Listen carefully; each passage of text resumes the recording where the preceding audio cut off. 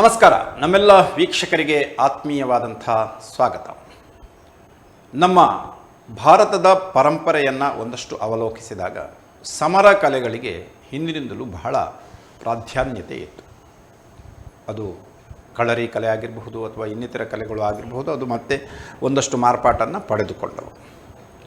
ಈ ಹಿನ್ನೆಲೆಯಲ್ಲಿ ಗಮನಿಸಿದಾಗ ದಕ್ಷಿಣ ಕೊರಿಯಾದ ಒಂದು ಪ್ರಮುಖ ಸಮರ ಕಲೆಯಾಗಿರುವಂಥ ಕ್ರೀಡೆ ಅದು ಟೆಕ್ವಾಂಡೋ ಕ್ರೀಡೆ. ಬಹುತೇಕವಾಗಿ ಟೆಕ್ವಾಂಡೋ ಕ್ರೀಡೆ ಒಂದಷ್ಟು ನಮ್ಮ ಆತ್ಮರಕ್ಷಣೆಯ ನಿಟ್ಟಿನಲ್ಲಿ ಆದರೂ ಕೂಡ ಇತ್ತೀಚಿನ ದಿನಗಳಲ್ಲಿ ವ್ಯಾಪಕವಾಗಿ ಅದು ಕ್ರೀಡಾ ಕ್ಷೇತ್ರದಲ್ಲಿ ತನ್ನ ನೆಲೆಯನ್ನು ಸ್ಥಾಪಿಸಿಕೊಂಡಿದೆ ಮತ್ತು ಬಹುತೇಕ ದೇಶಗಳಲ್ಲೂ ಕೂಡ ಪರಿಚಿತವಾಗಿದೆ. ಭಾರತದಲ್ಲೂ ಮತ್ತು ಭಾರತದ ಗ್ರಾಮಗಳಿಗೂ ಕೂಡ ಈ ಟೆಕ್ವಾಂಡೋ ಕ್ರೀಡೆ ತಲುಪಿದೆ ಮತ್ತು ಬಹಳಷ್ಟು ಕ್ರೀಡಾಳುಗಳು ಈ ಟೆಕ್ವಾಂಡೋ ಕಲೆಯಲ್ಲಿ ಪರಿಣತಿಯನ್ನು ಸಾಧಿಸಿದ್ದಾರೆ, ಪ್ರಶಸ್ತಿಯನ್ನು ಕೂಡ ಗಿಟ್ಟಿಸಿರುತ್ತಾರೆ. ಇಂತಹ ಟೆಕ್ವಾಂಡೋ ಕಲೆಯ ಬಗ್ಗೆ ಆಸಕ್ತರಾಗಿ ಆ ಟೆಕ್ವಾಂಡೋ ಕ್ರೀಡೆಯ ಬೆನ್ನು ಹತ್ತಿ ಅದರ ಬಗ್ಗೆ ವಿಶೇಷವಾದಂಥ ಅಭ್ಯಾಸವನ್ನು ಮಾಡಿದಂಥ ಶ್ರೀಯುತ ಶ್ರೀಪಾದ್ ರಾವ್ ಅವರು ಇಂದಿನ ನಮ್ಮ ಕಾರ್ಯಕ್ರಮದಲ್ಲಿ ಟೆಕ್ವಾಂಡೋ ಕ್ರೀಡೆಯ ಬಗ್ಗೆ ಮಾಹಿತಿಯನ್ನು ನೀಡಲಿಕ್ಕಿದ್ದಾರೆ. ಮತ್ತು ಕೇವಲ ಟೆಕ್ವಾಂಡೋ ಅಲ್ಲ, ಇತರ ಕ್ರೀಡೆಗಳು ಮತ್ತು ಸಾಮಾಜಿಕ ಜವಾಬ್ದಾರಿಗಳು ಮತ್ತು ಕ್ರೀಡೆಗಳ ಉನ್ನತ ಮಟ್ಟಕ್ಕೆ ತಲುಪಿಸುವಂತಹ ಪ್ರಯತ್ನ ಮತ್ತು ಆ ಕ್ರೀಡೆಯನ್ನು ಗ್ರಾಮೀಣ ಪ್ರದೇಶಗಳಿಗೆ ಇನ್ನಷ್ಟು ಹೆಚ್ಚಿಸುವಂತಹ ಪ್ರಯತ್ನದಲ್ಲಿ ಆಗಬೇಕಾದಂಥ ಕೆಲಸ ಕಾರ್ಯಗಳು ಮತ್ತು ಅವರು ಮಾಡುತ್ತಿರುವಂತಹ ಕೆಲಸ ಕಾರ್ಯಗಳ ಬಗ್ಗೆ ಪೂರ್ಣವಾಗಿ ವಿವರಿಸಲಿದ್ದಾರೆ.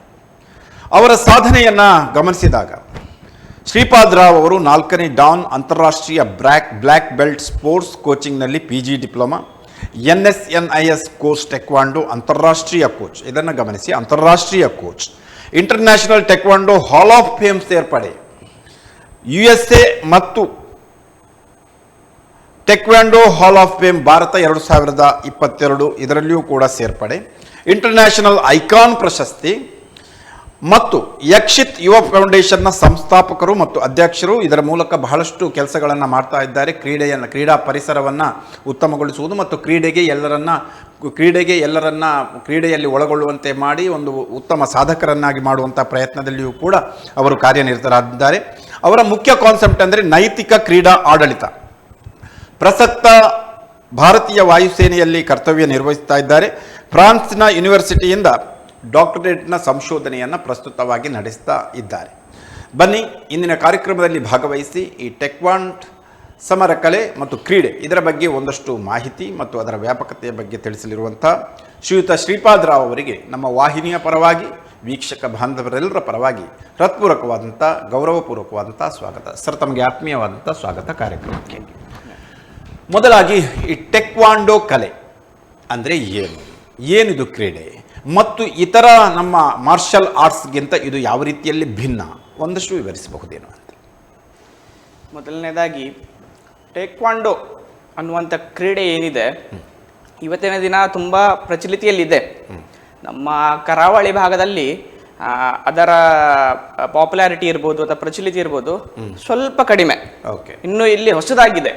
ಇಲ್ಲಿಯ ಜನರಿಗೆ ಅದರ ಬಗ್ಗೆ ಪರಿಚಯ ತುಂಬ ಪರಿಚಯ ಇರಲಿಕ್ಕಿಲ್ಲ. ಕೆಲವೊಂದು ಜನರಿಗೆ ಮಾತ್ರ ಪರಿಚಯ ಇದೆ. ಸರಿ. ಸೊ ಈ ಟೆಕ್ವಾಂಡೋ ಅನ್ನೋದು ಪ್ರಪಂಚಾದ್ಯಂತ ಇರುವ ಸಮರ ಕಲೆಗಳಲ್ಲಿ ಒಂದು ಸಮರ ಕಲೆ. ಸೊ ನೀವು ಹೇಳಿದ ಹಾಗೆ ಇದು ಏನು ಅಂತ ಹೇಳಿದ್ರೆ, ಇದೊಂದು ದಕ್ಷಿಣ ಕೊರಿಯಾ ದೇಶದಲ್ಲಿ ಮೂಡಿ ಬಂದಂತಹ ಒಂದು ಸಮರ ಕಲೆ. ಆತ್ಮರಕ್ಷಣೆಗೆ ಮೂಡಿ ಬಂದಂತ, ಮೊದಲನೇದಾಗಿ ಆತ್ಮರಕ್ಷಣೆಗೆ ಮೂಡಿ ಬಂದಂತ ಸಮರ ಕಲೆ. ಸೊ ಇದರ ಕತೆ ನಿಮಗೆ ಹೇಳುದಂತ ಹೇಳಿದ್ರೆ ತುಂಬಾ ಸ್ವಾರಸ್ಯಪೂರ್ಣವಾದಂತ ಕತೆ ಇದೆ. ಇದ್ರದ್ದು ಕುತೂಹಲ ಭರಿತವಾದ. ಹೌದು. ಸೊ ತಮಗೆ ಈಗ ಮಾರ್ಷಲ್ ಆರ್ಟ್ಸ್ ಯಾವ್ದು ಗೊತ್ತಿದೆ ಅಂತ ಕೇಳುವಾಗ ಯಾವ್ದು ನಿಮಗೆ ಮಂಚೂಣಿಯಲ್ಲಿ ಬರುವುದು ಕರಾಟೆ. ಹೌದು, ಕರಾಟೆ ಅಂತ ಗೊತ್ತಾಗ್ತದೆ. ಸೊ ಕರಾಟೆ ಇತಿಹಾಸ ಸ್ವಲ್ಪ ಅಂದ್ರೆ ನಮಗೆ ಅರ್ಥ ಆಗ್ಬೇಕಲ್ಲ ಟೈಕ್ವಾಂಡೋದು ಹೇಗೆಂದೆ ಅಂತ ಹೇಳಿ. ಸೊ ಅದರ ಸ್ವಲ್ಪ ಕಂಪ್ಯಾರಿಸನ್ ತಗೊಳ್ಳುವ. ಅವಾಗ ನಮಗೆ ಮತ್ತೆ ವೀಕ್ಷಕರಿಗೆ ಸ್ಪಷ್ಟವಾಗಿ ಅರ್ಥ ಆಗ್ತದೆ. ಸೊ ನಿಮಗೆ ಗೊತ್ತಿರುವ ಹಾಗೆ ಕರಾಟೆ ಒಂದು ಎಷ್ಟು ಅಂದಾಜು ಎಷ್ಟು ವರ್ಷದ ಕಲೆ ಆಗಿರ್ಬೋದು ಅಥವಾ ಅದಕ್ಕೆ ಇತಿಹಾಸ ಎಷ್ಟು ಇರ್ಬೋದು ಅಂತ ಹೇಳ್ತೀರಿ? ಒಂದು ಅಧ್ಯಯನದ ಪ್ರಕಾರ ಅಂದ್ರೆ ಅದು ಹಿಂದೆ ಭಾರತದಲ್ಲೇ ಇತ್ತು, ಆನಂತರ ಅದು ಬೇರೆ ದೇಶಗಳಿಗೆ ಹೋಗಿ ಮತ್ತೆ ಭಾರತಕ್ಕೆ ವರ್ಗಾವಣೆ ಆಯಿತು ಅನ್ನುವಂಥ ಒಂದು ಮಾತು ಕೂಡ ಇತ್ತು. ನಿಜ ನಿಜ ಸತ್ಯ. ಸೊ ನಾವು ಕರಾಟೆ ಮೂಲ ಇವತ್ತಿನ ದಿನಕ್ಕೆ ಏನು ಕರಾಟೆ ಮಾಡ್ತಿದ್ದಾರೆ ಅದರ ಒಂದು ಅಂತಾರಾಷ್ಟ್ರೀಯ ಸಂಸ್ಥೆ ಇದೆ, ವರ್ಲ್ಡ್ ಕರಾಟೆ ಫೆಡರೇಷನ್ ಅಂತೇಳಿ. ಸೊ ಕರಾಟೆಯ ಮೂಲ ನಾವು ನೋಡಿದರೆ ಒಂದು ಸುಮಾರು 1000 ವರ್ಷದ ಇತಿಹಾಸ ಇದೆ ಇದಕ್ಕೆ. ಅಂದ್ರೆ ಬೇರೆ ಬೇರೆ ರೀತಿಯಲ್ಲಿ ಅದನ್ನು ಡೆವಲಪ್ ಮಾಡ್ತಾ ಬಂದಿರಬಹುದು ಅಥವಾ ಬೇರೆ ಬೇರೆ ಸಂಶೋಧನೆ ಆಗಿರ್ಬೋದು. 1000 ವರ್ಷದ ಇತಿಹಾಸ ಈ ಕ್ರೀಡೆಗಿದೆ. 1000 ವರ್ಷದಿಂದ ಒಂದು ಜಪಾನಿನಲ್ಲಿ ಮೂಲಭೂತವಾಗಿ ಶುರುವಾದಂಥ ಕ್ರೀಡೆ ಅಥವಾ ಸಮರ ಕಲೆ ಇವತ್ತು ಅದನ್ನು ಕ್ರೀಡೆಯ ಒಂದು ಭಾಗವಾಗಿ ಇದೆ. ಸೊ ಇಷ್ಟು ಹಳೆಯ ಕ್ರೀಡೆ ಆಗಿದ್ದು ಎಲ್ರಿಗೂ ಎಲ್ಲ ದೇಶದಲ್ಲಿ ನೀವು ಹೋದ್ರೂ ಸಹ ಕರಾಟೆಗೆ ಒಂದು ತುಂಬಾ ಪ್ರಾಮುಖ್ಯತೆ ಇದೆ.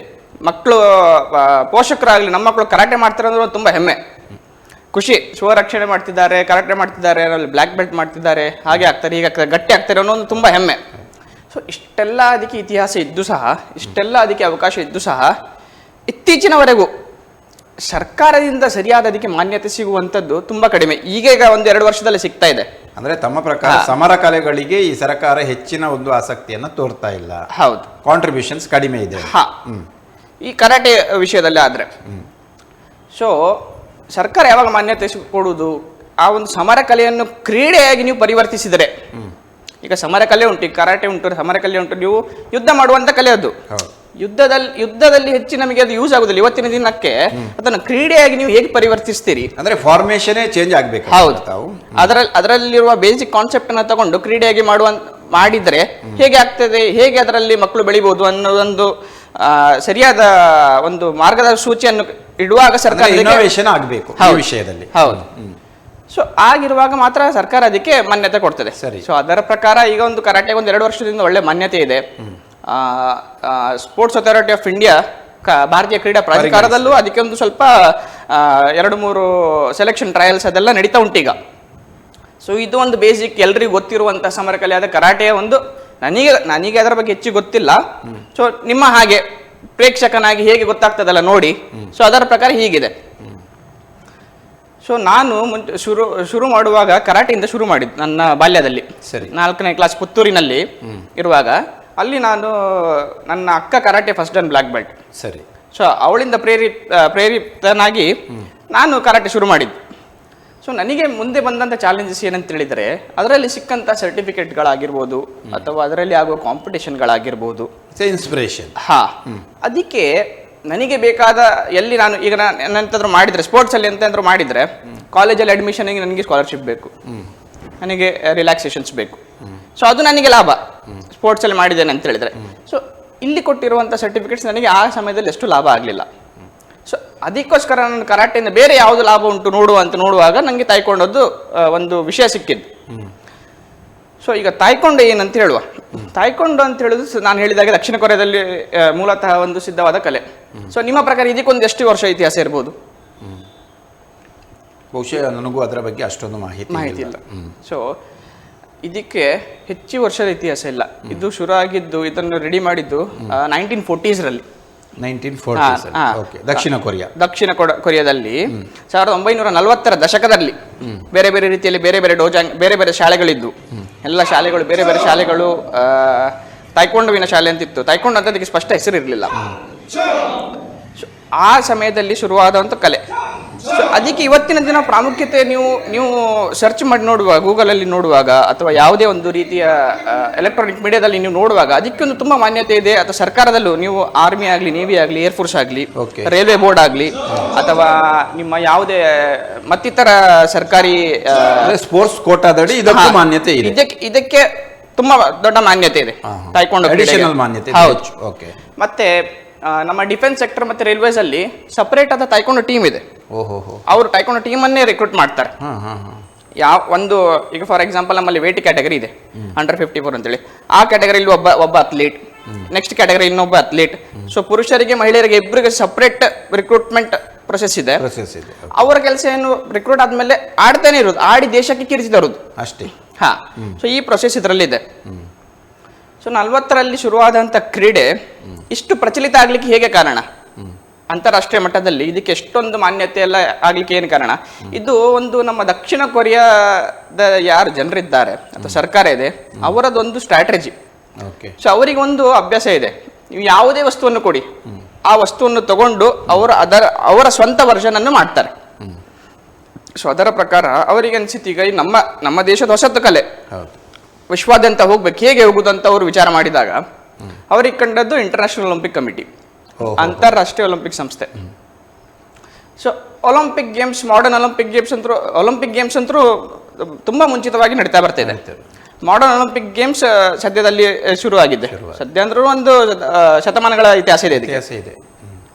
ಸೊ ಅಲ್ಲಿ ನಮ್ಮ ಈ ಕ್ರೀಡೆ ಹೋದ್ರೆ ಜಾಗತಿಕವಾಗಿ ಎಲ್ರಿಗೂ ಅದಕ್ಕೆ ಬೆಲೆ ಬರ್ತದೆ, ಆಕರ್ಷಣೆ ಸಿಗ್ತದೆ ಅಂತ ಹೇಳಿ ಅವರದೊಂದು ಪರಿಕಲ್ಪನೆ. ಸರಿ. ಸೊ ಅದರ ಪ್ರಕಾರ ಮಾಡ್ಬೇಕಂತ ಒಂದು ಕ್ರೀಡೆಯನ್ನು ನೀವು ಒಲಿಂಪಿಕ್ನಲ್ಲಿ ಇನ್ವಾಲ್ವ್ ಮಾಡ್ಬೇಕಂತ ಹೇಳಿದ್ರೆ ತುಂಬಾ ಕಷ್ಟ ಇದೆ. ಅದಕ್ಕೆ ಕೆಲವು ಮಾನದಂಡಗಳಿವೆ, ಅದಕ್ಕೆ ಹೀಗೆ ಇರಬೇಕಂತಿವೆ.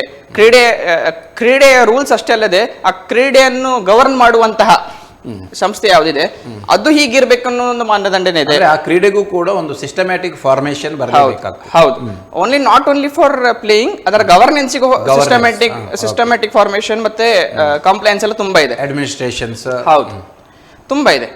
ಸೊ ಆದ ಕಾರಣ ಹೇಗೆ ಮಾಡುದು ಅಂತ ಹೇಳಿ ತಾಯ್ಕೊಂಡೋದವರು ಅದಕ್ಕೆ ಏನು ಮಾಡೋದು ಅಂತ ಪ್ರಶ್ನೆ ಮಾಡಿದ್ರು. ಅದಕ್ಕೊಂದು ಸಮಾಲೋಚನೆ ಮಾಡಿ ಹೇಗೆ ಮಾಡುವ ಅಂತ ಅವರೊಂದು ದಾರಿ ಹುಡ್ಲಿಕ್ಕೆ ನೋಡಿದ್ರು. ಯಾರು ಇದು ಮಾಡಿದ್ದೆಲ್ಲ ದಕ್ಷಿಣ ಕೊರಿಯಾದ ಸರ್ಕಾರದ ಇನ್ವಾಲ್ವ್ಮೆಂಟ್ ಇಂದ ಇಷ್ಟೆಲ್ಲ ಆಗ್ಲಿಕ್ಕೆ ಸಾಧ್ಯ ಉಂಟು. ಅದೇ ಸ್ಥಿತಿಯಲ್ಲಿ ನೀವು ಕರಾಟೆಯನ್ನು ನೋಡಿದ್ರೆ ಇಷ್ಟು ವರ್ಷದ ಇದ್ದು ಸಹ ಕರಾಟೆ ಒಲಿಂಪಿಕ್ಸ್ ಇವತ್ತಿವರೆಗೂ ಅಧಿಕೃತವಾದ ಕ್ರೀಡೆ ಅಲ್ಲ. 2020 ಟೋಕಿಯೋ ಒಲಿಂಪಿಕ್ಸ್ ನಲ್ಲಿ ಸೇರ್ಪಡೆ ಅದು ಡೆಮೋ ಸ್ಪೋರ್ಟ್ ಆಗಿ ಸೇರ್ಪಡೆಗೊಳಿಸಿದ್ರು. ತೋರಿಕೆ ಒಂದು ಪ್ರಾತ್ಯಕ್ಷಿಕೆ ಒಂದು ಇವೆಂಟಿನಲ್ಲಿ ಯಾಕೆ ಆಯ್ತು ಅಂತ ಹೇಳಿದ್ರೆ 2020 ಒಲಿಂಪಿಕ್ ಟೋಕಿಯೋದಲ್ಲಿ ಆಯ್ತು. ಸೊ ಟೋಕಿಯೋದಲ್ಲಿ ಅದು ಹೋಸ್ಟ್ ಕಂಟ್ರಿ. ಸೊ ಅವರಿಗೆ ಒಂದು 4 ಗೇಮಿನ ಅವಕಾಶ ಉಂಟು ತಮ್ಮದ ಗೇಮ್ ಅನ್ನು ಡಿಸ್ಪ್ಲೇ ಮಾಡ್ಲಿಕ್ಕೆ.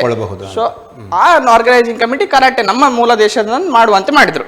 ಸೊ ಈಗ ಬರುವ ನೆಕ್ಸ್ಟ್ ಯಾವ್ದು ಒಲಿಂಪಿಕ್ಸ್ ಒಂದು 28 ಒಲಿಂಪಿಕ್ಸ್ ಅಲ್ಲಿ ಅದರಲ್ಲಿ ಸಹ ಕರಾಟೆಯ ಇನ್ವಾಲ್ವ್ಮೆಂಟ್ ಇಲ್ಲ. ಸೊ ಆದ ಕಾರಣ 1000 ವರ್ಷದಿಂದ ಬಂದಂತ ಮಾರ್ಷಲ್ ಆರ್ಟ್ಸ್ ಇನ್ವಾಲ್ವ್ಮೆಂಟ್ ಇಲ್ಲ ಆದ್ರೆ ಈಗ ನಾವು ಒಂದು ದಶಕದ ಹಿಂದೆ ಮಾಡಿದ್ದೇವೆ, 50ರಲ್ಲಿನ ವಿಷಯ ಇದು. ಇನ್ವಾಲ್ವ್ ಮಾಡಿದ್ವಿ. ಹೇಗೆ ಮಾಡುದು ಅಂತ ಹೇಳುವಾಗ ಸರ್ಕಾರ, ಸೌತ್ ಕೊರಿಯನ್ ಸರ್ಕಾರ ಫಸ್ಟ್ ಏನು ಮಾಡಿತ್ತು, ಈಗ ನಮ್ಮಲ್ಲಿ ಭಾರತೀಯ ಕ್ರೀಡಾ ಪ್ರಾಧಿಕಾರ ಇದೆ. ಅದೇನ್ ಮಾಡ್ತದೆ, ಭಾರತದಲ್ಲಿ ಕ್ರೀಡೆಯ ಎಲ್ಲ ಅದನ್ನು ಗವರ್ನ್ ಮಾಡ್ತದೆ, ಒಂದು ರೂಲ್ ಅನ್ನ ಗವರ್ನ್ ಮಾಡ್ತದೆ ಪ್ರಾಧಿಕಾರ ಅದೊಂದು. ಸೊ ಎಲ್ಲ ಕ್ರೀಡೆಗಾಯ್ತು. ನಮ್ಮ ಇದೇ ರೀತಿಯಲ್ಲಿ ಅಲ್ಲಿ ಸರ್ಕಾರ ತಾಯ್ಕೊಂಡು ಒಂದು ಕ್ರೀಡೆಯನ್ನು ಗವರ್ನ್ ಮಾಡ್ಲಿಕ್ಕೆ, ಅದನ್ನು ಒಂದು ಅಸ್ತಿತ್ವ ಕ್ಲಿಯರ್ ಕಟ್ ಹೀಗೆ ಆಗ್ಬೇಕಂತ ಮಾಡ್ಲಿಕ್ಕೆ ಒಂದು ಪ್ರಾಧಿಕಾರವನ್ನು ಸ್ಥಾಪಿಸಿತು. ಅದಕ್ಕಾಗಿ ಆ ಪ್ರಾಧಿಕಾರದ ಹೆಸರು ಇವತ್ತಿನ ದಿನಕ್ಕೆ ಕುಕಿವಾನ್ ಅಂತ ಹೇಳಿ. ಕುಕಿವಾನ್ ಆವಾಗಿನಿಂದ ಇವತ್ತಿನ ಕುಕಿವಾನ್ ಅಂತ ಆ ಪ್ರಾಧಿಕಾರದ ಹೆಸರು. ಸೊ ಆ ಪ್ರಾಧಿಕಾರದಲ್ಲಿ ಕುಕಿವಾನ್ ಅನ್ನುವ ಒಂದು ಪ್ರಾಧಿಕಾರದಲ್ಲಿ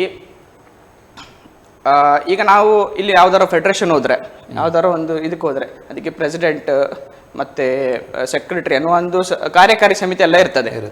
ಪ್ರತಿ ಸ್ಪೋರ್ಟ್ಸ್ ಎಲೆಕ್ಟೆಡ್ ಕಾರ್ಯಕಾರಿ ಸಮಿತಿ ಇರ್ತದೆ. ಅಲ್ಲಿ ಹಾಗೆ ಎಲೆಕ್ಟೆಡ್ ರ್ಯಾಂಡಮ್ ಕಾರ್ಯಕಾರಿ ಸಮಿತಿ ಅಲ್ಲ.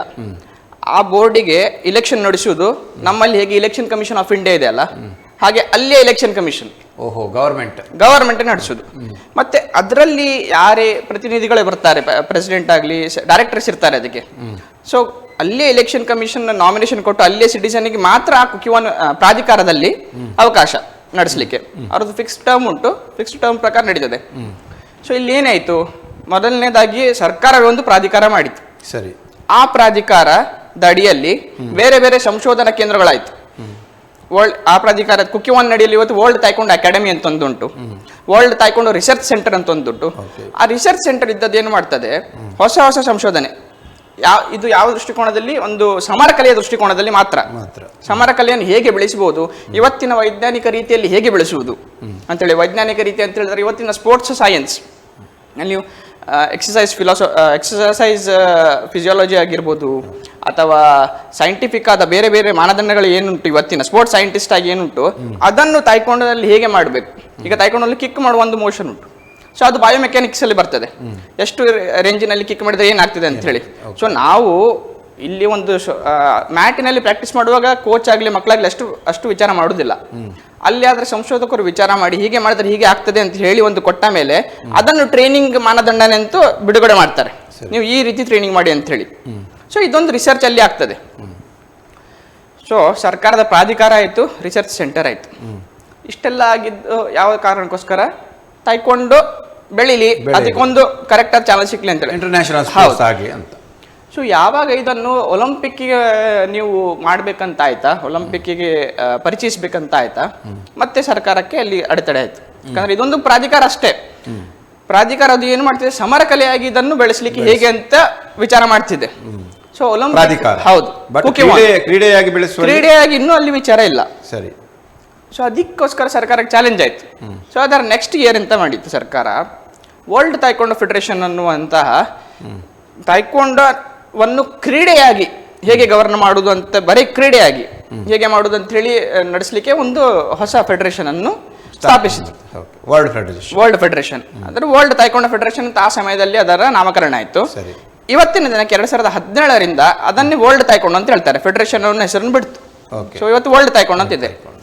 ಸೊ ಈ ವರ್ಲ್ಡ್ ತಾಯ್ಕೊಂಡು ಎಂತ ಮಾಡ್ತದೆ, ಒಲಿಂಪಿಕ್ಕಿನಲ್ಲಿ ಒಂದು ಕ್ರೀಡೆ, ನಮ್ಮ ತಾಯ್ಕೊಂಡು ಕ್ರೀಡೆ ಸತತವಾಗಿ ಉಳಿಬೇಕಂತ ಹೇಳಿದ್ರೆ ಏನೆಲ್ಲ ಆಗ್ಬೇಕಲ್ಲ, ಅದನ್ನು ವರ್ಲ್ಡ್ ತಾಯ್ಕೊಂಡು ನಿರ್ವಹಿಸ್ತದೆ. ಸೊ ವರ್ಲ್ಡ್ ತಾಯ್ಕೊಂಡಲ್ಲೂ ರಿಸರ್ಚ್ ಮತ್ತು ಇನೋವೇಷನ್ಸ್ ಎಲ್ಲ ಆಗ್ತಾ ಇರ್ತದೆ, ಕಂಟಿನ್ಯೂಸ್ ಆಗಿ ಕಾನ್ಸ್ಟೆಂಟ್ ಆಗಿ ರಿಸರ್ಚ್ ಇನೋವೇಷನ್ಸ್ ಎಲ್ಲ ಆಗ್ತಾ ಇರ್ತದೆ. ಮಾಡುವ ರಿಸರ್ಚ್ ಮತ್ತು ಇನೋವೇಷನ್ ಯಾವ ಕಾರಣಕ್ಕೋಸ್ಕರ, ನಮ್ಮ ಈ ತಾಯ್ಕೊಂಡು ಕ್ರೀಡೆ ಒಲಿಂಪಿಕ್ಕಿನಲ್ಲಿ ಪ್ರತಿ ಒಲಿಂಪಿಕ್ನಲ್ಲಿ ಸತತವಾಗಿ ಇರಬೇಕು. ಸೊ ಈಗ ಫಾರ್ ಎಕ್ಸಾಂಪಲ್ ನೀವು ನೋಡಿದ್ರೆ 20ರಲ್ಲಿ ಒಂದು ಕರಾಟೆ ಬಂತು, ನೆಕ್ಸ್ಟ್ 28ಕ್ಕೆ ಇಲ್ಲ. ಸೊ ನನ್ನ ಮಾಹಿತಿ ಪ್ರಕಾರ 28ಗೆ ಇನ್ನೂ ಒಂದು 4 ಕ್ರೀಡೆಗಳಿಲ್ಲ, ಬಾಕ್ಸಿಂಗ್ ಸಹ ಅದರಲ್ಲಿ ಇಲ್ಲ. ಅಷ್ಟು ದೊಡ್ಡ ಅಮೆರಿಕನ್ ಬಾಕ್ಸಿಂಗ್ ಆಗಿರುವಂಥದ್ದು ಅಷ್ಟು ದೊಡ್ಡ ಒಳ್ಳೆ ಕ್ರೀಡೆ ಆಗಿದ್ದರೂ ಸಹ, ನಾನು ಒಂದು ಆರ್ಟಿಕಲ್ ಓದುವಾಗ ಹಿಂದಿನ ತಿಂಗಳಲ್ಲಿ ಓದುವಾಗ ನನಗೆ ಅದು ನನಗೆ ಗೊತ್ತಾಯ್ತು, ಇದು ಸತ್ಯವಾಗಿರ್ಬೋದು ಇಲ್ಲದೆ ಆಗಿರ್ಬೋದು, ನನಗೆ ಅಷ್ಟು ಗ್ಯಾರಂಟಿ ಇಲ್ಲ, ಬಟ್ ಒಂದು 80% ನನ್ನ ತಿಳುವಳಿಕೆ ಪ್ರಕಾರ ಬಾಕ್ಸಿಂಗ್ ಸಹ ಇಲ್ಲ. ಸೊ ಹಾಗಿರುವಾಗ ಇದರಲ್ಲಿ ಕಾನ್ಸ್ಟೆಂಟ್ ಆಗಿ ಡೆವಲಪ್ಮೆಂಟ್ಸ್ ಬೇಕಿರ್ತದೆ ನಮ್ಮ ಗೇಮಲ್ಲಿ. ಸೊ ಅದರ ಪ್ರಕಾರ ವರ್ಲ್ಡ್ ತಾಯ್ಕೊಂಡೋ ಫೆಡರೇಷನ್ ಪ್ರಪೋಸಲ್ ಕೊಡ್ತು, ಹೀಗೆ ಕಾಂಪಿಟಿಷನ್ ಅರೇನಾದಲ್ಲಿ ಹೀಗೆಲ್ಲ ಆಗ್ಬೋದು ಅಂಥೇಳಿ ಒಂದು ಪರಿಷ್ಕೃತ ಒಂದು ನಿಯಮಾವಳಿಗಳನ್ನು ಮಾಡಿತ್ತು. ಮಾಡಿ ಆ ಪ್ರಪೋಸಲನ್ನು 1988 ಸೋಲಲ್ಲಿ ಒಲಿಂಪಿಕ್ಸ್ ಆಯಿತು. ಇಲ್ಲಿ ಜಪಾನಲ್ಲಿ ಆದಾಗೆ ಸೋಲಲ್ಲಿ ಒಲಿಂಪಿಕ್ಸ್ ಆಯಿತು. ಸೋಲ್ ಒಲಿಂಪಿಕ್ಸಲ್ಲಿ ಇದನ್ನು ಒಂದು ಡೆಮೋ ಸ್ಪೋರ್ಟ್ ಆಗಿ ನಾವು ತೋರಿಸ್ತೇವೆ ಅಂಥೇಳಿ ಆರ್ಗನೈಸಿಂಗ್ ಕಮಿಟಿ ಅಪ್ರೂವಲ್ ತಗೊಂಡು IOC ಒಲಿಂಪಿಕ್ ಗೇಮ್ಸಿನ ಉದ್ಘಾಟನೆ ಸಮಾರಂಭದಲ್ಲಿ ಡೆಮೋ ಸ್ಪೋರ್ಟ್ ಆಗಿ ಇದನ್ನು ತೋರಿಸಿದ್ರು. ತೋರಿಸಿದ ಮೇಲೆ 1994ರಲ್ಲಿ 4 ಸೆಪ್ಟೆಂಬರ್ 1994ಕ್ಕೆ ಒಲಿಂಪಿಕ್ ಕಮಿಟಿಯ ಜನರಲ್ ಅಸೆಂಬ್ಲಿ ಸರ್ವಸಾಧಾರಣ ಸಭೆ ಆಯಿತು. ಆ ಸಭೆಯಲ್ಲಿ ಅಷ್ಟರವರೆಗೆ 88ರಿಂದ ಅಷ್ಟರವರೆಗೂ ಮತ್ತೆ ರಿಸರ್ಚ್ ನಡೆಸಿ ಏನೇನು ಬೇಕು, ಮಾನದಂಡಗಳು ಬೇಕು, ಎಲ್ಲವನ್ನು ಕನ್ಫರ್ಮ್ ಮಾಡಿ ಮಹಾಸಭೆಯಲ್ಲಿ ಅದನ್ನು ಇಟ್ಟಿತು ನಮ್ಮ ವರ್ಲ್ಡ್ ತಾಯ್ಕೊಂಡೋ ಫೆಡರೇಷನ್. ಇಟ್ಟಾಗ 4 ಸೆಪ್ಟೆಂಬರ್ 1994ರಂದು ನಡೆದಂಥ ಮಹಾಸಭೆಯಲ್ಲಿ ಅದು ಅಂಗೀಕಾರಗೊಂಡಿತ್ತು. ಯಾವುದಕ್ಕೆ? 2000 ಒಲಿಂಪಿಕ್ಸ್, ಸಿಡ್ನಿ ಒಲಿಂಪಿಕ್ಸ್ 2000ಅಲ್ಲಿ ಎಂತ ಆಯಿತು, ಅದರಲ್ಲಿ ಒಂದು ತಾಯ್ಕೊಂಡು ಅಫಿಷಿಯಲ್ ಇವೆಂಟ್, ಮೆಡಲ್ ಇವೆಂಟ್ ಅಂಥೇಳಿ ಅಂಗೀಕಾರಗೊಳ್ತು. ಸರಿ. ಸೊ ಆದ ಕಾರಣ ಇವತ್ತಿನ ದಿನಕ್ಕೂ ಸಹ ನಾವು 4 ಸೆಪ್ಟೆಂಬರ್ ಪ್ರತಿ ವರ್ಷ ಅಂತಾರಾಷ್ಟ್ರೀಯ ತಾಯ್ಕೊಂಡು ದಿನ ಅಂತ ಆಚರಿಸ್ತೇವೆ. ಅದನ್ನು ನಾವು ಸ್ಮರಿಸಲಿಕ್ಕೆ, ನಮ್ಮ ಗೇಮ್ ಒಲಿಂಪಿಕ್ಸ್ ಅಲ್ಲಿ ಹೋದ ಸ್ಮರಣೆಗೋಸ್ಕರ ಇಂಟರ್ನ್ಯಾಷನಲ್ ಒಲಿಂಪಿಕ್ ಡೇ ಅಂತೇಳಿ ಅದನ್ನು ನಾವು ಆಚರಿಸ್ತೇವೆ. ಸೊ 2000 ಸಿಡ್ನಿ ಒಲಿಂಪಿಕ್ಸ್ ಅಲ್ಲಿ ಬಂತು. ಸೊ ಈಗ ನೆಕ್ಸ್ಟ್ ಚಾಲೆಂಜ್ ಆಯ್ತು, ಒಂದು ಹಾಕ್ಸೋದಾಯ್ತು, ಕಂಟಿನ್ಯೂ ಮಾಡಬೇಕಲ್ಲ ಅಂಥೇಳಿ ಒಂದು ಚಾಲೆಂಜ್ ಆಯಿತು. ಕಂಟಿನ್ಯೂ ಮಾಡ್ಬೇಕಂತೇಳಿ ಚಾಲೆಂಜಲ್ಲಿ ಬಂದಾಗ ಬೇರೆ ಬೇರೆ ರೀತಿಯಲ್ಲಿ ಇನೋವೇಷನ್ಸ್ ಮಾಡ್ತಾ ಸ್ಕೋರಿಂಗ್ ಸಿಸ್ಟಮ್ ಅನ್ನುವಂಥ ಏನು ಪ್ಯಾಟರ್ನ್ ಇದೆ, ಅದು ಮ್ಯಾನ್ಯುವಲ್ ಆಗಿ ಶುರು ಆಗಿರುವಂಥ ಪ್ಯಾಟರ್ನ್. ಅಂದರೆ ನೋಡಿ ಮನುಷ್ಯರ ಆಧಾರದ ಮೇಲೆ ಜಡ್ಜ್ಗಳಿರ್ತಾರೆ, ಹೌದು, ಮನುಷ್ಯರ ಅದಕ್ಕೆ ಪಾಯಿಂಟ್ಸ್ ಆಗುವಂಥ ಸಿಸ್ಟಮ್ ಇತ್ತು. ಬಟ್ ಇಲ್ಲಿ ಟೆಕ್ನಾಲಜಿ ಇಂಪ್ಲಿಮೆಂಟ್ ಮಾಡಿ ಇವತ್ತಿನ ದಿವಸಕ್ಕೆ ಕಂಪ್ಲೀಟ್ ಟೆಕ್ನಾಲಜಿ, ಅಡ್ವಾನ್ಸ್, ಹೌದು, 90% ರಿಲಯನ್ಸ್ ಆನ್ ಟೆಕ್ನಾಲಜಿ. ಸೊ ಅದನ್ನು ಆಪರೇಟ್ ಮಾಡ್ಲಿಕ್ಕೆ ಅಷ್ಟೇ ನಮ್ಮ ರೆಫರೀಸ್, ಜಡ್ಜಸ್. ಅದರಲ್ಲಿ ಏನು ರೂಲ್ನ ಪ್ರಕಾರ ಏನೋ ಮಿಸ್ ಮ್ಯಾಚ್, ಟೆಕ್ನಾಲಜಿ ಕೆಲವೊಮ್ಮೆ ಮೋಸ ಮಾಡ್ತದೆ, ಹೇಳಲಿಕ್ಕೆ ಬರುವುದಿಲ್ಲ, ಗೊತ್ತಾಗುದಿಲ್ಲ. ಸೊ ಅದಕ್ಕೋಸ್ಕರ ಮಾತ್ರ ಒಂದು ಹ್ಯೂಮನ್ ಇಂಟೆಲಿಜೆನ್ಸ್ ಇರ್ಬೇಕಂತ ಹೇಳಿ ಇವತ್ತಿನ ದಿನ ರೆಫರೀಸ್ ಇರುವುದು. This is the first sport may be. ಹೌದು, ಟೆಕ್ನಾಲಜಿಯಲ್ಲಿ ಒಂದು 2016ನೇ ರಿಯೋ ಒಲಿಂಪಿಕ್ಸ್ ಆಯಿತು. ನೀವು ಈಗ ಕ್ರಿಕೆಟಿನಲ್ಲಿ ನೋಡ್ತೀರಿ, ಕ್ರಿಕೆಟ್ನಲ್ಲಿ ಒಂದು ಅಪೀಲ್ ತಗೊಳ್ಳುವಾಗ ಥರ್ಡ್ ಅಂಪೈರ್ ಅಪೀಲ್ ಆಗ್ತದೆ. ಸೊ ಅಪೀಲಲ್ಲಿ ಎಂತ ಆಗ್ತದೆ, ನೀವು ಬಾಲ್ ಪಿಚ್ ಆಗಿ ಟಚ್ ಆಗಿದ್ರು ಅಂತ ಬ್ಯಾಟಿಗೆ ತೋರಿಸ್ಲಿಕ್ಕೆ 360 ಡಿಗ್ರಿ ಕ್ಯಾಮ್ರಾ ಕಾಣ್ತದೆ ನಿಮಗೆ. ಒಂದು ಕ್ಯಾಮರಾದಿಂದ ನಿಮ್ಗೆ ಅಷ್ಟೇ ಎಲ್ಲ ವಿಷನ್ ಎಲ್ಲ ಕಾಣ್ಲಿಕ್ಕೆ ಸಾಧ್ಯ ಇಲ್ಲ. ಸೊ 3 ಕ್ಯಾಮರಾದ ಕಂಬೈನ್ಡ್ ಸ್ಟ್ರಕ್ಚರ್ ನಿಮಗೆ ಅದು ಕಾಣ್ತದೆ. ಪಾಸ್ ಮಾಡ್ತಾರೆ, ಬ್ಯಾಟ್ಸ್ಮನ್ ಅಲ್ಲಿ ಪಾಸ್ ಆಗಿರ್ತಾನೆ, ನಿಮಗೆ ಒಂದು ಆಂಗಲ್ ಇಂದ ಇನ್ನೊಂದು ಆಂಗಲ್ಗೆ ಕನ್ವರ್ಟ್ ಆಗ್ತದೆ, ರಿಯಲ್ ಟೈಮ್ ಅಲ್ಲಿ ಕಾಣ್ತದೆ ಥರ್ಡ್ ಅಂಪೈರ್ ಅಲ್ಲಿ. ಸೊ 360 ವಿಷನ್ ಇದು ಐ ಥಿಂಕ್ 2019 ಅಲ್ಲಿ ICC ಇದನ್ನ ಅಳವಡಿಸಿದ್ದು 360 ಡಿಗ್ರಿ. ಅದಕ್ಕಿಂತ ಮುಂಚೆ ಹೀಟ್ ಸೆನ್ಸರ್ ಇತ್ತು, ಟಚ್ ಆಗಿದಿಲ್ವಾ ಅಂತೇಳಿ ಬ್ಲ್ಯಾಕ್ ಇದರಲ್ಲಿ ಒಂದು ಕಟ್ ಟಚ್ ಆಗಿದಿಲ್ಲ ಅಂದ್ರೆ ಬ್ಯಾಟಿಗೆ ಬಿಸಿ ಇದರಲ್ಲಿ ಕಾಣುವಂಥದ್ದು ಇತ್ತು. ಹೌದು. ಸೊ ಇದನ್ನು ಅಂತಹ ದೊಡ್ಡ ಕ್ರಿಕೆಟ್ ಗೇಮ್ನಾದಂಥ 2019 ಅಲ್ಲಿ ICC ಅಳವಡಿಸಿ ಮುಂದೆ ಇದಾಯಿತು. 2016ನೇ ರಿಯೋ ಒಲಿಂಪಿಕ್ಸ್ ಅಲ್ಲಿ ಫಸ್ಟ್ ಇಂಟರ್ನ್ಯಾಷನಲ್ ಫೆಡರೇಷನ್ ನಮ್ದು 360 ಡಿಗ್ರಿ ವ್ಯೂ ಅನ್ನ ಅಳವಡಿಸಿದ್ದು ಕ್ರೀಡೆಯಲ್ಲಿ, ತಾಯ್ಕೊಂಡೋಕ್ಕೆ. ಸೊ ನೀವು ಅಪೀಲ್ ತಗೊಳ್ಳುವಾಗ ಕಾಲು ನೋಡಿ, ಈಗ ನೀವು ಮಧ್ಯದಲ್ಲಿ ಆಡುವಾಗ 4 ದಿಕ್ಕಿನಲ್ಲಿ 4 ಜಡ್ಜಸ್ ಕೂತಿರ್ತಾರೆ. ಇಲ್ಲಿಂದ ಕೂತವರಿಗೆ ಕಾಲು ತಾಗಿದೆ ಅಂತ ಕಾಣ್ಬೋದು ಈ ಆಂಗಲ್ನಲ್ಲಿ. ಇಲ್ಲಿ ಒಬ್ಬ ಕ್ರೀಡಾಪಟು, ಇಲ್ಲಿ ಒಬ್ಬ ಕ್ರೀಡಾಪಟು. ಇವನೆತ್ತು ಕಾಲು ತಾಗಿಸುವಾಗ ನನ್ನ ಇದರಲ್ಲಿ ನೋಟದಲ್ಲಿ ಹತ್ತಿದೆ ಅಂತ ಕಾಣ್ಬೋದು. ಆದರೆ ಅಲ್ಲಿ ಇದ್ದವರಿಗೆ ಕ್ಲಿಯರ್ ಕಾಣ್ತದೆ ಕಾಲು ತಾಗಿದೆ ಇಲ್ವಾ ಅಂತ ಹೇಳಿ. ಸೊ ಇದು ಫುಲ್ ಆಗಿ ಅಡ್ವಾನ್ಸ್ ಟೆಕ್ನಾಲಜಿ ಯೂಸ್ ಮಾಡಿದ್ದೀರಿ. ಸೊ ಇದನ್ನ ಯೂಸ್ ಮಾಡಿ ಅದು ಅಡ್ವಾನ್ಸ್ ಆಯ್ತು. ಸೊ ಇದೇ ರೀತಿಯಲ್ಲಿ ಬೇರೆ ಬೇರೆ ಪ್ರತಿಯೊಂದು ಸ್ಪರ್ಧೆಗೂ ಏನಾದರೂ ಒಂದು ಹೊಸತ್ತು ಮಾಡುವಂತಹ ಶೈಲಿ ಅನ್ನು ನಮ್ಮ ವರ್ಲ್ಡ್ ತಾಯ್ಕೊಂಡು ಅಳವಡಿಸ್ತಾ ಬಂದಿದೆ. ಅಂದ್ರೆ ರೆಗ್ಯುಲರ್ಲಿ ಇನೋವೇಟಿವ್. ಬಟ್ ಒಂದು ಈಗ ಇದನ್ನ ಭಾರತಕ್ಕೆ ಯಾವಾಗ ಪರಿಚಯಿಸಲಾಯಿತು, when you are introducing in India, ಮತ್ತೆ ಡಿಫ್ರೆಂಟ್ ನೇಷನ್ಸ್ಗೆ ಹೇಗೆ ಇದು ತಲುಪಿತು, ಮತ್ತೆ ತಾಯ್ಕ್ವಾಂಡೋ ಈ ಕ್ರೀಡೆ ಇದೆಯಲ್ಲ ಇದರ ಪೂರ್ಣ ಸ್ವರೂಪ ಅಂದರೆ ಸಮರಕಲೆ ಹಿಂದೆ ಇತ್ತು, ನಂತರ ಕ್ರೀಡೆಯಾಗಿ ಪರಿವರ್ತಿತವಾದಾಗ ಏನೇನು ಚೇಂಜಸ್ ಆಯಿತು, ಮತ್ತು ಇದರ ಒಂದು ಕ್ರೀಡೆ ಯಾವ ರೀತಿಯಲ್ಲಿ ಜರುಗ್ತದೆ, ಇವನ್ ಡ್ಯೂರೇಷನ್ ಆಗಿರಬಹುದು, ಅಲ್ಲಿರುವಂತಹ ಕಾಂಪಿಟಿಟರ್ಸ್ ಆಗಿರಬಹುದು, ಮತ್ತು ಅದರೊಂದಿಗೆ ಕೋಚಿಂಗ್ ಯಾವ ರೀತಿಯಲ್ಲಿ ನಡೀತದೆ, ಅಂದರೆ ಫಸ್ಟ್ ಆಫ್ ಆಲ್ ಮತ್ತೆ ಅಸೆಸ್ಮೆಂಟ್ ಯಾವ ರೀತಿಯಲ್ಲಿ, ಈ ಬ್ಲ್ಯಾಕ್ ಬೆಲ್ಟ್ ಅದೇ ರೀತಿ ಇದೆ, ಇದರ ಬಗ್ಗೆ ಒಂದಷ್ಟು ವಿವರವನ್ನು ನೀಡಬಹುದಾ? ಸರಿ.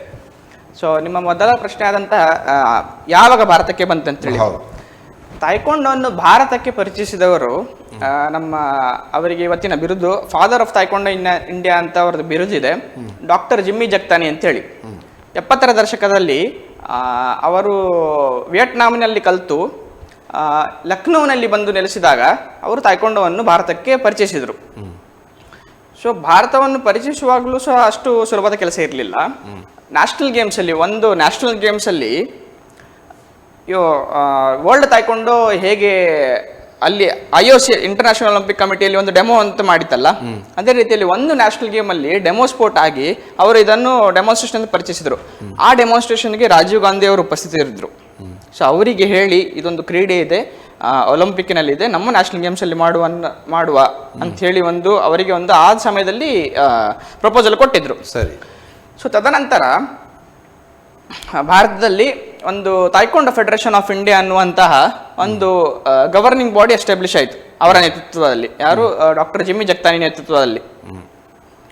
ಸೊ ಅದರ ಅಡಿಯಲ್ಲಿ ಅವರು ಟ್ರೈನಿಂಗ್ ಆಗಿರ್ಬೋದು ಅಥವಾ ಬೇರೆ ಬೇರೆ ವರ್ಕ್ಶಾಪ್ಸ್ ಆಗಿರ್ಬೋದು, ರೆಫ್ರಿ ವರ್ಕ್ಶಾಪ್ಸ್ ಆಗಿರ್ಬೋದು ಅಥವಾ ಕೋಚಿಂಗ್ ವರ್ಕ್ಶಾಪ್ಸ್ ಆಗಿರ್ಬೋದು, ಇದನ್ನೆಲ್ಲ ಶುರು ಮಾಡ್ತಾರೆ. ಬಟ್ ಟ್ರೈನಿಂಗ್ ಯಾವ ರೀತಿಯಲ್ಲಿ ಸ್ಟಾರ್ಟ್ ಆಗುತ್ತೆ? ಜೂನಿಯರ್ ಲೆವೆಲ್, ನಂತರ ಸಬ್ ಜೂನಿಯರ್ಸ್, ಈ ರೀತಿ ಲೆವೆಲ್ ಅಲ್ಲಿ ಸ್ಟಾರ್ಟ್ ಆಗುತ್ತೆ, ಹೇಗೆ ಹೇಳ್ತೇನೆ.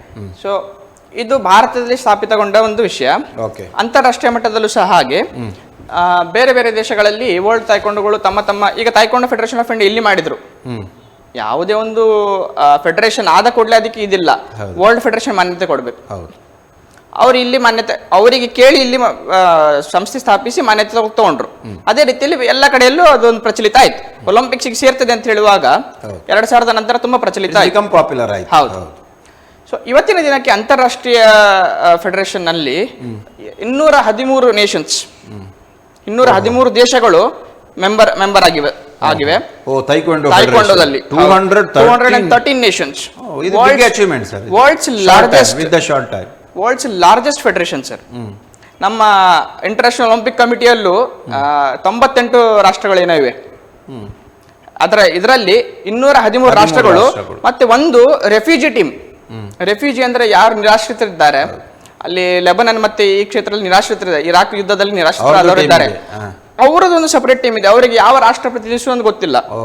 ಸೊ ಅದಕ್ಕೋಸ್ಕರ ನಮ್ಮ ವರ್ಲ್ಡ್ ತೈಕೊಂಡು ಒಂದು ಅದರ ಮಾನವೀಯ ಅಂಗವಾಗಿ ತೈಕೊಂಡು ಹ್ಯುಮ್ಯಾನಿಟೇರಿಯನ್ ಫೌಂಡೇಶನ್ ಅಂತ ಮಾಡಿ ಅದರ ಅಡಿಯಲ್ಲಿ ಅವರನ್ನ ಒಲಿಂಪಿಕ್ಸ್ ಅಲ್ಲಿ ಆಡಿಸ್ತದೆ. ಸೊ 213+1 214 ಟೀಮ್ಸ್ ಪಾರ್ಟಿಸಿಪೇಟ್ ಮಾಡೋದು ಥ್ರೂ ಹ್ಯುಮ್ಯಾನಿಟಿ. ಹೌದು, ಅದಕ್ಕೂ ಕೂಡ ಕಾಂಟ್ರಿಬ್ಯೂಷನ್ ಇದೆ. ಹೌದು, ತುಂಬಾ ಕಾಂಟ್ರಿಬ್ಯೂಷನ್ ಇದೆ. ಸೊ ಇದು ಅಂತಾರಾಷ್ಟ್ರೀಯ ಮಟ್ಟದಲ್ಲಿ. ಇವತ್ತಿನ ರಾಷ್ಟ್ರ ಮಟ್ಟದಲ್ಲಿ ಇವತ್ತಿನ ದಿನ ತಾಯ್ಕೊಂಡೋ ಫೆಡರೇಷನ್ ಆಫ್ ಇಂಡಿಯಾ ಆ ದಿನದಲ್ಲಿ ಮಾನ್ಯತೆ ಕೊಂಡಿತ್ತು. ಆದರೆ 2019ರಿಂದ ಆ ಸಂಸ್ಥೆಯಲ್ಲಿ ತುಂಬಾ ಭಿನ್ನಮತ ಇದ್ದ ಕಾರಣ ವರ್ಲ್ಡ್ ತಾಯ್ಕೊಂಡೋ ಅದನ್ನು ರದ್ದುಗೊಳಿಸಿ ವರ್ಲ್ಡ್ ತಾಯ್ಕೊಂಡೋ ಸ್ವಂತ ಇಲ್ಲಿ ನಿಂತು ಹೊಸ ಸಂಸ್ಥೆ ಮಾಡಿತ್ತು. ಇಂಡಿಯಾ ತಾಯ್ಕೊಂಡೋ ಅನ್ನುವಂತಹ ಹೊಸ ಸಂಸ್ಥೆ ಮಾಡಿತ್ತು, ಇಂಡಿಯಾ ತಾಯ್ಕೊಂಡೋ. ಸೊ ಅದರ ಪ್ರಕಾರ ಇವತ್ತಿನ ಯಾವ ಕಾರ್ಯಚಟುವಟಿಕೆ ಇಲ್ಲಿ ಏನು ನಡೀತಾ ಇದೆ ಅದರಲ್ಲಿ ಇಂಡಿಯಾ ತಾಯ್ಕೊಂಡೋ ಸಂಸ್ಥೆಯ ಅಂಡರ್ ಅಲ್ಲಿ ನಡೀತಾ ಇದೆ. ಸೊ ನೀವು ಕೇಳಿದ್ರೆ ಈಗ ಇದರ ಟ್ರೈನಿಂಗ್ ಹೇಗೆ ಸ್ಟಾರ್ಟ್ ಆಗ್ತದೆ, ಟ್ರೈನಿಂಗ್ ಪ್ಯಾಟರ್ನ್ಗೆ ಬರುವುದಂತಾದ್ರೆ, ಸೊ ನಮ್ಮ ಯಾವುದೇ ಒಂದು ನೀವು ತಾಯ್ಕೊಂಡೋನ ಟ್ರೈನಿಂಗ್ ಸೆಂಟರ್ ಭಾರತದಲ್ಲಿ ಹೋದ್ರೆ, ಸೊ ಇವತ್ತಿನವರೆಗೂ ನಮ್ಮ ಭಾರತೀಯ ತರಬೇತುದಾರರಿಗೂ ಇದರ ಒಂದು ಎರಡು ಸ್ವರೂಪ ಇದೆ. ಒಂದು ಸಮರ ಕಲೆ ಆದಂತ ಸ್ವರೂಪ, ಇನ್ನೊಂದು ಕ್ರೀಡಾ ಸ್ವರೂಪ ಅಂತೇಳಿ ನಮ್ಮ ತರಬೇತುದಾರರಿಗೂ ಅಷ್ಟು ಅಂದಾಜಿಲ್ಲ. ಒಂದು ಉನ್ನತ ಮಟ್ಟದಲ್ಲಿ ಯಾರು ತರಬೇತುದಾರಿದ್ದಾರೆ, ಒಂದು ಹೈ ಲೆವೆಲ್ ಪ್ರೊಫಿಷನ್ಸ್ ಇದ್ದವರಿಗಿದ್ದೆ, ಆದ್ರೆ ಸಹಾಯಕ ತರಬೇತುದಾರರಾಗಿ ಸಣ್ಣ ಪುಟ್ಟದರಲ್ಲಿ ಏನ್ ಮಾಡ್ತಾರಲ್ಲ ಅವರಿಗೆ ಅಷ್ಟು ಅದರಲ್ಲಿ ಕ್ಲಾರಿಟಿ ಇಲ್ಲ. ಓಕೆ. ಸೊ ಆದ ಕಾರಣ ನೀವು ಭಾರತದಲ್ಲಿ ಎಲ್ಲಿ ನೀವು ತಾಯ್ಕೊಂಡೋವನ್ನು ಇನಿಷಿಯೇಟ್ ಮಾಡಿ ಸ್ಟಾರ್ಟ್ ಮಾಡುವಾಗ, ಟ್ರೈನಿಂಗ್ ಮಾಡುವಾಗ ಕ್ರೀಡೆ ಮತ್ತು ಸಮರಕಲೆ ಒಟ್ಟಿಗೆ ನಡೀತಿರ್ತದೆ. ಅದರ ಅಂದಾಜು ಅಥವಾ ಅದರ ಬೇರ್ಪಡಿಗೆ ಗೊತ್ತಾಗುದಿಲ್ಲ. ಸೊ ನೀವು ಸ್ಟಾರ್ಟ್ ಮಾಡುವಾಗ ಒಂದು ನಾನು ನನ್ನದ್ರಲ್ಲಿ ಹೇಳ್ತೇನೆ, ಒಂದು 5 ವರ್ಷದ ನಮ್ಮ ಸೆಂಟರ್ ಅಲ್ಲಿ ಏನಿದೆ, ಒಂದು 5 ವರ್ಷದ ಮಗುವಿನಿಂದ ಹಿಡಿದು 45 ವರ್ಷವರೆಗಿನವರಿಗೂ ನಾವು ತಾಯ್ಕೊಂಡು ತರಬೇತಿ ನೀಡುವಂತ ಇದಿದೆ, ವ್ಯವಸ್ಥೆ ಇದೆ. ಸೊ ಈ ತರಬೇತಿಯಲ್ಲಿ ನಾವು ಬೇಸಿಕ್ ಆಗಿ ನೋಡುದು, ಯಾವುದೇ ನೀವು ನುರಿತ ಪ್ರಶಿಕ್ಷಕರಿದ್ದರೆ ಅವರು ಬೇಸಿಕ್ ಆಗಿ ನೋಡುವುದು, ಟ್ರೈನಿಂಗ್ ಮಾಡುವುದಂದ್ರೆ ಹೇಗೆ, ಬನ್ನಿ ಸರ್ ಮಾಡುವ, ಆ ರೀತಿಯಲ್ಲ. ಮೊದಲು ಮಕ್ಕಳ ಒಂದು ವೈದ್ಯಕೀಯ ಪರೀಕ್ಷೆ ಆಗ್ತದೆ, ಎಲಿಜಿಬಿಲಿಟಿ ಉಂಟು. ಹೌದು, ಎಲಿಜಿಬಿಲಿಟಿ ಅವರು ಸ್ವಾಸ್ಥ್ಯವಾಗಿರ್ಬೇಕಲ್ಲ. ಈಗ ತರಬೇತಿದಾರಿಗೆ ಗೊತ್ತಿಲ್ಲ, ಬರೋ 5 ವರ್ಷದ ಮಗು ಬಂತು, 6 ವರ್ಷದ ಮಗು ಬಂತು, 17 ವರ್ಷದ ಮಗು ಬಂತು, ಅದರೊಟ್ಟಿಗೆ ಅದರ ಶರೀರದಲ್ಲಿ ಏನುಂಟು ಏನಿಲ್ಲ ಅಂತ ಗೊತ್ತಿರುವುದಿಲ್ಲ. ನೀವು ಒಂದು ವಿಚಾರ ಮಾಡಿ, ಹೆಲ್ತ್ ವೈಸ್, ಹೌದು, ಹೆಲ್ತ್ ವೈಸ್, ಫಿಸಿಕ್ಸ್ ಏನಿಲ್ಲ, ಫಿಸಿಕ್ಸ್ ಏನಿದ್ರು ಡೆವಲಪ್ ಮಾಡ್ಬೋದು, ಬಟ್ ಹೆಲ್ತ್ ವೈಸ್ ನಮಗೆ ಗೊತ್ತಿರಬೇಕಲ್ಲ. ಸೊ ಯಾವಾಗ ಒಂದು ವೈದ್ಯಕೀಯ ಪರೀಕ್ಷೆಯಾಗಿ ಒಬ್ಬರು ವೈದ್ಯರು ಹೇಳ್ತಾರೆ is physically fit to undergo strenuous training ಅಂತ ಯಾವಾಗ ಫಿಟ್ ಅಂತ ಹೇಳ್ತಾರೆ, ಅದರ ಮೇಲೆ ತಾಯ್ಕೊಂಡು ತರಬೇತಿ ಶುರು ಆಗುದು. ಸರಿ. ಸೊ ನಾನು ಹೇಳಿದಾಗೆ ವಯೋಮಿತಿ 5 ವರ್ಷದಿಂದ ಶುರು ಆಗ್ತದೆ. ಸೊ ಟ್ರೈನಿಂಗ್ ಪ್ಯಾಟರ್ನ್ ಮಾಡುವಾಗ, ಟ್ರೈನಿಂಗ್ ಅಲ್ಲಿ ನಮ್ಮ ತಾಯ್ಕೊಂಡೋದಲ್ಲಿ ಈಗ ಸ್ಕೂಲಲ್ಲಿ ಹೋದಾಗ ಹೇಗೆ 1ನೇ ತರಗತಿ, 2ನೇ ತರಗತಿ, 3ನೇ ತರಗತಿ ಅಂತ ಹೇಗಿರ್ತದೆ, ಅದೇ ರೀತಿಯಲ್ಲಿ ನಮ್ಮಲ್ಲಿ ಕಲರ್ ಬೆಲ್ಟ್ ಸಿಸ್ಟಮ್ ಇದೆ. ಸೊ ನೀವು ಕರಾಟೆ ಜೂಡೋ ಸೇಮ್, ನೀವು ಒಂದು ನಮ್ಮ ಏಷ್ಯಾದ ಯಾವುದೇ ಸಮರಕಲೆ ನೋಡಿದ್ರು ಸಹ ಅದರಲ್ಲಿ ಸೇಮ್ ಸಿಸ್ಟಮ್ ಕಾಣ್ತದೆ. ಅದೇ ಸಿಸ್ಟಮ್ ನಮ್ಮ ತಾಯ್ಕೊಂಡೋದಲ್ಲೂ ಇದೆ, ಅದೇ ಫಾಲೋ ಅಪ್ ಆಗ್ತಾ ಇದೆ. ಸೊ ಕಲರ್ ಗ್ರೇಡಿಂಗ್ ಅಲ್ಲಿ ಡಿಫರೆನ್ಸ್ ಇದೆ, ಬಟ್ ರೆಕಾಗ್ನಿಷನ್ ಸೇಮ್ ಅದೇ ಬೆಲ್ಟಿನ ಪ್ರಕಾರ. ಸೊ ನಮ್ಮಲ್ಲಿ 9 ಕಲರ್ ಬೆಲ್ಟ್ ಇದೆ. ಸ್ಟಾರ್ಟಿಂಗ್ ಯೆಲ್ಲೋ ಬೆಲ್ಟ್ ಇಂದ ಸ್ಟಾರ್ಟ್ ಆಗ್ತದೆ, end colour belt red first belt ಅಂತ ಆಗ್ತದೆ. ಸೊ ರೆಡ್ ಫಸ್ಟ್ ಅಂತ ಹೇಳಿದ್ರೆ ಅದರಲ್ಲಿ ಅರ್ಧ ರೆಡ್ ಅರ್ಧ ಬ್ಲ್ಯಾಕ್ ಇರ್ತದೆ. ಅಂದ್ರೆ ಬ್ಲ್ಯಾಕ್ ಬೆಲ್ಟ್ಗೆ ರೆಡಿ ಆಗ್ತಿದ್ದಾರೆ ಅನ್ನುವಂತ ಅದರಲ್ಲಿ ಒಂದು ಚಿಹ್ನೆ ನೋಡುವಂತ ಸಿಂಬಲ್. ಹೌದು. ಸೊ ಪ್ರತಿಯೊಂದು ಬೆಲ್ಟಿಗೂ ಅದರದಾದ ಒಂದು ಸಪರೇಟ್ ಕರಿಕ್ಯುಲಮ್ ಇದೆ. ಸರಿ. ಸೊ ಟ್ರೈನಿಂಗ್ ಪ್ಯಾಟರ್ನ್ ಅಲ್ಲೂ ಅದರಾದ ಸಪರೇಟ್ ಟ್ರೈನಿಂಗ್ ಪ್ಯಾಟರ್ನ್ಸ್ ಇದೆ. ನೀವು ಒಂದು ಬೆಲ್ಟಿಗೆ ಮಾಡಿದ್ದನ್ನು ಮತ್ತೆ ಇನ್ನೊಂದು ಬೆಲ್ಟಿಗೆ ಅಡಿಷನಲ್ ಹೆಚ್ಚೇ ಆಗ್ತಾ ಹೋಗ್ತಾ ಹೊರತು ನೀವು ವೈಟ್ ಬೆಲ್ಟಿನಿಂದ ರೆಡ್ 1 ಬೆಲ್ಟಿನವರೆಗೂ ಅದನ್ನೇ ಮಾಡ್ತಿದ್ದಾರೆ ಅಂತ ಹೇಳಿದ್ರೆ ಅದು ಸರಿಯಲ್ಲ. ಪ್ರತಿಯೊಂದಕ್ಕೂ ಸಪರೇಟ್ ಒಂದು ಫಸ್ಟ್ ಕ್ಲಾಸಿಂದ ಸೆಕೆಂಡ್ ಥರ್ಡ್ ಹೋಗುವ ಹೇಗೆ ನಿಮ್ಮದು ಅಡ್ವಾನ್ಸ್ ಚೇಂಜ್ ಆಗ್ತದಲ್ಲ, ಅದೇ ರೀತಿ ಚೇಂಜ್ ಆಗ್ತದೆ. ಸೊ ಮುಖ್ಯವಾಗಿ ಇದರಲ್ಲಿ ಏನು ಚೇಂಜ್ ಆಗ್ತದೆ ಅಂತ ಹೇಳಿದ್ರೆ, ನಮ್ಮ ಕ್ರೀಡೆಯಲ್ಲಿ ನೋಡುವಾಗ ಅದರಲ್ಲಿ 2 ವಿಭಾಗ ಇದೆ. ಒಂದು ಕೈರುಗಿ ಅಂತ ಹೇಳಿ, ಇನ್ನೊಂದು ಪೂಮ್ಸೆ ಅಂತ ಹೇಳಿ. ಕೈರುಗಿ ನಾನು ನಿಮಗೆ ಇಂಗ್ಲಿಷ್ ನಲ್ಲಿ ಹೇಳೋದಾದ್ರೆ ಒಂದು ಸ್ಪಾರಿಂಗ್ ಅಂದ್ರೆ ನಾವು ಏನ್ ಕಾಣ್ತೇವೆ, ಫೈಟ್ ಮಾಡ್ತಿದ್ದಾರೆ, ಮ್ಯಾಟಿನಲ್ಲಿ ಫೈಟ್ ಮಾಡ್ತಿದ್ದಾರೆ, ಸ್ಕೋರ್ ಯಾರಿಗೆ ಎಷ್ಟು ಬರ್ತದೆ ಅಂತ ಹೇಳ್ತಾರಲ್ಲ, ಅದು ಸ್ಪಾರಿಂಗ್ ಅಂತ ಬರ್ತದೆ. ಇನ್ನೊಂದು ಪೂಮ್ಸೆ ಅಂತ ಬರ್ತದೆ. ಪೂಮ್ಸೆ ಅಂತ ಹೇಳೋದಾದ್ರೆ ಅದಕ್ಕೆ ಇಂಗ್ಲಿಷ್ ನಲ್ಲಿ ಫಾರ್ಮ್ಸ್ ಅಥವಾ ಪ್ಯಾಟರ್ನ್ಸ್ ಅಂತ ಹೇಳ್ತಾರೆ. ಪ್ಯಾಟರ್ನ್ಸ್ ಅಂದ್ರೆ ಒಂದು ನಿರ್ದಿಷ್ಟವಾದಂತಹ ಕಿಕ್ಸ್ ಮತ್ತೆ ಪಂಚಿನ ಒಂದು ಸಮೂಹ. ಸೊ ಅದಕ್ಕೆ ಒಂದು ಸಿಸ್ಟಮ್ ಹೇಗಿರ್ತದೆ, ಸ್ಟಾರ್ಟ್ ಅಂತ ಹೇಳಿದ ಕೂಡಲೇ ನಿರ್ದಿಷ್ಟವಾದ ಸಮಯದಲ್ಲಿ ಆ ಕಿಕ್ ಮತ್ತು ಪಂಚಸ್ ಅನ್ನ ಕ್ಲಿಯರ್ ಆಗಿ ಎಕ್ಸಿಕ್ಯೂಟ್ ಮಾಡುವಂತ ಒಂದು ಸಿಸ್ಟಮ್ ಇರ್ತದೆ. ಸೊ ಯಾರು ಎಷ್ಟು ಚೆನ್ನಾಗಿ ಮಾಡ್ತಾರೆ ಅದರ ಪ್ರಕಾರ ಅದಕ್ಕೆ ಪಾಯಿಂಟ್ ಸಿಸ್ಟಮ್ ಉಂಟು, ಬೇರೆ ಬೇರೆ ಪಾಯಿಂಟ್ ಸಿಸ್ಟಮ್ ಉಂಟು. ಸೊ ಪಾಯಿಂಟ್ ಸಿಸ್ಟಮ್ ಬಗ್ಗೆ ಎರಡು ಮುಂದೆ ಹೇಳ್ತೇನೆ. ಸೊ ಈ ಎರಡು ರೀತಿಯಲ್ಲಿ ಆಗ್ತದೆ. ಇದರ ಟ್ರೈನಿಂಗ್ ನಾವು ಬೆಲ್ಟಿಗೆ ಕೊಡ್ತೇವೆ. ಸೊ ಪ್ರತಿಯೊಂದು ಬೆಲ್ಟಿಗೆ ಪ್ರತಿಯೊಂದು ಪುಂಸೆ ಅಂತ ಉಂಟು. ಆ ಪುಂಸೆಯನ್ನು ಕ್ಲಿಯರ್ ಆಗಿ ಕಲ್ತ ಮೇಲೆ ಆ ಪುಂಸೆಯಲ್ಲಿ ಇರುವಂತಹ ಒಂದು ಏನು ಮೆಸೇಜ್ ಇದೆ ಅದನ್ನು ಆ ಮಗು ಕಲ್ತಾಗ ಮಾತ್ರ ಆ ಎಕ್ಸಾಮ್ ಕ್ಲಿಯರ್ ಆಗ್ತದೆ. ಸೊ ಬೇರೆ ಮಾರ್ಷಲ್ ಆರ್ಟ್ ಅಲ್ಲಿ ನೋಡ್ಬೋದು, ನೀವು ಹೆಚ್ಚಾಗಿ ನೋಡುವಾಗ ಹೇಗೆ ಆಗ್ತದೆ, ಬೆಲ್ಟ್ ಎಕ್ಸಾಮ್ ಅಂತ ಮಾಡ್ತಾರೆ. ಸೊ ನಾನು ನನ್ನ ವೃತ್ತಿಯಲ್ಲಿ ಇಷ್ಟು ವರ್ಷ ಕಂಡಿದ್ರಲ್ಲಿ ಏನಾಗಿದೆ ನೋಡಿದ್ದು ಏನಂತ ಹೇಳಿದ್ರೆ, ಬೆಲ್ಟ್ ಎಕ್ಸಾಮ್ ಅಂತ ಮಾಡುವುದಂದ್ರೆ ಹೇಗೆ, ಇಡೀ ವರ್ಷ 3-4 ತಿಂಗಳು ಪ್ರಾಕ್ಟೀಸ್ ಮಾಡುದು, ಮಕ್ಕಳನ್ನು ಅಲ್ಲಿ ಪ್ರಶಿಕ್ಷಣಗೊಳಿಸುವುದು. ಬೆಲ್ಟ್ ಎಕ್ಸಾಮ್ನ ದಿನ ತುಂಬಾ ಭಯಂಕರ ಜೋರು ಪ್ರಾಕ್ಟೀಸ್ ತಗೊಳ್ಳೋದು, ಹಾರ್ಡ್ ಪ್ರಾಕ್ಟೀಸ್ ತಗೊಳ್ಳೋದು. ಅಂದ್ರೆ ಬೆಲ್ಟ್ ಎಕ್ಸಾಮ್ನ ನೆಕ್ಸ್ಟ್ ದಿನ ಮಕ್ಕಳು ಹೇಳುದಿಲ್ಲ. ಆ ರೀತಿಯಲ್ಲಿ ಕೋಚ್ ಆಗಲಿ ಎಕ್ಸಾಮ್ನರ್ ಆಗಲಿ ಪ್ರಾಕ್ಟೀಸ್ ತಗೊಳ್ಳೋದು, ಅವರಿಗೆ ಸಾಕು ಮಾಡಿ ಮನೆಗೆ ಕಳಿಸೋದು. ಸೊ ಇದರಲ್ಲಿ ಪರೀಕ್ಷೆ ಎಲ್ಲೇ ಆಯ್ತು, ಪರೀಕ್ಷೆ ಆಗುದಿಲ್ಲ. ಅದು ನಾವು ಬೇರೆ ಮಾರ್ಷಲ್ ಆರ್ಟ್ ಅಲ್ಲಿ ಕಂಡಂತಹ normal tendency. So belt exam ದಿನ ಹೆಚ್ಚು ಪ್ರಾಕ್ಟೀಸ್ ಮಾಡುವುದಲ್ಲ, ಬೆಲ್ಟ್ ಎಕ್ಸಾಮ್ ದಿನ ತುಂಬಾ ಕಡಿಮೆ ಪ್ರಾಕ್ಟೀಸ್ ಅನ್ನೋದು ಇರುವುದಿಲ್ಲ. ಎಕ್ಸಾಮಿನರ್ ಯಾರಿದ್ದಾರೆ, ಪರೀಕ್ಷಕರು ಯಾರಿದ್ದಾರೆ, ಅವ್ರು ಪ್ರಶ್ನೆ ಕೇಳ್ತಾರೆ, ರಿಮೆಂಬರಿಂಗ್ ಅಂಡ್ ರಿಕವರಿಂಗ್. ಅವ್ರು ಬರೀ ಅದನ್ನು ಪರ್ಫಾರ್ಮ್ ಮಾಡಿ ತೋರಿಸ್ಬೇಕು. ಇದು ಫಿಸಿಕಲ್ ಆದ ಕಾರಣ ಪರ್ಫಾರ್ಮ್ ಮಾಡಿ ತೋರಿಸ್ಬೇಕು. ಸರಿ, ಕೇಳಿದ್ರೆ ಫಾರ್ ಎಕ್ಸಾಂಪಲ್ 10 ಕೊರಿಯೋಲ್ಗಳು ಮಾಕಿ ಮಾಡಿ ತೋರಿಸಿ ಅಂತ ಹೇಳಿ ಮಾಡಿ ತೋರಿಸ್ಬೇಕು ಮಕ್ಕಳು ಅಷ್ಟೇ. ಅದನ್ನು ಬಿಟ್ಟು ನಾವು ಟ್ರೈನಿಂಗ್ ತಗೊಳ್ಳೋದಲ್ಲ. ಸೊ ಇದು ನಮ್ಮ ತಾಯ್ಕೊಂಡೋನಲ್ಲಿ ಇರುವಂತ ಸಿಸ್ಟಮ್. ಮತ್ತೆ ನಮ್ಮ ಎಲ್ಲ ವಿಧಾನಕ್ಕೂ ಕೊರಿಯನ್ ಹೆಸರೇ ಇದೆ. ಹೌದು, ಕೊರಿಯನ್ ಹೆಸರು ಸಹ ಇದೆ, ಅದಕ್ಕೆ ಇಂಗ್ಲಿಷ್ ಆದ ಪರ್ಯಾಯವಾಚಿ ಸಹ ಇದೆ. ಸೊ ಎಲ್ಲವೂ ಕೂಡ ಕೊರಿಯನ್ ಮಾಡುದು, ಕೊರಿಯನ್ನೇ ಮಾಡುದು. ಸೊ ಅದರ ಪ್ರಕಾರ ನಮ್ಮ ಬೆಲ್ಟ್ ಎಕ್ಸಾಮ್ನಲ್ಲಿ ಮಕ್ಕಳು ಫೇಲ್ ಆಗುದು ಸಹ ಉಂಟು. ಸರಿ, 3 ತಿಂಗಳಿಗೊಮ್ಮೆ ಬೆಲ್ಟ್ ಎಕ್ಸಾಮ್ ಆಗಬೇಕು, ಸತತ ಪ್ರಶಿಕ್ಷಣದ ಅಂತ 3 ತಿಂಗಳಿಗೊಮ್ಮೆ ಆಗ್ಬೇಕನ್ನುವಂತ ಒಂದು ಕ್ರಮ ಉಂಟು. ಆದರೆ ನಮ್ಮಲ್ಲಿ 3 ತಿಂಗಳಲ್ಲಿ ಫೇಲ್ ಆಗಿ ಮತ್ತೆ ಒಂದು ಎಕ್ಸಾಮಿಗೆ ಅಪಿಯರ್ ಆಗಿ ಪಾಸ್ ಆಗುವಂತ ಪದ್ಧತಿ ಸಹ ನಮ್ಮಲ್ಲಿ ಉಂಟು, ತಾಯ್ಕೊಂಡದಲ್ಲಿ ಉಂಟು. ಸೊ ಇದು ಇದರ ಪರೀಕ್ಷೆ ವಿಚಾರ ಆಯ್ತು, ಪ್ರಶಿಕ್ಷಣದ ವಿಚಾರ ಆಯ್ತು. ಅಸೆಸ್ಮೆಂಟ್ ಅದೇ ಬೆಲ್ಟ್ ಎಕ್ಸಾಮ್ ಅಂತ ಏನಾಗ್ತದೆ, ಬೆಲ್ಟ್ ಪ್ರಮೋಷನ್ ಟೆಸ್ಟ್ ಅಸೆಸ್ಮೆಂಟ್ ತಿಂಗಳಿಗೊಮ್ಮೆ ನಡೀತದೆ. ಅನಂತರ ಒಂದು ಗೈಡ್ಲೈನ್ಸಿನ ಪ್ರಕಾರ 3 ತಿಂಗಳಿಗೊಮ್ಮೆ ಆಗ್ಬೇಕು. 3 ತಿಂಗಳಿಗೊಮ್ಮೆ ಸತತವಾಗಿ ದಿವಸಕ್ಕೆ ವಾರಕ್ಕೆ ಒಂದು 2ರಿಂದ 3 ಮಿನಿಮಮ್, ಡಿಪೆಂಡ್ ಅಪಾನ್ ಆ ಕೋಚಿನ ಕಾಲಾವಧಿ. ವಾರದಲ್ಲಿ 2 ದಿನ ಇದ್ರೆ ಇಷ್ಟು ಅವರ್ಸ್, 3 ದಿನ ಇದ್ರೆ ಎಷ್ಟು ಅವರ್ಸ್, ಅಷ್ಟು ಟ್ರೈನಿಂಗ್ ಆಗಿರ್ಬೇಕು.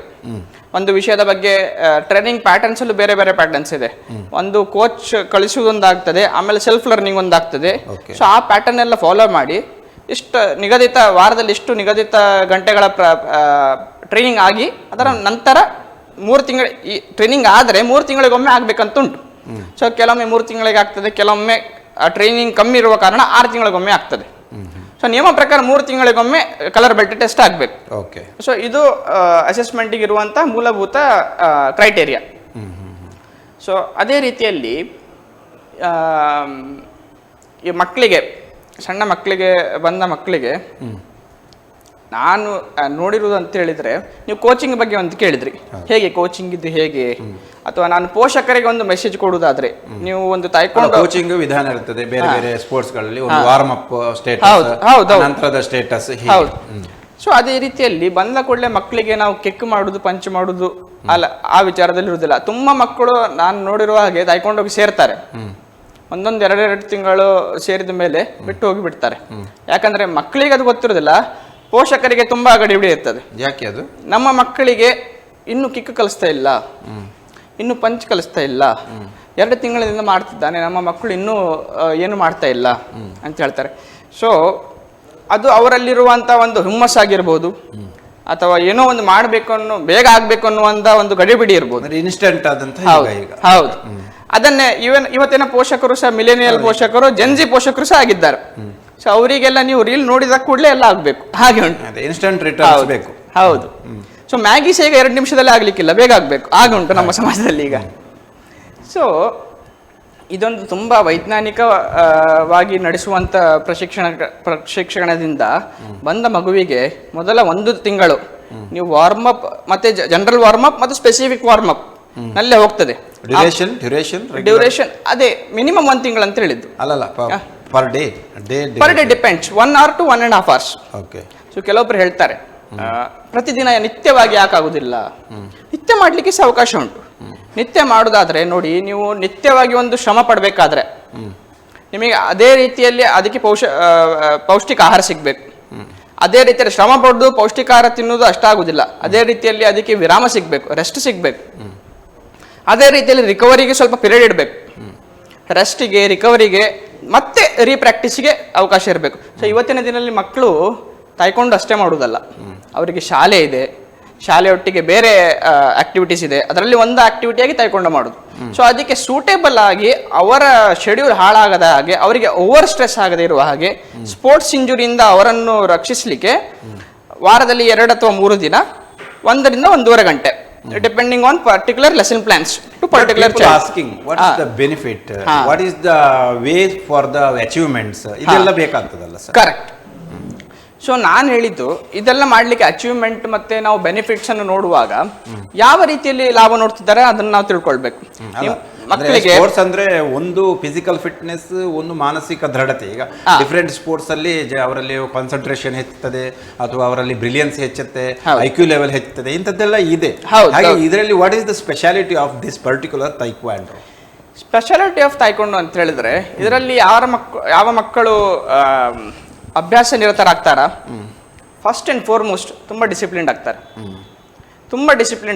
ಸೊ ನೀವು ಆ ಡಿಸಿಪ್ಲಿನ್ ಅಲ್ಲಿ ಯಾರು ಮಕ್ಕಳು ತಮ್ಮಂತ ಒಳಗೊಳ್ತಾರ, that will not only work or help for taekwondo, ಅದು ಅವರ ಬೇರೆ ಜೀವನದ ಬೇರೆ ಇದರಲ್ಲೂ ಕ್ಷೇತ್ರದಲ್ಲೂ ಕಾಣ್ತದೆ.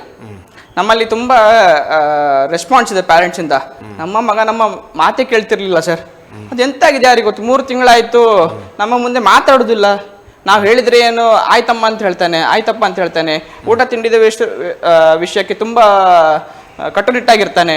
ನಮ್ಮ ಮನೆಯಲ್ಲಿ ನಮ್ಮ ಹಿರಿಯರಿಗೆಲ್ಲ ಅವನು ಹಾಗೆ ಒಂದು ಒಟ್ಟರಾಶಿ ಮಾತಾಡೋದು ಒಂದು ಪದ್ಧತಿ ಇತ್ತು, ಈಗ ನೋಡಿದ್ರೆ ತುಂಬಾ ವಿಧೇಯಕನಾಗಿರ್ತಾನೆ.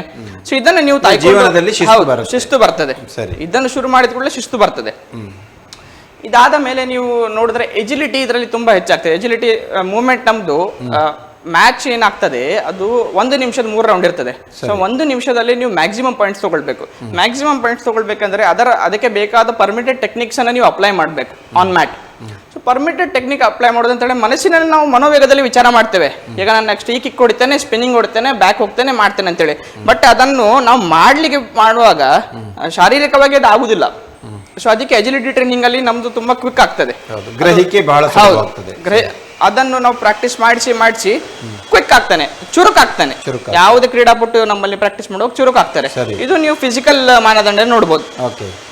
ಸೊ ಅಚೀವ್ಮೆಂಟ್ಸ್ ರೀತಿಯಲ್ಲಿ ಹೇಳಿದ್ರೆ, ಪ್ರತಿ ವರ್ಷ ಜಿಲ್ಲಾ, ರಾಜ್ಯ ಹಾಗೂ ರಾಷ್ಟ್ರೀಯ ಮಟ್ಟದ ಪಂದ್ಯಾವಳಿಗಳು ಇದರಲ್ಲಿ ನಡೀತದೆ. ಇವನ್ ಏಷ್ಯನ್ ಗೇಮ್ಸ್ ಅಲ್ಲಿ ಇದೆ. ಹೌದು, ಒಲಿಂಪಿಕ್ಸ್ ಅಲ್ಲಿ ಇದ್ದ ಗೇಮ್ಸ್ಗಳು ಏಷ್ಯನ್ ಅಲ್ಲೂ ಇದೆ, ಕಾಮನ್ವೆಲ್ತ್ ನಲ್ಲೂ ಇದೆ. ಕಾಮನ್ವೆಲ್ತ್ ಒಂದು ಬೇರೆ ಆಗ್ತದೆ, ಏಷ್ಯನ್ ಗೇಮ್ಸ್ ಅಂದ್ರೆ ಅದರ ಅಡಿಯಲ್ಲೇ, ಒಲಿಂಪಿಕ್ಸ್ ನ ಅಡಿಯಲ್ಲೇ ಆಗುದು. ಸೊ ಈ ಒಂದು ನಮ್ಮ ಗೇಮ್ ನಮ್ಮ ನ್ಯಾಷನಲ್ ಗೇಮ್ಸ್ ಅಲ್ಲಿ ಇದೆ, ಏಷ್ಯನ್ ಗೇಮ್ಸ್ ಅಲ್ಲಿ ಇದೆ, ಮತ್ತೆ ಕಾಮನ್ವೆಲ್ತ್ ಗೇಮ್ಸ್ ಅಲ್ಲಿ ಇದೆ. ಅಲ್ಲಿಯೂ ಅಚೀವ್ಮೆಂಟ್ ಗೆ ಆಪ್ಷನ್, ಹೌದು ಆಪ್ಷನ್ ಉಂಟು. ಯುನೈಟೆಡ್ ಅರಬ್ ಎಮಿರೇಟ್ಸ್ ನವರು ಎಮಿರೇಟ್ ಗೇಮ್ಸ್ ಅಂತ ಒಂದು ಮಾಡಿದ್ದಾರೆ, ಹೊಸತೊಂದು ಕಾನ್ಸೆಪ್ಟ್ ಮಾಡಿದ್ದಾರೆ, ಅದರಲ್ಲಿ ಸಹ ತೈಕ್ವಾಂಡೋ ಇನ್ಕ್ಲೂಡೆಡ್ ಇದೆ. ಸೊ ಈಗ ಬೀಚ್ ಕಾಂಬ್ಯಾಟ್ ಗೇಮ್ಸ್ ಅಂತ ಒಂದು ಆಗ್ತಿದೆ, ಅದರಲ್ಲಿಯೂ ಸಹ ತೈಕ್ವಾಂಡೋದು ಇನ್ವಾಲ್ವ್ಮೆಂಟ್ ಇದೆ. ಸೊ ನೀವು ಯಾವುದೇ ಮೇಜರ್ ರಾಷ್ಟ್ರೀಯ ಅಂತಾರಾಷ್ಟ್ರೀಯ ಕ್ರೀಡೆಗಳನ್ನು ನೋಡಿದ್ರೆ ಅದರಲ್ಲಿ ತೈಕ್ವಾಂಡೋವಿನ ನಿಮಗೆ ಒಂದು ಇದು ಕಾಣ್ತದೆ. ಸೊ ಆ ಚಾನೆಲ್ಸ್ ಎಲ್ಲ ಓಪನ್ ಇದೆ ಹೋಗ್ಲಿಕ್ಕೆ. ಆದರೆ ಮಕ್ಕಳು ಇವತ್ತಿನ ದಿನದಲ್ಲಿ ಸರಿಯಾದ ಚಾನೆಲ್ ಮೇಲೆ ಹೋಗ್ಬೇಕು, ಅದು ಸ್ವಲ್ಪ ಕನ್ಫ್ಯೂಷನ್ ಆಗ್ತದೆ. ನಾನು ಹೇಳಿದ ಹಾಗೆ ಪ್ರತಿ ವರ್ಷ ಜಿಲ್ಲಾ, ರಾಜ್ಯ ಹಾಗೂ ರಾಷ್ಟ್ರೀಯ ಮಟ್ಟದ ಕಾಂಪಿಟೇಷನ್ಗಳಾಗ್ತದೆ. ಸೊ ಪೋಷಕರು ಯಾರು ಕಳಿಸ್ಬೇಕು, ತಮ್ಮ ಮಕ್ಕಳು ಯಾವುದೋ ಒಂದು ತೈಕ್ವಾಂಡೋ ಕ್ಲಾಸಲ್ಲಿ ಇದ್ದಾರೆ ಅಂತ ತಿಳ್ಕೊಳ್ಳೋಣ, ಅವ್ರ ಮಕ್ಕಳನ್ನು ಕಾಂಪಿಟೇಷನ್ ಕಳಿಸ್ಬೇಕಂತ ಹೇಳಿದ್ರೆ ಪೋಷಕರು ಅದನ್ನು ಅರ್ಥಕೊಳ್ಬೇಕು, ಇದು ಯಾವ ರೀತಿಯ ಕಾಂಪಿಟೇಷನ್, ಎಲ್ಲಿ ಆಗ್ತಿದೆ ನೋಡಿ. ಒಂದು ಜಿಲ್ಲಾ ಮಟ್ಟದ ಸ್ಪರ್ಧೆ ಆಗ್ಬೇಕಂತ ಹೇಳಿದ್ರೆ ತಮ್ಮ ತಿಳುವಳಿಕೆ ಪ್ರಕಾರ ಅದರಲ್ಲಿ ಭಾಗವಹಿಸುವವರು ಎಲ್ಲಿಂದ ಇರ್ಬೇಕು ಹೇಳಿ? ಆ ಸರೌಂಡಿಂಗ್ ಅಲ್ಲಿ ಪ್ರತಿ ತಾಲೂಕಿನಿಂದ ಇರಬೇಕು. ಪ್ರತಿ ತಾಲೂಕಿನಿಂದ ರೀಪ್ರೆಸೆಂಟೇಷನ್ ಬಂದಾಗ ಮಾತ್ರ ಜಿಲ್ಲಾ ಮಟ್ಟದ್ದು. ಸೊ ಸೊ ಈಗ ಜಿಲ್ಲಾ ಮಟ್ಟದಲ್ಲಿ ನಮಗಿದು ಅಷ್ಟು ಎನ್ಹಾನ್ಸ್ ಮಾಡಲಿ ಕೆಲವೊಂದು ತಾಲೂಕಲ್ಲಿ ಇಲ್ಲ ಅಂತ ಹೇಳಿದ್ರು ಅರ್ಥ ಆಗ್ತದೆ. ಒಂದೇ ತಾಲೂಕಿನಲ್ಲಿ ತುಂಬಾ ಇದೆ ಪ್ರಚಲಿತ ಅಂದ್ರೆ ಬರ್ತಾರೆ. ಆದ್ರೆ ಈಗ ರಾಜ್ಯ ಮಟ್ಟ ಆಗುವಾಗ ಒಂದು ತಾಲೂಕಿನವ್ರು ಬಂದ್ರೆ ಆಗುದಿಲ್ಲ. ಆ ರಾಜ್ಯ ಮಟ್ಟ ಎಲ್ಲಿ ಆಗ್ತಾ ಇದೆ ಆ ಸ್ಪರ್ಧೆಯ ತಾಲೂಕಿನ ಸುತ್ತಮುತ್ತಲವ್ರು ಬಂದ್ರೆ ಆಗುದಿಲ್ಲ. ಅಲ್ಲಿ ತಾಲೂಕಿನ ಟೀಮಿಗೆ ಅವಕಾಶವೇ ಇಲ್ಲ. ರಾಜ್ಯ ಮಟ್ಟದಲ್ಲಿ ಜಿಲ್ಲಾ ಮಟ್ಟದ ಟೀಮ್ ಮಾತ್ರ ಅಲ್ಲಿ ಬರುವಂತದ್ದು. ಸೊ ಇದು ಒಂದು ನಾರ್ಮಲ್ ಲಾಜಿಕಲ್ ಅಂಡರ್ಸ್ಟ್ಯಾಂಡಿಂಗ್ ಪ್ಯಾರೆಂಟ್ಸ್ ಅರ್ಥ ಮಾಡ್ಕೊಳ್ಬೇಕು. ನ್ಯಾಷನಲ್ ಲೆವೆಲ್ ಆದ್ರೆ ಬೇರೆ ಬೇರೆ ರಾಜ್ಯಗಳಿಂದ ಟೀಮ್ ಬರ್ಬೇಕು. ಈಗ ನೀವು ಒಂದು ರಾಜ್ಯದಿಂದ 4 ಟೀಮ್ ಬಂದ್ರೆ ಅದು ನ್ಯಾಷನಲ್ ಆಗುದಿಲ್ಲ. ಒಂದು ರಾಜ್ಯಕ್ಕೆ ಒಂದು ಟೀಮ್ ಅಲ್ಲ. ಒಲಿಂಪಿಕ್ಸ್ ಹೋಗುವಾಗ ನಾವು ಕರ್ನಾಟಕದ ಒಂದು ಟೀಮ್, ಇಲ್ಲಿಂದ ಹರಿಯಾಣದ ಒಂದು ಟೀಮ್, ಮತ್ತೆ ಇನ್ನೊಂದು ಯಾವುದೋ ಇನ್ಸ್ಟಿಟ್ಯೂಟ್ ಇನ್ನೊಂದು ಟೀಮ್ ಒಲಿಂಪಿಕ್ಸ್ ಹೋಗ್ತದ? ಇಲ್ಲ, ಭಾರತದ ಒಂದೇ ಟೀಮ್ ಹೋಗುದು. ಸೊ ರಾಜ್ಯ ಮಟ್ಟಕ್ಕೆ ಜಿಲ್ಲೆಯಿಂದ ಒಂದೇ ಟೀಮ್ ಬರ್ಬೇಕು, ಬರೋದೊಂದು ಕ್ರಮ. ಸೊ ಅದನ್ನ ಪೋಷಕರು ಅರ್ಥ ಮಾಡ್ಕೊಳ್ಬೇಕು. ಅರ್ಥ ಮಾಡ್ಕೊಂಡು ಮಕ್ಕಳನ್ನು ಯಾವ ರಾಜ್ಯ ಮಟ್ಟದಲ್ಲಿ ಹೋಗ್ತಿದ್ದಾರಾ, ಸೊ ಹಾಗಾದ್ರೆ ನಮ್ಮ ಮಕ್ಕಳು ಜಿಲ್ಲಾ ಮಟ್ಟವನ್ನು ಪ್ರತಿನಿಧಿಸಿ ಹೋಗ್ತಿದ್ದಾರಾ ಅಥವಾ ಸ್ವತಂತ್ರವಾಗಿ ಹೋಗ್ತಿದ್ದಾರಾ, ಇದನ್ನ ಅರ್ಥ ಮಾಡ್ಕೊಳ್ಬೇಕು. ಇದನ್ನ ಯಾಕೆ ಅರ್ಥ ಮಾಡ್ಕೊಳ್ಬೇಕಂತ ಹೇಳಿದ್ರೆ, ನೀವು ಹೇಳಿದ್ರಲ್ಲ ಸರ್ ಇದರಲ್ಲಿ ಅಚೀವ್ಮೆಂಟ್ಸ್ಗೆ ಏನು ಲಾಭ ಉಂಟು ಅಂತೇಳಿ. ಸೊ ನೀವು ರ್ಯಾಂಡಮ್ ಆಗಿ ಯಾವುದೇ ಕಾಂಪಿಟೇಷನ್ ಅಲ್ಲಿ ಹೋಗಿ ಆ ಸರ್ಟಿಫಿಕೇಟ್ ತಗೊಂಡು ಬಂದ್ರೆ ನಾಳೆ ದಿನ ಅದೇ ಮಕ್ಕಳು ಯಾವ್ದಾದ್ರು ಒಂದು ಆರ್ಮಿಗೆ ಹೋದ್ರು, ರ್ಯಾಲಿಗೆ ಹೋದ್ರು, ಸರ್ಟಿಫಿಕೇಟ್ ಕೊಟ್ಟರು, ಸರ್ ಇಂಟರ್ನ್ಯಾಷನಲ್ ಲೆವೆಲ್ ಸರ್ಟಿಫಿಕೇಟ್ ಉಂಟು. ಯಾವ ಇಂಟರ್ನ್ಯಾಷನಲ್ ಲೆವೆಲ್, ಯಾವ ಫೆಡರೇಷನ್ ರೆಕಗ್ನೈಸ್ ಮಾಡಿದೆ, ಏನು ಗೊತ್ತಿಲ್ಲ. ಆದರೆ ಮಕ್ಕಳು ಆ ಸಮಯದಲ್ಲಿ ಮಾಡುವಾಗ ಅವ್ರು ನಂಬಿ ಹೋಗಿದ್ದಾರೆ ಇಂಟರ್ನ್ಯಾಷನಲ್ ಅಂತೇಳಿ. ಸೊ ಇದರ ಬಗ್ಗೆ ಜಾಗರೂಕತೆ ಮಕ್ಕಳಿಗಿಂತ ಮಕ್ಕಳಲ್ಲಿ ಪೋಷಕರಲ್ಲಿ ತುಂಬ ಬೇಕು. ನೀವು ಅದರ ಬೆನಿಫಿಟ್ಗಾಗಿ ಹೋಗುದಾದ್ರೆ, ಸರ್ಟಿಫಿಕೇಟ್ ಬೆನಿಫಿಟ್ಗಾಗಿ ಹೋಗುದಾದ್ರೆ ಅಧಿಕೃತವಾಗಿರುವಂತಹ ಮಾನ್ಯತೆಗೊಂಡಿರುವಂತಹ ಸ್ಪರ್ಧೆ ವರ್ಷಕ್ಕೆ ಒಂದೇ ಆಗುದು. ಆ ಸ್ಪರ್ಧೆಗಳಿಗೆ ಹೋಗ್ಬೇಕು. ನೀವೀಗ ನಾನೀಗ ನ್ಯಾಷನಲ್ ಲೆವೆಲಲ್ಲಿ ಆಡ್ಬೇಕಂತ ಹೇಳಿದ್ರೆ ನಾನು ಡೈರೆಕ್ಟ್ ನ್ಯಾಷನಲ್ ಲೆವೆಲ್ ಹೋಗಿ ಆಡುವಂಥ ಕ್ರಮ ಆಗುದಿಲ್ಲ. ನಾನು ಮೊದಲು ಜಿಲ್ಲಾ ಮಟ್ಟದಲ್ಲೇ ಆಡ್ಬೇಕು, ಅಲ್ಲಿ ನನ್ನ ಗೋಲ್ಡ್ ಮೆಡಲ್ ಬರಬೇಕು. ಗೋಲ್ಡ್ ಮೆಡಲ್ ಬಂದು ಆ ಜಿಲ್ಲೆನ ನಾನು ರಾಜ್ಯ ಮಟ್ಟದಲ್ಲಿ ಪ್ರತಿನಿಧಿಸಬೇಕು. ಪ್ರತಿನಿಧಿಸಿದ ಮೇಲೆ ಅಲ್ಲಿ ಗೋಲ್ಡ್ ಬಂದ್ರೆ ನಾನು ನ್ಯಾಷನಲ್ ಹೋಗುದು. ಇದು ಕ್ರಮ. ಇದು ಸಿಂಪಲ್ ಲಾಜಿಕ್ ಅನ್ನು ಇವತ್ತಿನ ದಿನದ ಪೋಷಕರಿಗೆ ಸ್ವಲ್ಪ ಕನ್ಫ್ಯೂಷನ್ ಆಗ್ತದೆ, ಗೊತ್ತಿರುವುದಿಲ್ಲ. ಕ್ರೀಡೆಯಲ್ಲಿ ಕನ್ಫ್ಯೂಷನ್, ನ್ಯಾಷನಲ್ ಲೆವೆಲ್ ಉಂಟು ಅಲ್ಲಿ ನ್ಯಾಷನಲ್ ಲೆವೆಲ್ ಹೋಗುದು, ಡೈರೆಕ್ಟ್ ನ್ಯಾಷನಲ್ ಲೆವೆಲ್ ಹೋಗ್ಲಿಕ್ಕೆ ಅವಕಾಶ ಉಂಟಾ? ಅದು ಸಿಸ್ಟಮೇ ಇಲ್ಲ. ನಾವು ಫಸ್ಟ್ ಸ್ಟ್ಯಾಂಡರ್ಡ್ ಮುಗಿಸಿ ಸೆಕೆಂಡ್ ಸ್ಟ್ಯಾಂಡರ್ಡ್ ಹೋಗ್ಬೇಕು. ನಾನು 10th ಇದೊಂದು ಓಪನ್ ಎಕ್ಸಾಮ್ ಕೊಡುವಂಥ ಅವಕಾಶ ಉಂಟು, ಆದರೆ ಇದರಲ್ಲಿ ಅಂಥ ಅವಕಾಶನೇ ಇಲ್ಲ. ಸೊ ಕ್ರೀಡೆ ಯಾವುದೇ, ನಾನು ತೈಕೊಂಡು ಅಂತ ಹೇಳ್ತಾ ಇಲ್ಲ, ಯಾವುದೇ ಕ್ರೀಡೆಯಲ್ಲಿ ಹೋಗಬೇಕಾದ್ರೆ ಒಂದೊಂದು ಅದರ ಜಿಲ್ಲಾ ಸ್ತರೀಯ, ಆಮೇಲೆ ರಾಜ್ಯ ಸ್ತರೀಯ, ಆಮೇಲೆ ರಾಷ್ಟ್ರೀಯ ಸ್ತರೀಯ, ಇದೊಂದು ನಿಯಮ. ಈ ನಿಯಮವನ್ನು ತಗೊಂಡು ಹೋಗ್ಬೇಕು. ರಾಷ್ಟ್ರೀಯ ಫೆಡರೇಷನ್ ಏನಿದೆ, ಕೆಲವೊಮ್ಮೆ ಯಾರಿಗೆ ಈ ಚಾನಲ್ ಅಲ್ಲಿ ಅವಕಾಶ ಸಿಗುದಿಲ್ಲ, ಆವಾಗ ಒಂದು ಫೆಡರೇಷನ್ ಕಪ್ ಅಂತ ಮಾಡ್ತದೆ. ಆ ಫೆಡರೇಷನ್ ಕಪ್ ಎಲ್ರಿಗೂ ಓಪನ್ ಇರ್ತದೆ. ಅದು ಮಾನ್ಯತೆಗೊಂಡಂತಹ ಕಾಂಪಿಟೇಷನ್. ಅದು ಯಾಕೆ?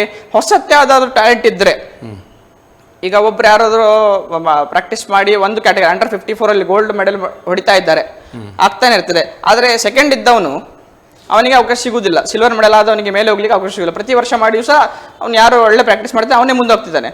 ಸೊ ಫೆಡರೇಷನ್ ಕಪ್ ಅನ್ನುವಂಥ ಒಂದು ಕಾನ್ಸೆಪ್ಟ್ ಎಲ್ಲ ಫೆಡರೇಷನ್ ಅಲ್ಲಿ ಇರ್ತದೆ.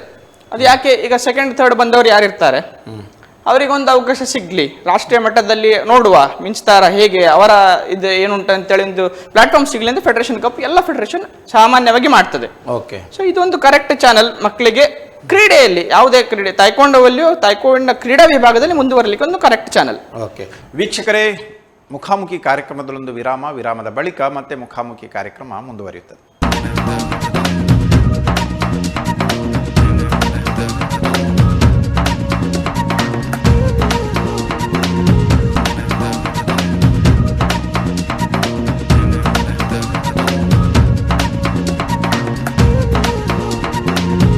ವಿರಾಮದ ಬಳಿಕ ಮತ್ತೆ ಮುಖಾಮುಖಿ ಕಾರ್ಯಕ್ರಮಕ್ಕೆ ಸ್ವಾಗತ. ಸರ್, ಈ ತೈಕ್ವಾಂಡೋ ಕ್ರೀಡೆ ಪ್ರಮೋಷನ್ ಕಡಿಮೆ ಆಯ್ತು. ಈಗ ಸಂಬಡಿ ವಿಲ್ ಕಾಂಪೀಟ್, ಹೌದು, ಏನೋ ಪ್ರೈಸ್ ವಿನ್ ಆದರು, ಬಟ್ ನಾನು ಕಂಡಂಗೆ ಈ ಪ್ರದೇಶದಲ್ಲಿ ಅಂಥದ್ದೇನೋ ಅವರಿಗೆ ಒಂದು ಪ್ರಮೋಟ್ ಮಾಡುವಂಥ, ಸನ್ಮಾನ ಮಾಡುವಂಥ, ಅಥವಾ ಈ ತೈಕ್ವಾಂಡೋ ಕ್ರೀಡೆಗೆ ಒಂದಷ್ಟು ಸ್ಪಾನ್ಸರ್ ಸಿಗುವಂಥ ಸಾಧ್ಯತೆಗಳು ಕೂಡ ಅಷ್ಟೊಂದು ಹೆಚ್ಚಿನ ಪ್ರಮಾಣದಲ್ಲಿ ಇಲ್ಲ.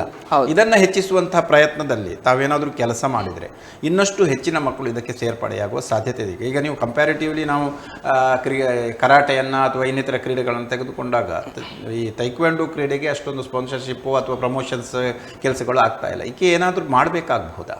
ಹೌದು. ಸೊ ನೀವು ಅಟ್ ಗ್ರಾಸ್ ರೂಟ್ ಲೆವೆಲ್ ನೀವು ಪ್ರಮೋಷನ್ ಮಾಡ್ಬೇಕಂತ ಹೇಳಿದ್ರೆ, ಅಥವಾ ಸಿಗ್ತಾ ಇಲ್ಲ, ಮಾಡ್ತಾ ಇದ್ದೀರಾ ಏನಾದರೂ ಫೆಡರೇಷನ್? ಹೌದು, ನಾವು ಗ್ರಾಸ್ ರೂಟ್ ಲೆವೆಲ್ ಇಂದ ಆಗ್ಬೇಕಂತ ಹೇಳಿ ಸರ್ಕಾರವು ಕೆಲವೊಂದು ಪ್ರಾಜೆಕ್ಟ್ಗಳನ್ನ ಮಾಡಿದೆ. ಅದರಲ್ಲಿ ತುಂಬ ಮಹತ್ವರವಾದ ಪ್ರಾಜೆಕ್ಟ್ ಅಂದರೆ ಖೇಲೋ ಇಂಡಿಯಾ ಪ್ರಾಜೆಕ್ಟ್. ಸೊ ಅದರಲ್ಲಿ ಖೇಲೋ ಇಂಡಿಯಾದಲ್ಲಿ ಅದು ಹೆಣ್ಣು ಮಕ್ಕಳಿಗೆ ಪೋಷಣೆ ಸಿಗಬೇಕು, ತಾಯ್ಕೊಂಡೋದ್ರಲ್ಲಿ ಮುಂದೆ ಹೋಗಲಿ ಅಂತೇಳಿ ಖೇಲೋ ಇಂಡಿಯಾ ವುಮೆನ್ಸ್ ಲೀಗ್ ಅಂತ ಒಂದು ಆಗ್ತದೆ. ಸೊ ಅದರಲ್ಲಿ ಗ್ರಾಸ್ ರೂಟ್ ಲೆವೆಲಿಂದ ನ್ಯಾಷನಲ್ವರೆಗೂ ಹೆಣ್ಣು ಮಕ್ಕಳಿಗೆ ಡೈರೆಕ್ಟ್ ಆದಂತಹ ಒಂದು ಅವಕಾಶ. ಅದಕ್ಕೆ ಯಾವುದೇ ರೀತಿಯಂತ ಶುಲ್ಕ ಇಲ್ಲ. ಆಟ ಆಡಲಿಕ್ಕೆ ರಿಜಿಸ್ಟ್ರೇಷನ್ ಅಂತ ಶುಲ್ಕ ಯಾವುದೂ ಇಲ್ಲ. ಅದು ಸರ್ಕಾರವೇ ಎಲ್ಲ ಹೊರ್ತದೆ. ಸೊ ನೀವು ಒಂದು ಡಿಸ್ಟ್ರಿಕ್ಟ್ ಲೆವೆಲಲ್ಲಿ ಗೆದ್ದರೆ ನೆಕ್ಸ್ಟ್ ಸ್ಟೇಟ್ ನ್ಯಾಷನಲ್ ಹೋಗುವವರೆಗೂ ಸರ್ಕಾರ ಅದರ ಖರ್ಚು ಬೇರೆ ಮಾಡ್ತದೆ. ಇದು ಸರ್ಕಾರದಾಯಿತು. ಸೊ ನಾವು ಒಂದು ಪ್ರೈವೇಟ್ ಇನ್ಸ್ಟಿಟ್ಯೂಷನ್ಸ್ ಆಗಿ ಖಾಸಗಿ ವಲಯದಲ್ಲಿ ನಾವು ಮಾಡ್ಬೇಕಂತ ಹೇಳಿದ್ರೆ ಯಾರ್ಯಾರು ಕೋಚಸ್ ಇದ್ದಾರೆ ಅಥವಾ ಯಾವ್ಯಾವ ಸಂಘ ಸಂಸ್ಥೆಗಳುಂಟು ಅವರದೊಂದು ಜವಾಬ್ದಾರಿ ಬರ್ತದೆ. ಓಕೆ, ಈಗ ಅದೇ ನಿರೀಕ್ಷಿತ ಪ್ರಮಾಣದಲ್ಲಿ ಆಗ್ತಾ ಇಲ್ಲ, ಹೆಚ್ಚಿಸಬಹುದೇನೋ ಅಂತ. ಹೌದು, ಇದನ್ನು ಹೆಚ್ಚಿಸಲಿಕ್ಕೆ ನಮ್ಮ ಒಂದು ಯಕ್ಷಿತಿವ ಫೌಂಡೇಶನ್ ಸಂಸ್ಥೆಯಿಂದ ನಾವು ಕೆಲವೊಂದು ಇನಿಷಿಯೇಟಿವ್ಗಳನ್ನು ಕೈಗೊಂಡಿದ್ದೇವೆ. ಸರಿ. ಸೊ ತುಂಬ ಸಣ್ಣ ಪ್ರಮಾಣದಲ್ಲಿ. ಸೊ ಇದರ ಹಿಂದೆ ಕಾನ್ಸೆಪ್ಟ್ ಏನಂತ ಹೇಳಿದರೆ, ನಮ್ಮ ಮೇನ್ ಕಾನ್ಸೆಪ್ಟ್ ಏನಂತ ಹೇಳಿದರೆ, ಈಗ ಮೊನ್ನೆ ಒಬ್ಬರು ಜಾವ್ಲಿನ್ ಥ್ರೋ ಅಲ್ಲಿ ಗೋಲ್ಡ್ ಮೆಡಲಿಸ್ಟ್ ಆದರು ಒಲಿಂಪಿಕಲ್ಲಿ. ಯಾರಂತ ಹೇಳ್ಬೋದ ತಾವು? ಒಬ್ಬರು ಆದ್ರು ನೋಡಿ, ನಾನು ಹೆಸರು ಹೇಳುವುದಿಲ್ಲ ಬೇಕಂತ. ಇಲ್ಲಿಯವರಲ್ಲ, ಗೋಲ್ಡನ್ ಬಾಯ್ ಅಂತ ಆದ್ರು, ಗೋಲ್ಡ್ ಮೆಡಲ್ ಆಯಿತು ಜಾವ್ಲಿನ್ ಥ್ರೋ ಅಲ್ಲಿ. ತುಂಬ ಫೇಮಸ್ ಇವತ್ತಿನ ದಿನಕ್ಕೆ, ಆರ್ಮಿಯಲ್ಲಿ ಇದ್ದಾರೆ. ನೀರಜ್ ಚೋಪ್ರಾ. ಹಾ. ಸೊ ಅವರು ಅಲ್ಲಿ ಒಲಿಂಪಿಕ್ಸ್ನಲ್ಲಿ ಮೆಡಲ್ ಆದ ಕೂಡಲೇ, ಮೆಡಲ್ ಮಾಡಿ ಇಲ್ಲಿ ಬಂದ ಕೂಡಲೇ ಏನೇನು ಅವಕಾಶ ಸಿಕ್ಕಿತ್ತು ಅವರಿಗೆ ಸರ್ಕಾರದಿಂದ. ಅವರಂತೂ ಆರ್ಮಿಯಲ್ಲಿ ಇದ್ರೆ ಮೊದಲಿಂದ ಇದ್ರು. ಆರ್ಮಿಯಲ್ಲಿ ಇಲ್ಲದಿದ್ರೆ ಬೇರೆ ಯಾವ್ದಾದ್ರು ಕ್ರೀಡೆಯಲ್ಲಿ ಆಗಿ ಬಂದವರು ಯಾರಿದ್ದಾರೆ ಅವರಿಗೆ Haryana sports department DSP post ಕೊಡ್ತು. ಏರ್ಫೋರ್ಸ್ ಅಲ್ಲಿ ಒಬ್ಬರಿಗೆ ಇನ್ನೊಂದು ಆನರರಿ ಗ್ರೂಪ್ ಕ್ಯಾಪ್ಟನ್ ಪೋಸ್ಟ್ ಕೊಡ್ತು. ಇನ್ನೊಂದು ಸರ್ಕಾರದ ಇನ್ನೊಂದು ಡಿಪಾರ್ಟ್ಮೆಂಟ್, ರೈಲ್ವೆ ಡಿಪಾರ್ಟ್ಮೆಂಟ್, ಅವರಿಗೆ ಒಂದು ಜನರಲ್ ಮ್ಯಾನೇಜರ್ ಪೋಸ್ಟ್ ಕೊಡ್ತು. ಎಲ್ಲ ಆನರರಿ. ಸೊ ನಮ್ಮಲ್ಲಿ ಕಂಡು ಬರುವುದು ಏನಂತ ಹೇಳಿದರೆ, ನಮ್ಮ ಸಮಾಜದಲ್ಲಿ ಒಬ್ಬರು ಸಾಧನೆ ಮಾಡಿದ ಮೇಲೆ ಅವರಿಗೆ ಹೋಗಿ ಪ್ರಶಸ್ತಿ ಬಹುಮಾನಗಳನ್ನು ಕೊಡುವುದೆಲ್ಲ ಸರ್ವೇ ಸಾಮಾನ್ಯ ಆಗಿದೆ. ಸೊ ಅದರ ಅರ್ಥ ಸಾಧನೆ ಮಾಡುವವರೆಗೆ ನಾವು ಕಾಯಬೇಕು, ಅದಾದಮೇಲೆ ಪ್ರಶಸ್ತಿ ಬಹುಮಾನ ಎಲ್ಲ ಸಿಗೋದು. ಆದರೆ ನಾವು ಇದನ್ನೇ ಸ್ವಲ್ಪ ಅಮೆರಿಕನ್ ಕಲ್ಚರಲ್ಲಿ ನೋಡಿದರೆ ಅಲ್ಲಿ ಸಿಸ್ಟಮ್ ಇಲ್ಲ. ಸಾಧನೆ ಮಾಡಿದವರಿಗೆ ಏನು ಬಹುಮಾನ ಪ್ರಶಸ್ತಿ ಕೊಡಬೇಕು, ಅದು ಮಾಡಬೇಕು, ಸತ್ಯ. ಓಕೆ. ಆದರೆ ನಮ್ಮ ಭಾರತೀಯ ಸಮಾಜದಲ್ಲಿ ಇರುವಂತಹ ಏನು ಸಿಸ್ಟಮ್ ಇದೆ ಅಥವಾ ಏನು ಸರ್ಕಮ್ಸ್ಟೆನ್ಸಸ್ ಇದೆ, ಅದರಲ್ಲಿ ನಮಗೆ ಪ್ರಮುಖವಾಗಿ US ನವರು ನೋಡಿ, ನೀವು ಒಲಿಂಪಿಕ್ಸಲ್ಲಿ ಮೆಡಲ್ ಟ್ಯಾಲಿ ನೋಡುವಾಗ ಹೆವಿ ಮೆಡಲ್ ಟ್ಯಾಲಿ ಉಂಟು. ಅವರು 100, 110, 120 ಮೆಡಲ್ ಟ್ಯಾಲಿ ಉಂಟು. ನಮ್ಮದು ಈ ವರ್ಷ ಮೊನ್ನಿನ ಲಾಸ್ಟ್ ಒಲಿಂಪಿಕ್ಸಲ್ಲಿ ಸ್ವಲ್ಪ ಮೆಡಲ್ ಟ್ಯಾಲಿ ಹೆಚ್ಚಾಗಿದೆ. ಇಲ್ಲಿದ್ರೆ ತುಂಬ ನಮ್ಮ ಇಕೋಸಿಸ್ಟಮ್, ಸ್ಪೋರ್ಟ್ಸ್ ಇಕೋಸಿಸ್ಟಮ್ ತುಂಬ ವೀಕ್ ಇದೆ. ಯಾಕೆ ಹೀಗೆ ಆಗ್ತಿದೆ? ನೀವು ಯಾರು ಗ್ರಾಸ್ ರೂಟಲ್ಲಿ ಮಕ್ಕಳಿದ್ದಾರೆ, ಈಗ ನೋಡಿ, ತುಂಬ ಮಕ್ಕಳು ಯಾರು ಕ್ರೀಡೆ ಮಾಡ್ಬೇಕಂತಿದ್ದಾರಲ್ಲ, ನಮ್ಮಲ್ಲಿ ಇಕೋಸಿಸ್ಟಮ್ ಎಜುಕೇಟಿವ್ ಇಕೋಸಿಸ್ಟಮ್. ಮಕ್ಕಳು ಒಂದು ಕಲೀಲಿ, ಡಾಕ್ಟರ್ ಆಗಲಿ, ಇಂಜಿನಿಯರ್ ಆಗಲಿ, ತಮ್ಮ ಮಾರ್ಗವನ್ನು ನೋಡ್ಕೊಳ್ಳಿ ಅಂತ ಹೇಳುವಂಥ ಒಂದು ಪದ್ಧತಿ ನಮ್ಮಲ್ಲಿ. ಪೋಷಕರು ಅದೇ ರೀತಿಯಲ್ಲಿ ಕಲಿಸ್ತಿರ್ತಾರೆ. ಸೊ ನೀವು ಕ್ರೀಡೆ ಇಷ್ಟೆಲ್ಲ ಮಾಡಿದ ಸಹ ನಮಗೆ ಒಲಿಂಪಿಕಲ್ಲಿ ಗೋಲ್ಡ್ ಮೆಡಲ್ ಬೇಕಂತ ಹೇಳಿ ಎಲ್ಲ ಪೋಷಕರ ತಲೆಯಲ್ಲಿ ಉಂಟು. ನಮ್ಮ ಮಕ್ಕಳಿಂದ ಬೇಕಂತಿಲ್ಲ, ಒಲಿಂಪಿಕಲ್ಲಿ ಬೇಕಂತ ಹೇಳಿ. ಸೊ ಇದಕ್ಕೆ ಕಾರಣ ಏನು? ಕ್ರೀಡೆಗೆ ಸರಿಯಾದಂಥ ರೀತಿಯ ಒಂದು ಏನು ರೆಸ್ಪಾನ್ಸ್ ಆಗಲಿ, ಅದಕ್ಕೆ ಬೇಕಾದಂತಹ ಒಂದು ಏನು ಹೇಳ್ತಾರೆ ಬೆಲೆ ನಾವಾಗಿ ಕೊಟ್ಟಿಲ್ಲ. ಯಾಕೆ ಕೊಟ್ಟಿಲ್ಲ? ಮಕ್ಕಳು ಕೆಲವರು ಬಡ ಕುಟುಂಬದಿಂದ ಬಂದ್ರಂತ ತಿಳ್ಕೊಳ್ಳಿ. ಒಂದು ಎಕ್ಸಾಂಪಲ್ ತಿಳ್ಕೊಳ್ಳುವ. ತಾಯ್ಕೊಂಡೋ ಕ್ರೀಡೆ ನಾನು ಹೇಳಿದಾಗೆ ಇಷ್ಟೆಲ್ಲ ಸಿಸ್ಟಮ್ ಉಂಟಂತ ಹೇಳುವಾಗಲ್ಲ, ತುಂಬ ಕಾಸ್ಟ್ಲಿ ಕ್ರೀಡೆ ಸಹ ಹೌದು ಇದು. ನೀವು ಒಂದು ಚೆಸ್ಟ್ ಗಾರ್ಡ್, ಹೆಡ್ ಗಾರ್ಡ್ ಒಂದು ಚೆಸ್ಟ್ ಗಾರ್ಡ್ ನೀವು ಮಕ್ಕಳಿಗೆ ಯೂಸ್ ಮಾಡ್ಬೇಕಂದ್ರೆ ಅದಕ್ಕೆ 2,500-3,000 ರೂಪಾಯಿ ಮಿನಿಮಮ್ ಕಾಸ್ಟ್ ಉಂಟು. ಸೊ ತುಂಬ ಕಾಸ್ಟ್ಲಿ ಕ್ರೀಡೆ, ಎಕ್ಸ್ಪೆನ್ಸಿವ್ ಆಗ್ತದೆ. ಸೊ ಒಂದು ಗಾರ್ಡ್ಸ್ ಇರ್ಬೋದು, ಏನು ಮಾಡ್ಬೇಕಂದ್ರೆ ಒಂದು ಕಾಂಪಿಟೇಷನ್ ಹೋಗಿ ಬರೋದು ತುಂಬ ಖರ್ಚಾಗ್ತದೆ. ಹೋಗಿ ಬರೋದು ಮಕ್ಕಳಂತ ಬೆಂಗಳೂರಿಗೆ ಹೋಗಿ ಬರೋದಕ್ಕೆ ಖರ್ಚುಂಟು ಸಾಧಾರಣವಾಗಿ. ಸೊ ಗ್ರಾಸ್ ರೂಟ್ ಲೆವೆಲಲ್ಲಿ ಆ ಮಕ್ಕಳ ಪೋಷಕರು ಎಲ್ಲ ಉಂಟು, ಆಶೆ ಸಹ ಉಂಟು, ಮಾಡಲಿ ಮಕ್ಕಳು ಕ್ರೀಡೆಯಲ್ಲಿ ಬೆಳೀಲಿ, ಅಕಾಡೆಮಿಕ್ಸ್ ಎಲ್ಲ ಕ್ರೀಡೆಯಲ್ಲಿ ನಮ್ಮ ಮಕ್ಕಳು ಬೆಳೀಲಿ ಅಂಥೇಳಿ. ಸೊ ಅವರಿಗೆ ಫೈನಾನ್ಷಿಯಲ್ ಬರ್ಡನ್ ಇರೋದ್ರಿಂದ ತುಂಬ ಜನ ಡ್ರಾಪ್ ಮಾಡ್ತಾರೆ. ಬೇಡ, ಅಷ್ಟು ಖರ್ಚುಂಟಲ್ಲ ಮಗ, ಬೇಡ ಅಂಥೇಳಿ. ಮಕ್ಕಳು ಸಹ ವಿಚಾರ ಮಾಡ್ತಾರೆ, ಹೌದು ಖರ್ಚುಂಟು, ನಾನೀಗ ಅಪ್ಪ ಅಮ್ಮನಿಗೆ ಹೇಳಿ ಬೇಡ ಅಂಥೇಳಿ. ಸೊ ನಾವು ಸರ್ಕಾರಕ್ಕೆ ಇದನ್ನು ಹೇಳುವಂಥದ್ದಿಲ್ಲ, ಸರ್ಕಾರ ಅದರ ಪ್ರಯತ್ನ ಮಾಡ್ತಿದೆ ಅದರ ಲೆವೆಲಲ್ಲಿ. ಸೊ ನಾವು ಖಾಸಗಿ ಇದ್ದವರು ಅಂತಹ ಯಾರು ಟ್ಯಾಲೆಂಟ್ ಮಕ್ಕಳಿದ್ದಾರಲ್ಲ ಅವರನ್ನು ಪೋಷಿಸಿ ಅವರಿಗೆ ನೀವು ಆಮೇಲೆ ಅವರು ಒಲಿಂಪಿಕ್ ಹೊಡೆದು ಬಂದ ಮೇಲೆ ಅವರಿಗೆ 10 ನೀವು ಜಾಬ್ ಆಫರ್ ಕೊಡೋದಕ್ಕಿಂತ ಅವರಿಗೊಂದು ಏನಾದರೂ ಒಂದು ಮಾಶಾಸನ ಕೊಡಿ. ಸಣ್ಣ ಲೆವೆಲ್ನ ಮಕ್ಕಳಿಗೆ ಮಾಶಾಸನ ಕೊಡಿ. ಏನಿಲ್ಲ, ನೀವು ಒಂದು ಕಾನ್ಸೆಪ್ಟ್ ಮಾಡಿ, ನೀವು 1,000 ರೂಪಾಯಿ ನಾವು ತಿಂಗಳಿಗೆ ಒಂದು ಮಗುವಿಗೆ ಕೊಡ್ತೇವೆ. ನೀವು ಕೆಲಸ ಬಂದು ಪ್ರಾಕ್ಟೀಸ್ ಮಾಡೋದಷ್ಟೇ. ಅಂದರೆ ಗೌರ್ಮೆಂಟ್ ಇನಿಷಿಯೇಟಿವ್ ತೆಗೆದುಕೊಳ್ಬೇಕು. ಗೌರ್ಮೆಂಟ್ ಇನಿಷಿಯೇಟಿವ್ ತಗೊಂಡು ಅದರ ಪಾಡಿಗೆ ಅದು ಮಾಡ್ತಾ ಇದೆ, ತುಂಬ ಇನಿಷಿಯೇಟಿವ್ಸ್ ಮಾಡ್ತಾ ಇದೆ. ಅದರಲ್ಲಿ ಎಲ್ಲರಿಗೂ ಸಿಗುವುದಿಲ್ಲ. ನನ್ನ ಕರೆ ನಮ್ಮ ಖಾಸಗಿ ಕಂಪನಿಗಳಿಗೆ ಅಥವಾ ಖಾಸಗಿ ಸಂಘ ಸಂಸ್ಥೆಗಳಿಗೆ, ಸಮಾಜ ಸೇವಾ ಸಂಘಗಳು ಏನಿವೆ, ಕ್ರೀಡೆಗೆ ಸ್ವಲ್ಪ ನೀವು ಒತ್ತು ಕೊಟ್ಟು, ಯಾಕೆ ಕ್ರೀಡೆಗೆ ಒತ್ತು ಕೊಡ್ಬೇಕಂತಾರೆ ನಾನು ಹೇಳಿದಾಗೆ ಇದರಲ್ಲಿ ಶಿಸ್ತು ಬೆಳೀತದೆ. ಸರಿ, ಮಕ್ಕಳ ಮೆಡಲ್ ಅಷ್ಟೇ ಅಲ್ಲ, ಶಿಸ್ತು ಬೆಳೀತದೆ. ಒಂದು ಪ್ರತಿಯೊಂದು ಮನೆಯಲ್ಲಿ ಒಬ್ಬ ಮಗು ಕ್ರೀಡಾಪಟು ಆದ್ರೆ ಆ ಮನೆಯಲ್ಲಿನ ವಾತಾವರಣ ಚೇಂಜ್ ಆಗ್ತದೆ, ದೃಷ್ಟಿಕೋನ ಚೇಂಜ್ ಆಗ್ತದೆ. ಯಾಕಂದ್ರೆ ಆ ಮಗು ಹೆಲ್ದಿ ಫಿಟ್ ಬಾಡಿ ಇರ್ತದೆ, ಫಿಟ್ ಮೈಂಡ್ ಇರ್ತದೆ. ಸೊ ಅದರ ಪ್ರಕಾರ ಅದರ ಆಲೋಚನೆ ಸಹ ಹಾಗೆ ಆಗ್ತದೆ. ಸೊ ಖಾಸಗಿ ಸಂಸ್ಥೆಗಳು ಸಹ ಒಂದು ಏನಾದರೂ ಕೊಡುವಂತ ನಿಯೋಜನೆ ಮಾಡಬೇಕು. ಅದರ ಪ್ರಕಾರ ನಮ್ಮ ಯಕ್ಷಿತಿವ ಫೌಂಡೇಶನ್ ನಾವು ಮಾಡಿದ್ದೇವೆ. ನಾವೇನು ಮಾಡ್ತೇವೆ, ಒಂದು ರಾಜ್ಯ ಮಟ್ಟದ ಸ್ಪರ್ಧೆಯಲ್ಲೂ ಗೆದ್ದು ಬಂದರೂ ಕೂಡ ನಮ್ಮಲ್ಲಿ ಸ್ಕಾಲರ್ಶಿಪ್ ಕೊಡುವಂಥ ಅವಕಾಶ ಉಂಟು ನಮ್ಮ ಸಂಸ್ಥೆಯಲ್ಲಿ. ನಾವು ಕಾಯುವುದಿಲ್ಲ ಇಂಟರ್ನ್ಯಾಷನಲ್ ಹೋಗಿ ಬರಲಿ ಅಂಥೇಳಿ. ಓಕೆ. ಸೊ ಅದರ ಪ್ರಕಾರ ಕಳೆದ ವರ್ಷ ನಮ್ಮದೊಂದು ಹುಡುಗಿ ಬ್ರಾಂಜ್ ಮೆಡಲ್ ಆಯಿತು, ನ್ಯಾಷನಲ್ ಲೆವೆಲಲ್ಲಿ ಬ್ರಾಂಜ್ ಮೆಡಲ್. ಸೊ ಅವಳು ಬಂದ ಕೂಡಲೇ ನಾವು ಅವಳಿಗೆ ಒಂದು 10,000 ರೂಪಾಯಿದ ಬಹುಮಾನ. ಸರ್, ಯಾವಾಗ ಶುರು ಮಾಡಿದ್ರಿ ಮತ್ತು ಏನು ಉದ್ದೇಶ? ಸೊ ನಮ್ಮ ಸಂಸ್ಥೆ ಇದು ಏನಿದೆ 2012ರಲ್ಲಿ ಒಂದು ತಾಯ್ಕೊಂಡ್ ಟ್ರೈನಿಂಗ್ ಸೆಂಟರ್ ಆಗಿ ಶುರು ಆಗಿದ್ದು. ಸರಿ. ದೇವಸ್ಥಾನದ ಅಂಗಳದಲ್ಲಿ ಶುರು ಮಾಡಿದ್ದು, ಮಕ್ಕಳಿಗೆ ಒಂದು ಕಲಿಸುವ. ಮಕ್ಕಳಲ್ಲಿ ನಾನು ಶುರು ಮಾಡಿದಾಗ ನನ್ನ ಧ್ಯೇಯ ಇದ್ದದ್ದು ಒಂದೇ, ಕ್ರೀಡೆ ಮುಖಾಂತರ. ಈಗ ನೀವು ಮಕ್ಕಳಲ್ಲಿ ಇವತ್ತು ನೋಡುವಾಗ ನೀವು ಹೇಳಿದಾಗ ಫಸ್ಟ್ ನಾವು ಒಂದು ಚರ್ಚೆಯಲ್ಲಿ ಬಂದಾಗ ಇನ್ಸ್ಟೆಂಟ್ ಯುಗ ಉಂಟಿದು, ಎಲ್ಲ ಇನ್ಸ್ಟೆಂಟ್ ಬೇಕು. ಸೊ ನಿಮ್ಮ ಕಾಲದಲ್ಲಿ ನೀವು ಎಷ್ಟು ಪರಿಶ್ರಮ ಪಟ್ಟು ಒಂದು ಅಭ್ಯಾಸ ಮಾಡುವುದಾಗಿರ್ಬೋದು, ಒಂದು ಶೈಕ್ಷಣಿಕವಾಗಿ ಪರಿಶ್ರಮ ಪಡೋದು, ಅಷ್ಟೆಲ್ಲ ಪರಿಶ್ರಮ ಪಡ್ಲಿಕ್ಕೆ ಇವತ್ತಿನ ಮಕ್ಕಳಿಗೂ ಬೇಡ, ಪೋಷಕರಿಗೂ ಬೇಡ.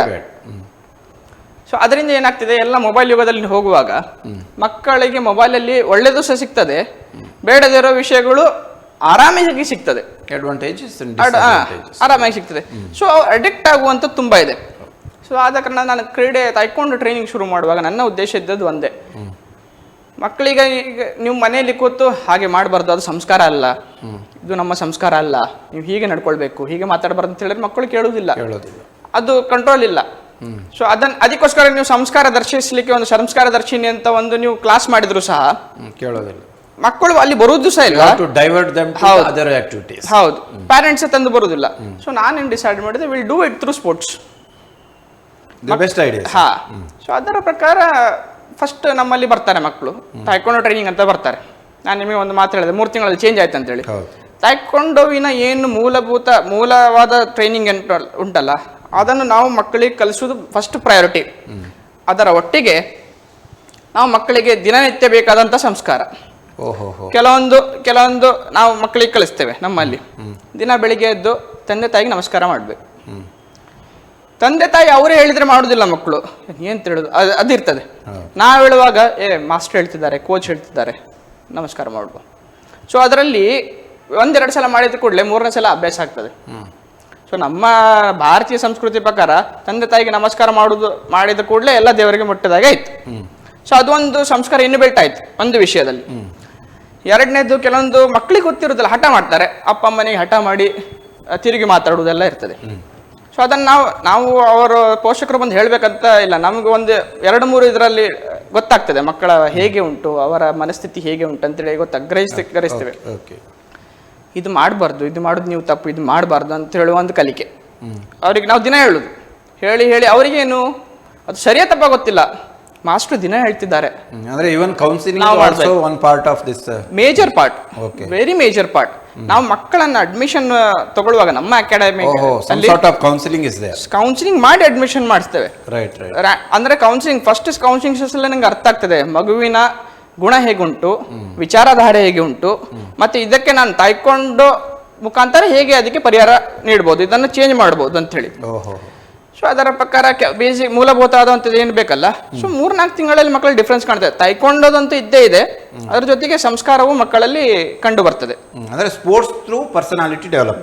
ಡೆಫಿನೆಟ್ಲಿ. ಸೊ ನನ್ನ ಕಂಪ್ಲೀಟ್ ವಿಷನ್ ಅಂತ ಹೇಳಿದ್ರೆ, ತಾಯ್ಕೊಂಡು ಮಾಡ್ತೀರಿ ಎಲ್ಲರೂ, ಹೋದಲ್ಲಿ ತಾಯ್ಕೊಂಡು ಮಾಸ್ಟರ್ ಇದ್ದೀರಿ, ಇಂಟರ್ನ್ಯಾಷನಲ್ ಕೋಚ್ ಇದ್ದೀರಿ, ತಾಯ್ಕೊಂಡು ಅಂತ ಹೇಳ್ತಾರೆ. ಸೊ ತಾಯ್ಕೊಂಡು ನಾನು ಮಾಡಿದ್ದು ನನ್ನ ಪ್ಯಾಷನಿಗೋಸ್ಕರ, ನನಗೆ ತುಂಬ ಇಷ್ಟವಾದ ಕ್ರೀಡೆ ಅಂತೇಳಿ ನಾನು ಇದನ್ನು ಕಲ್ತ್ಕೊಂಡು ಬಂದದ್ದು. ಸೊ ನನಗೆ ಇವತ್ತಿನ ದಿನಕ್ಕೆ ತಾಯ್ಕೊಂಡೋವಿನಿಂದ, ಅದರ ಪ್ರಶಿಕ್ಷಣದಿಂದ ಸಮಾಜಕ್ಕೆ ಒಂದು ಉತ್ತಮ ಪ್ರಜೆ ಕೊಡಬೇಕನ್ನೋ ಒಂದು ಆಸೆ ಇದೆ. ಆ ವಿಷನಿನಲ್ಲಿ ನಮ್ಮ ಯಕ್ಷಿದಿವ ಸಂಸ್ಥೆ ಕೆಲಸ ಮಾಡ್ತಿದೆ. ಓಕೆ, ತುಂಬಾ ಕೆಲಸ ಮಾಡ್ತಾರೆ. ಏನೇನು ಪ್ರೋಗ್ರಾಮ್ಸ್ ಗಳನ್ನ ಮಾಡ್ತಾ ಇದೆ? ನಮ್ಮದು ಮೇನ್ ಪ್ರೋಗ್ರಾಮ್ ಅಂತ ಹೇಳಿದ್ರೆ taekwondo training, because we started with that. Okay, ಅದು ಬಿಟ್ಟು ಇವತ್ತಿನ ದಿನಕ್ಕೆ ನಮ್ದು ಒಂದು ಸೆಲ್ಫ್ ಡಿಫೆನ್ಸ್ ವರ್ಕ್ಶಾಪ್ ಇದೆ, kick and shout self defence workshop ಅಂತಿದೆ. ಸೊ ಅದು 2016ರಿಂದ ಆ ವರ್ಕ್ಶಾಪ್ ನಡೀತಾ ಇದೆ. ನಮ್ಮ taekwondo for institution or education institution or all institutions? All institutions and it is specially for women. So ಅವರಿಗೆ ಮಹಿಳೆಯ ಆತ್ಮರಕ್ಷಣೆಗೋಸ್ಕರ ಕಿಕ್ ಅಂಡ್ ಶೌಟ್ ಅಂತೇಳಿ ಅದರ ಪ್ರೋಗ್ರಾಮಿನ ಹೆಸರು 2016ರಿಂದ ನಡೀತಿದೆ. ನಮ್ಮ ತಾಯ್ಕೊಂಡು ಟ್ರೈನಿಂಗ್ ಏನಿದೆ 2012ರಿಂದ ನಡೀತಾ ಇದೆ. ಸೊ ಈ ಪ್ರೋಗ್ರಾಮ್ ಇತ್ತು. ಒಂದು ನಮ್ಮಲ್ಲಿ ನನಗೆ ಒಂದು ತುಂಬ ಅಡ್ವೆಂಚರ್ ಆಕ್ಟಿವಿಟೀಸ್ ಅಲ್ಲಿ ತುಂಬ ಇಂಟ್ರೆಸ್ಟ್, ಟೆರೆಸ್ಟ್ರಿಯಲ್ ಅಡ್ವೆಂಚರ್. ಓಕೆ, ಅಂದರೆ ಟೆರೆಸ್ಟ್ರಿಯಲ್ ಅಂದರೆ ಭೂ ಅಡ್ವೆಂಚರ್ ಸಂಬಂಧಪಟ್ಟದ್ದು. ಸೊ ಟ್ರೆಕ್ಕಿಂಗ್ ಆಗಿರ್ಬೋದು, ಅಥವಾ ರಾಕ್ ಕ್ಲೈಂಬಿಂಗ್ ಆಗಿರ್ಬೋದು, ಅಥವಾ ರ್ಯಾಪ್ಲಿಂಗ್ ಆಗಿರ್ಬೋದು. ಸೊ ಇದೊಂದು ತುಂಬ ನನಗೆ ಇಂಟ್ರೆಸ್ಟ್ ಮೊದಲಿಂದನು. ಸೊ ಇದನ್ನು ಸಹ ನಮ್ಮ ಸಂಸ್ಥೆ ಮುಖಾಂತರ ಮಕ್ಕಳಿಗೆ ಮುಟ್ಟಿಸುವ, ಒಂದು 2 ದಿನದ್ದು ಒಂದು ಅವರಿಗೆ ಔಟ್ಡೋರ್ ಆಕ್ಟಿವಿಟಿ ಆಗಲಿ, ಅವರಲ್ಲಿ ಆ ಒಂದು ಧೈರ್ಯ ಬರಲಿ ಅಂಥೇಳಿ ನಾವೊಂದು ಪ್ರೋಗ್ರಾಮ್ ಮಾಡ್ತೇವೆ. ಅದು ಎಸ್ಕೇಪೇಡ್ ಎಟ್ ದಿ ವುಡ್ಸ್ ಅಂತೇಳಿ ಆ ಪ್ರೋಗ್ರಾಮಿನ ಹೆಸರು. ಎಸ್ಕೇಪೇಡ್ ಅಂದರೆ ಒಂದು ಸಾಹಸಿಯ ಆಕ್ಟಿವಿಟಿ. ಸೊ ಎಸ್ಕೇಪೇಡ್, ಹೌದು, ಅಡ್ವೆಂಚರ್ ಕ್ಯಾಂಪ್ ಮಾಡ್ತೇವೆ. 2-3 ದಿನದ ಕ್ಯಾಂಪ್ ಮಾಡ್ತೇವೆ ಮಕ್ಕಳಿಗೋಸ್ಕರ. ಸೊ ಅವರನ್ನು ಕಂಪ್ಲೀಟ್ ಕಾಡಿನಲ್ಲಿ ಕೊಂಡೊಯ್ದು ಅಲ್ಲೇ ಇಟ್ಟು 2 ದಿನ ಟೆಂಟ್ ಸಹ ಅವರು ಟೆಂಟ್ ಹಾಕ್ತೇವಲ್ಲ, ಅದನ್ನು ಅವ್ರ ಕೈ ಕೊಡ್ತೇವೆ. ಒಂದು ಟೆಂಟ್ ನಾವು ಹಾಕಿ ತೋರಿಸ್ತೇವೆ, ಟೀಮ್ ಮಾಡಿ. ನೀವೇ ಅವರ ಮುಖ ಎಷ್ಟು ಒಂದು 8-9 ವರ್ಷದ ಮಕ್ಕಳು, ಸಣ್ಣ ಸಣ್ಣ ಮಕ್ಕಳು, ಅವರೇ ಟೆಂಟ್ ತಗೊಂಡು ಅದನ್ನು ಭೂಮಿಗೆ ಗುದ್ದಿ ಮಾಡುವಾಗ ಅವರಿಗೊಂದು ಬೇರೆ ಇದು ಬರ್ತದೆ, ರೆಸ್ಪಾನ್ಸಿಬಲ್ ಫೀಲಿಂಗ್ ಬರ್ತದೆ. ಸೊ ಎಲ್ಲ ಅವ್ರ ಹತ್ರನೇ ಮಾಡಿಸ್ತೇವೆ. ಸೊ ಅದ್ರದ್ದೊಂದು ಆಕ್ಟಿವಿಟಿ ಇದೆ. ಇಲ್ಲಿ ಎಲ್ಲ ಮಾಡ್ತಾ ಇದ್ರೆ ನಮ್ಮ ಮೂಲ ಇದು ಹೆಡ್ ಕ್ವಾರ್ಟರ್ ಇರೋದು ಬೆಳಗಾವಿಯಲ್ಲಿ. ಸರಿ. ಸೊ ನಮ್ಮ ಇನಿಷಿಯೇಟಿವ್ಸ್, ನಾವು ಇದು ಎಸ್ಕೇಪೇಡ್ ಇನಿಷಿಯೇಟಿವ್ ನಾವು ಅಲ್ಲಿ ಜಾಂಬೋಟಿ, ಗೋವಾ ರೋಡಿನಲ್ಲಿ ಒಂದು ಕಾಡಿನ ಪ್ರದೇಶ ಉಂಟು. ಸೊ ಆ ರೋಡಿನಲ್ಲಿ ಮಾಡ್ತೇವೆ. ಸೊ ತಾಯ್ಕೊಂಡು ಟ್ರೈನಿಂಗ್ ನಮ್ದು ಹಲವಾರು ಕಡೆಯಲ್ಲಿ ಉಂಟು. ಸೊ ನಮ್ದು ಬೆಳಗಾವಿಯಲ್ಲಿ ಉಂಟು, ನಮ್ಮ ಉಡುಪಿಯಲ್ಲಿ ಉಂಟು, ಮಹಾರಾಷ್ಟ್ರದ ಸಾಂಗ್ಲಿಯಲ್ಲಿ ಉಂಟು, ಕೊಲ್ಲಾಪುರದಲ್ಲಿ ಉಂಟು, ಮತ್ತೆ ಯಾವುದಿದ್ದು ದೇವಗಢ ತಾಲೂಕಿನಲ್ಲಿ ಸಹ ಉಂಟು ನಮ್ಮದು. ಸೊ ಟ್ರೈನಿಂಗ್ ಸೆಂಟರ್ಸ್ ಒಂದು ನಮ್ದು 7-8 ಟ್ರೈನಿಂಗ್ ಸೆಂಟರ್ ಉಂಟು. What is the planning for the coastal region sir? ಯಾಕಂದ್ರೆ ಈಗ ಪ್ರೆಸೆಂಟ್ ಸ್ಟೇಟಸ್ ಯಾವ ರೀತಿಯಲ್ಲಿ ಇದೆ ಕೋಸ್ಟಲ್ ರೀಜನ್ ಅಲ್ಲಿ? ತಾಯ್ಕೊಂಡೋದು ನಮ್ದು ಉಡುಪಿ ಜಿಲ್ಲಾ ತಾಯ್ಕೊಂಡು ಸಂಸ್ಥೆ ಎನ್ನುವುದು ನಮ್ದು 2011ರಲ್ಲಿ ಸ್ಥಾಪನೆ ಆಗಿದೆ. ಓಕೆ. ಸೊ ಅದಕ್ಕೆ ಕಾರಣೀಕೃತರ ಅಂತ ಹೇಳಿದ್ರೆ ನಮ್ಮ ಆತ್ಮೀಯರೊಬ್ಬರು ರಾಜಶೇಖರ್ ಅಂತಿದ್ದಾರೆ ಉಡುಪಿಯಲ್ಲಿ.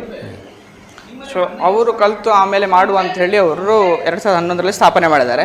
ಸೊ ಆ ಸಂಸ್ಥೆಯೊಟ್ಟಿಗೆ ನಾನು 2015ರಿಂದ ನಾನು ತುಂಬಾ ಆಕ್ಟಿವ್ ಆಗಿ ಕೆಲವೊಂದು ಇನಿಷಿಯೇಟಿವ್ಸ್ ಮಾಡ್ತಾ ಇದ್ದೇವೆ ಉಡುಪಿ ಜಿಲ್ಲಾ ತಾಯ್ಕೊಂಡು ಸಂಸ್ಥೆಯಲ್ಲಿ. ರೂರಲ್ ಲೆವೆಲ್ ಅಲ್ಲೂ ಕೂಡ ಇವನ್ ಅಟ್ ರೂರಲ್ ಲೆವೆಲ್ ಒಂದು ಸಣ್ಣ ಮಟ್ಟದಲ್ಲಿ ಮಾಡ್ತಿದ್ದೇವೆ. ಯಾಕಂತ ಹೇಳಿದ್ರೆ ಅವರಾಗ್ಲಿ ಅವರ ತಂಡ ಆಗಲಿ ತುಂಬಾ ಚಿಕ್ಕ ತಂಡ, ಎಷ್ಟಾಗ್ತದೆ ಅಷ್ಟೇ ಮಾಡೋದು. ನಮ್ಮಲ್ಲಿ ನನ್ನೊಂದು ಕಾನ್ಸೆಪ್ಟ್ ಉಂಟು, ಏನೋ ಮಾಡ್ತೇವೆ ಅಂತ ಹೇಳಿ ತುಂಬಾ ದೊಡ್ಡದಾಗಿ ಏನು ಮಾಡ್ಲಿಕ್ಕೆ ಹೋಗಿ ಏನೋ ಅದರ ಫಲಿತಾಂಶ ಬರಬಾರ್ದು. ಬಟ್ ರೆಸ್ಪಾನ್ಸ್, ಫಾರ್ ಎಕ್ಸಾಂಪಲ್ ಒಂದು ನೀವು ಏನಾದರೂ ಒಂದು ಮಾಡಿ, ಈಗ ನಮ್ಮದು ಯಕ್ಷಿದಿವ ಫೌಂಡೇಶನ್ ಒಂದು ದೊಡ್ಡ ಸಂಸ್ಥೆ ಉಂಟು. ಓಕೆ. ಇನಿಷಿಯೇಟಿವ್ ಮಾಡುವಾಗ ದೊಡ್ಡ ಲೆವೆಲಲ್ಲಿ ಮಾಡ್ತೇವೆ ಅಂತ ಹೇಳಿ ಒಂದು ಭರವಸೆ ಕೊಟ್ಟು ದೊಡ್ಡ ಲೆವೆಲಿಗೆ ಅದನ್ನು ವಿಚಾರ ಮಾಡಿ ಮಾಡುವಂಥ ಸಿಸ್ಟಮ್ ಇಲ್ಲ. ಮುಂದೆ ಎಷ್ಟಾಗ್ತದೆ, ನಾವು 100 ಜನಕ್ಕೆ ತಲುಪಬೇಕಂತಿಲ್ಲ, 5 ಜನ ತಲುಪಲಿಕ್ಕೆ ಆಗ್ತದಾ? 5 ಜನರಿಗೆ ಸರಿಯಾಗಿ ಕರೆಕ್ಟ್ ಆಗಿ ತಲುಪುದು. ಸೊ ಈ ಕಾನ್ಸೆಪ್ಟ್ ಅನ್ನು ತಗೊಂಡು ಹೋಗ್ತಿದ್ದೇವೆ ಪರ್ಫೆಕ್ಷನ್ಗೆ. ಸೊ ಅದರ ಪ್ರಕಾರ ಉಡುಪಿಯಲ್ಲಿ ನಾವು ತಾಯ್ಕೊಂಡು ಟ್ರೈನಿಂಗ್ ನಡೀತಾ ಉಂಟು. ನಮ್ದು ಬೇರೆ ಬೇರೆ ಜಾಗದಲ್ಲಿ ಎಲ್ಲ ನಡೀತಾ ಉಂಟು. ರೆಸ್ಪಾನ್ಸ್ ಎಲ್ಲ ಒಳ್ಳೆಯದು. ಹೌದು, ಸಾಧಾರಣ ರೆಸ್ಪಾನ್ಸ್ ಉಂಟು. ಗೊತ್ತಿದ್ದವರಿಗೆ ರೆಸ್ಪಾನ್ಸ್ ಉಂಟು, ಡಿಫರೆನ್ಸ್ ಗೊತ್ತಿದ್ದವರಿಗೆ ರಪ್ಪ ಬರ್ತಾರೆ, ಮಾಡ್ತಾರೆ. ಸೊ ಕರಾವಳಿ ಕ್ಷೇತ್ರದಲ್ಲಿ ಈ ತಾಯ್ಕೊಂಡು ಕ್ರೀಡೆ ಬೆಳಿಬೇಕು ಅಂಥೇಳಿ 2022ರಲ್ಲಿ ನನ್ನ ಒಂದು ಕಾನ್ಸೆಪ್ಟ್ ನಾನು ಜಾರಿಗೆ ತಂದೆ. ಅಂದರೆ ಕರಾವಳಿ ತಾಯ್ಕೊಂಡು ಕಾಂಪಿಟಿಷನ್ ಚಾಂಪಿಯನ್ಶಿಪ್ ಅಂತ ಹೇಳುವ ಒಂದು ಸ್ಪರ್ಧೆಯನ್ನು ನಾನು 2022ರಲ್ಲಿ ಶುರು ಮಾಡಿದ್ದೇನೆ. ಆ ಸ್ಪರ್ಧೆ ಅದು ಹೇಗೆ ರಾಜ್ಯ ಸಂಸ್ಥೆಯ ಅಡಿಯಲ್ಲಿ, ರಾಜ್ಯ ಸಂಸ್ಥೆದು ಒಂದು ಬ್ರ್ಯಾಂಡ್, ಅದು ಕರ್ನಾಟಕ ತಾಯ್ಕೊಂಡು ಅನ್ನೋದು ನಮ್ಮ ರಾಜ್ಯ ಸಂಸ್ಥೆ, ಅದರ ಬ್ರ್ಯಾಂಡಿಂಗ್ ಅಲ್ಲಿ ರಾಜ್ಯ ಸಂಸ್ಥೆ ಸ್ವತಃವಾಗಿ ಇಲ್ಲಿ ಕರಾವಳಿ ಕ್ಷೇತ್ರದ ಬೇರೆ ಜಿಲ್ಲೆಯಿಂದೆಲ್ಲ ಮಕ್ಕಳು ಬಂದು ಕರಾವಳಿಯಲ್ಲಿ ಆಡಿದ್ರೆ ಈ ಗೇಮಿನ ಪಾಪ್ಯುಲಾರಿಟಿ ಹೆಚ್ಚಾಗ್ತದೆ, ಬೇರೆ ಮಕ್ಕಳಿಗೆ ಸಹ ಕರಾವಳಿಯ ಒಂದು ಅನ್ವೇಷಣೆ ಆಗ್ತದೆ, ಮತ್ತೆ ಇಲ್ಲಿರುವ ಜನರಿಗೆ ಸಹ ಇದರ ಒಂದು ಮೆಸೇಜ್ ಮುಟ್ತದೆ ಅಂತ ಹೇಳಿ ಒಂದು ಕಾನ್ಸೆಪ್ಟ್ ಅಲ್ಲಿ ಮಾಡಿದ್ದೇವೆ. ಸೊ ಅದನ್ನು ನಾವು ಒಂದು ಪ್ರತಿ 2 ವರ್ಷದಲ್ಲಿ ಮಾಡಬೇಕನ್ನುವಂತ ಒಂದು ವಿಚಾರದಲ್ಲಿ ಮಾಡ್ಕೊಂಡು ಬಂದಿದ್ವಿ. ಸೊ ಈ ವರ್ಷ ಮತ್ತೆ ನಮ್ದು ಫೆಬ್ರವರಿ 1ಕ್ಕೆ ಈ ವರ್ಷದ್ದು ಒಂದು 2-3 ವರ್ಷ ಆಯ್ತು ನಮಗೆ ಅದು ಮಾಡ್ಲಿಕ್ಕೆ ಆಗ್ಲಿಲ್ಲ. ಮಾಡ್ತಾ ಇದ್ದೇವೆ 2-3 ವರ್ಷದ ಅವಧಿಯಲ್ಲಿ ಸತತವಾಗಿ ಮಾಡ್ಬೇಕಂತೇಳಿ ಅದರ ಕಾನ್ಸೆಪ್ಟ್ ಅಲ್ಲಿ ನಾವು ನಡೀತಾ ಇದ್ದೇವೆ. ಸೊ ಈಗ ಕಾಂಪಿಟೇಷನ್ ಒಂದು ನಡೀಲಿಕ್ಕಿದೆ. ಸೊ ಅದರಲ್ಲಿ ಎಲ್ಲ ಕ್ಯಾಟಗರಿಯಲ್ಲಿ ಸಬ್ ಜೂನಿಯರ್, ಜೂನಿಯರ್, ಸೀನಿಯರ್ ಮತ್ತು ಕೆಡೆಟ್ 4 ಕ್ಯಾಟಗರಿಯಲ್ಲಿ ಕಾಂಪಿಟೇಷನ್ ನಡೀತದೆ. ಸೊ ನಮ್ಮ ಅಂತಾರಾಷ್ಟ್ರೀಯ ತೈಕ್ವಾಂಡೋ ಸಂಸ್ಥೆಯ ನಿಯಮಾವಳಿ ಇದೆ, ಆ ನಿಯಮಾವಳಿ ಪ್ರಕಾರವೇ ಈ ಸ್ಪರ್ಧೆಯನ್ನು ನಾವು ನಡೆಸ್ತಿದ್ದೇವೆ. ಓಕೆ. ಮತ್ತೆ if you want to start one education academy, ಈಗ ಅಕಾಡೆಮಿ ಸ್ಟಾರ್ಟ್ ಮಾಡಬೇಕಿದ್ರೆ ಏನೇನು ಅರ್ಹತೆಗಳಿರಬೇಕು ಮತ್ತು what all the infrastructure should be there? Very nice sir. ಒಂದು ಅಕಾಡೆಮಿ ಸ್ಟಾರ್ಟ್ ಮಾಡಲಿಕ್ಕೆ ಇನ್ಫ್ರಾಸ್ಟ್ರಕ್ಚರ್ ವೈಸ್ ನಾವು ವಿಚಾರ ಮಾಡೋದು ಅಂತ ಹೇಳಿದ್ರೆ, ಸುಸಜ್ಜಿತವಾಗಿ ಒಂದು ಸ್ಪೇಷಿಯಸ್ ರೂಮ್ ಬೇಕು. ನಾನು ಫಾರ್ ಎಕ್ಸಾಂಪಲ್ ಈಗ ನಿಮ್ಮ ಸ್ಟುಡಿಯೋದಲ್ಲಿ ಎಷ್ಟು ರೂಮ್ ಉಂಟು, ಇಲ್ಲೊಂದು ಅಕಾಡೆಮಿ ಮಾಡ್ತೇನೆ ಅಂತ ಹೇಳಿದ್ರೆ ಅದು ಆಸ್ ಅ ಕೋಚ್ ನಾನು ಮಾಡೋದು ಸರಿಯಲ್ಲ. No outdoors. So it has to be indoor spacious facility. ಒಂದು 10-15-20 ಹುಡುಗರು ಮಕ್ಕಳು ನಿಂತರೂ ಸಹ 2 arms ಡಿಸ್ಟೆನ್ಸ್ ಅಲ್ಲಿ ನಿಂತರೂ ಸಹ ಅವರಿಗಷ್ಟು ಸ್ಪೇಸ್ ಇರಬೇಕಲ್ಲಿ ಪ್ರಾಕ್ಟೀಸ್ ಮಾಡಲಿಕ್ಕೆ. ಅದು ಸ್ಪೇಷಿಯಸ್ ಒಂದು ಜಾಗ ಇರಬೇಕು, ಹೈಲಿ ವೆಂಟಿಲೇಟೆಡ್ ಜಾಗ ಇರಬೇಕು, ಇನಫ್ ಲೈಟಿಂಗ್ ಇರಬೇಕು. ಮತ್ತೆ ಫ್ಲೋರಿಂಗ್ ಅಲ್ಲಿ ನಾನು ನಿಮಗೆ ಹೇಳೋದು ಅಂತಾರಾಷ್ಟ್ರೀಯ ನಿಯಮವನ್ನ, ಫ್ಲೋರಿಂಗ್ ಅಲ್ಲಿ ಮ್ಯಾಟ್ ಅನ್ನುವಂಥದ್ದು ಇರಬೇಕು ಮಕ್ಕಳ ಸೇಫ್ಟಿಗೋಸ್ಕರ. ಮ್ಯಾಟ್ ಬರ್ತದೆ, ನಮ್ದು ಸ್ಪೆಷಲ್ ಮ್ಯಾಟ್ ಬರ್ತದೆ, ಕಬಡ್ಡಿಗೆ ಸಾದಾ ಮ್ಯಾಟ್ ಯೂಸ್ ಮಾಡ್ತಾರೆ. ಸೊ ಆ ಮ್ಯಾಟಿಂಗ್ ಇರುವಂತ ಫ್ಲೋರ್ ಇರಬೇಕು. The basic priorities what it needs to be done for an academy. Eligibilities just because ನಾನೀಗ ಒಂದು ಅಕಾಡೆಮಿ ಮಾಡಿದ್ದೇನೆ, ನನಗೆ ತೈಕೊಂಡೋದು ಗಂಧಗಳಿಗೆ ಗೊತ್ತಿಲ್ಲ, that will not happen. So that academy should know about the taekwondo. He should be a certified coach. Certified coach. ನಾನು ಹೇಳಿದಲ್ಲ, I cannot. ಅಂದ್ರೆ ಬೇರೆ ಗೇಮ್ಗಳಲ್ಲಿ ಪ್ರೈವಸಿ ಉಂಟು, ಅವರಿಗೆ ಪ್ರೈವೇಟ್ ಆಗಿ ಮಾಡ್ತಾರೆ. ನಮ್ಮಲ್ಲಿ it is not like that I have won 10 national gold medals, so I am a coach. Concept ಇಲ್ಲ. That you cannot. You are a very good athlete. If you have won 10 national medals, you are a great athlete. But we cannot consider you as a good coach. You are become a referee, international referee. What is the eligibility? What is the process like? Okay. So ನಾನು coach ಆಗ್ಲಿಕ್ಕೆ ಕೆಲವೊಂದು, ಈಗ teacher ಆಗ್ಲಿಕ್ಕೆ ಈಗ B.Ed degree ಉಂಟಾ, ಅದೇ ರೀತಿಯಲ್ಲಿ coach ಆಗ್ಲಿಕ್ಕೆ ಬರೀ ನೀವು ತಾಯ್ಕೊಂಡೋದಲ್ಲೇ ಮಾಡೋದಾದ್ರೆ 4th dan ಆದ್ಮೇಲೆ ಒಬ್ರು ಕೋಚ್ ಅಂತ ಹೇಳ್ಬೋದು. ಇಂಟರ್ನ್ಯಾಷನಲ್ 4th dan ಆದ್ಮೇಲೆ ಕೋಚ್ ಅಂತ ಹೇಳ್ಬೋದು. ಅಥವಾ ಇಲ್ಲ ಅದರ ಜೊತೆಗೆ ಸರ್ಟಿಫೈಡ್ ಒಂದು ಅಸಿಸ್ಟೆಂಟ್ ಕೋಚ್ ಆಗಿ ಕೆಲಸ ಮಾಡಬಹುದು. ಸರ್ಟಿಫೈಡ್ ಕೋಚಿನ ಅಂಡರ್ ಅಲ್ಲಿ ಅಸಿಸ್ಟೆಂಟ್ ಕೋಚ್ ಆಗಿ ಕೆಲಸ ಮಾಡಬಹುದು. ಇಲ್ಲ ಅಲ್ಲೇ ತನಕ ಈಸ್ ಇನ್ಸ್ಟ್ರಕ್ಟರ್ ಸಹ ಕನ್ಸಿಡರ್ ಆಗುದಿಲ್ಲ. ಇನ್ಸ್ಟ್ರಕ್ಟರ್ ಯಾರಿದ್ದಾರೆ ಅವ್ರಿಗೆ ಹೆಲ್ಪ್ ಮಾಡುವ ಟ್ರೈನರ್ ಅಂತ, ಅಸಿಸ್ಟೆಂಟ್ ಟ್ರೈನರ್ ಅಂತ ಮಾಡಬಹುದು. ಈಗ ಇನ್ಸ್ಟ್ರಕ್ಟರ್ ಒಂದು ಲೆಸನ್ ಪ್ಲಾನ್ ಕೊಡ್ತಾರೆ, ಈಗ ನೀವು ಡಾಕ್ಟರ್ ಹತ್ರ ಹೋಗ್ತೀರಿ, ನಿಮಗೆ ಏನೇನಾಗಿದೆ ಅಂತ ಹೇಳಿ ಒಂದು ಪ್ರಿಸ್ಕ್ರಿಪ್ಷನ್ ಕೊಡ್ತಾರೆ. ಅದೇ ರೀತಿ ಕಲಿತ ಕೋಚ್ ಒಂದು ಲೆಸನ್ ಪ್ಲಾನ್ ಮಾಡ್ತಾರೆ, ಪ್ರಿಸ್ಕ್ರೈಬ್ ಮಾಡ್ತಾರೆ. ಸೊ ಅದನ್ನು ಪ್ರಿಸ್ಕ್ರಿಪ್ಷನ್ ಏನಿದೆ ಅದನ್ನು ಜಾರಿಗೊಳಿಸಲಿಕ್ಕೆ ಸಹ ಒಂದು ಜ್ಞಾನ ಬೇಕು. ಇಷ್ಟಿಷ್ಟು ರೆಪ್ಸ್ ಬರೆದಿದ್ದಾರೆ, ಇಷ್ಟಿಷ್ಟು ಇದನ್ನು ಬರೆದಿದ್ದು ಏನಿದು ಅಂತೇಳಿ ತಿಳಿವಳಿಕೆ ಬೇಕು. ಸೊ ಅದು ಮಾಡಲಿಕ್ಕೆ ಒಂದು ಮಿನಿಮಮ್ 3rd dan ಆದ್ಮೇಲೆ ಒಂದು ಪ್ರಯತ್ನ ಪಡ್ಬೋದು. ಹೇಳ್ತೇನೆ ಸರ್. ಅದರ ಪ್ರಕಾರವೇ ಅದನ್ನು ಬೇಡ ನೀವು ಅಕಾಡೆಮಿಕ್ಸ್ ಅಲ್ಲಿ ಮಾಡ್ತೇನೆ ಅಂತ ಹೇಳಿದ್ರೆ, ನೀವು ಒಂದು 1st dan ಆದ ಮೇಲೆ you can go for diploma in sports coaching. University certified degree ಇದೆ, diploma in sports coaching in taekwondo. Post graduate diploma ಯೂನಿವರ್ಸಿಟಿಯಲ್ಲಿ ಇಲ್ಲ, ಕೆಲವೊಂದು ಯೂನಿವರ್ಸಿಟಿ ಇದೆ ಸರ್. ಹೌದು. Post graduate diploma in sports coaching ಅಂದ್ರೆ ನೀವು ಡಿಗ್ರಿ ಆಗಿದೆ, BSc BA ಆಗಿದೆ, ಮತ್ತೆ ಅದರ sports coaching specific taekwondo sir. Specialisation 1 ವರ್ಷದ ಕೋರ್ಸ್ ಇರ್ತದೆ, ಸ್ಪೆಸಿಫಿಕ್ ತಾಯ್ಕೊಂಡೋವೇನೆ ಇದು ಮಾಡುದು. ಅದಿಲ್ಲ ಅಂತ ಹೇಳಿದ್ರೆ ಸರ್ಟಿಫಿಕೇಟ್ ಕೋರ್ಸ್ ಬೇರೆ ಇದೆ ಸರ್. 6 months ಸರ್ಟಿಫಿಕೇಟ್ ಕೋರ್ಸ್ ಒಂದಿದೆ, 6 weeks ಇದೊಂದು ಸರ್ಟಿಫಿಕೇಟ್ ಕೋರ್ಸ್ ಇದೆ. ಅದು ಬಿಟ್ಟು ನೀವು BSc only taekwondo, BSc in sports coaching ಮಾಡ್ಬೋದು, BSc ಇನ್ ಸ್ಪೋರ್ಟ್ಸ್ ಸೈನ್ಸ್ ಮಾಡ್ಬೋದು. ಸೊ ಅದಕ್ಕೆ ಆದಂತಹ ಡಿಗ್ರೀಸ್ ಇದೆ, ಹೇಗೆ B.Ed ಡಿಗ್ರೀಸ್ ಇದೆ ಅದಕ್ಕೆ ಸಮತೋಲನವಾದ ಡಿಗ್ರೀಸ್ ಇಲ್ಲಿ ಇದೆ. ಅದಾದ ಮೇಲೆ ನೀವು ಕೋಚ್ ಅಂತ ಹೇಳಿ ಒಂದು ಮಾಡ್ಬೋದು. ಒಂದು ಫೇಮಸ್ ಡಿಗ್ರಿ ಅಂತ ಹೇಳಿದ್ರೆ NIS, national institute of sports ಅಂತ ಇದೆ ಪಟಿಯಾಲದಲ್ಲಿ. ಸೊ ಅದರ ಸೆಂಟರ್ ನಮ್ಮ ಬೆಂಗಳೂರಲ್ಲಿ ಇದೆ, ಸರ್ಕಾರದ್ದು. ಅದರಲ್ಲಿ ಅದಕ್ಕೆ ನೀವು ಸೆಲೆಕ್ಷನ್ ಪ್ರೊಸೀಜರ್, ನೀವು ಸೆಲೆಕ್ಟ್ ಆಗುದಿಲ್ಲ, ಫಸ್ಟ್ ನೀವು ಅಪ್ಲಿಕೇಶನ್ ಆಗಿದ್ರೆ ಸೆಲೆಕ್ಟ್ ಆಗುದಿಲ್ಲ. ಸೊ ಅದಾದ್ಮೇಲೆ 1 ವರ್ಷ ಡಿಗ್ರಿ ಆದ್ಮೇಲೆ ಅವರನ್ನ ಕೋಚ್ ಅಂತ ಹೇಳಿ ಕನ್ಸಿಡರ್ ಮಾಡ್ತಾರೆ. ಇದು ಬಿಟ್ಟು ಇಂಟರ್ನ್ಯಾಷನಲ್ ಲೆವೆಲ್ ಅಲ್ಲಿ ಇಂಟರ್ನ್ಯಾಷನಲ್ ಕೋಚ್ ಲೆವೆಲ್ 1 ಮತ್ತು ಲೆವೆಲ್ 2 ಅನ್ನುವಂಥ 2 ಡಿಗ್ರೀಸ್ ಇದೆ, ಅದನ್ನು ಸಹ ಮಾಡಿ ಕೋಚ್ ಆಗ್ಬೋದು. ಸರಿ.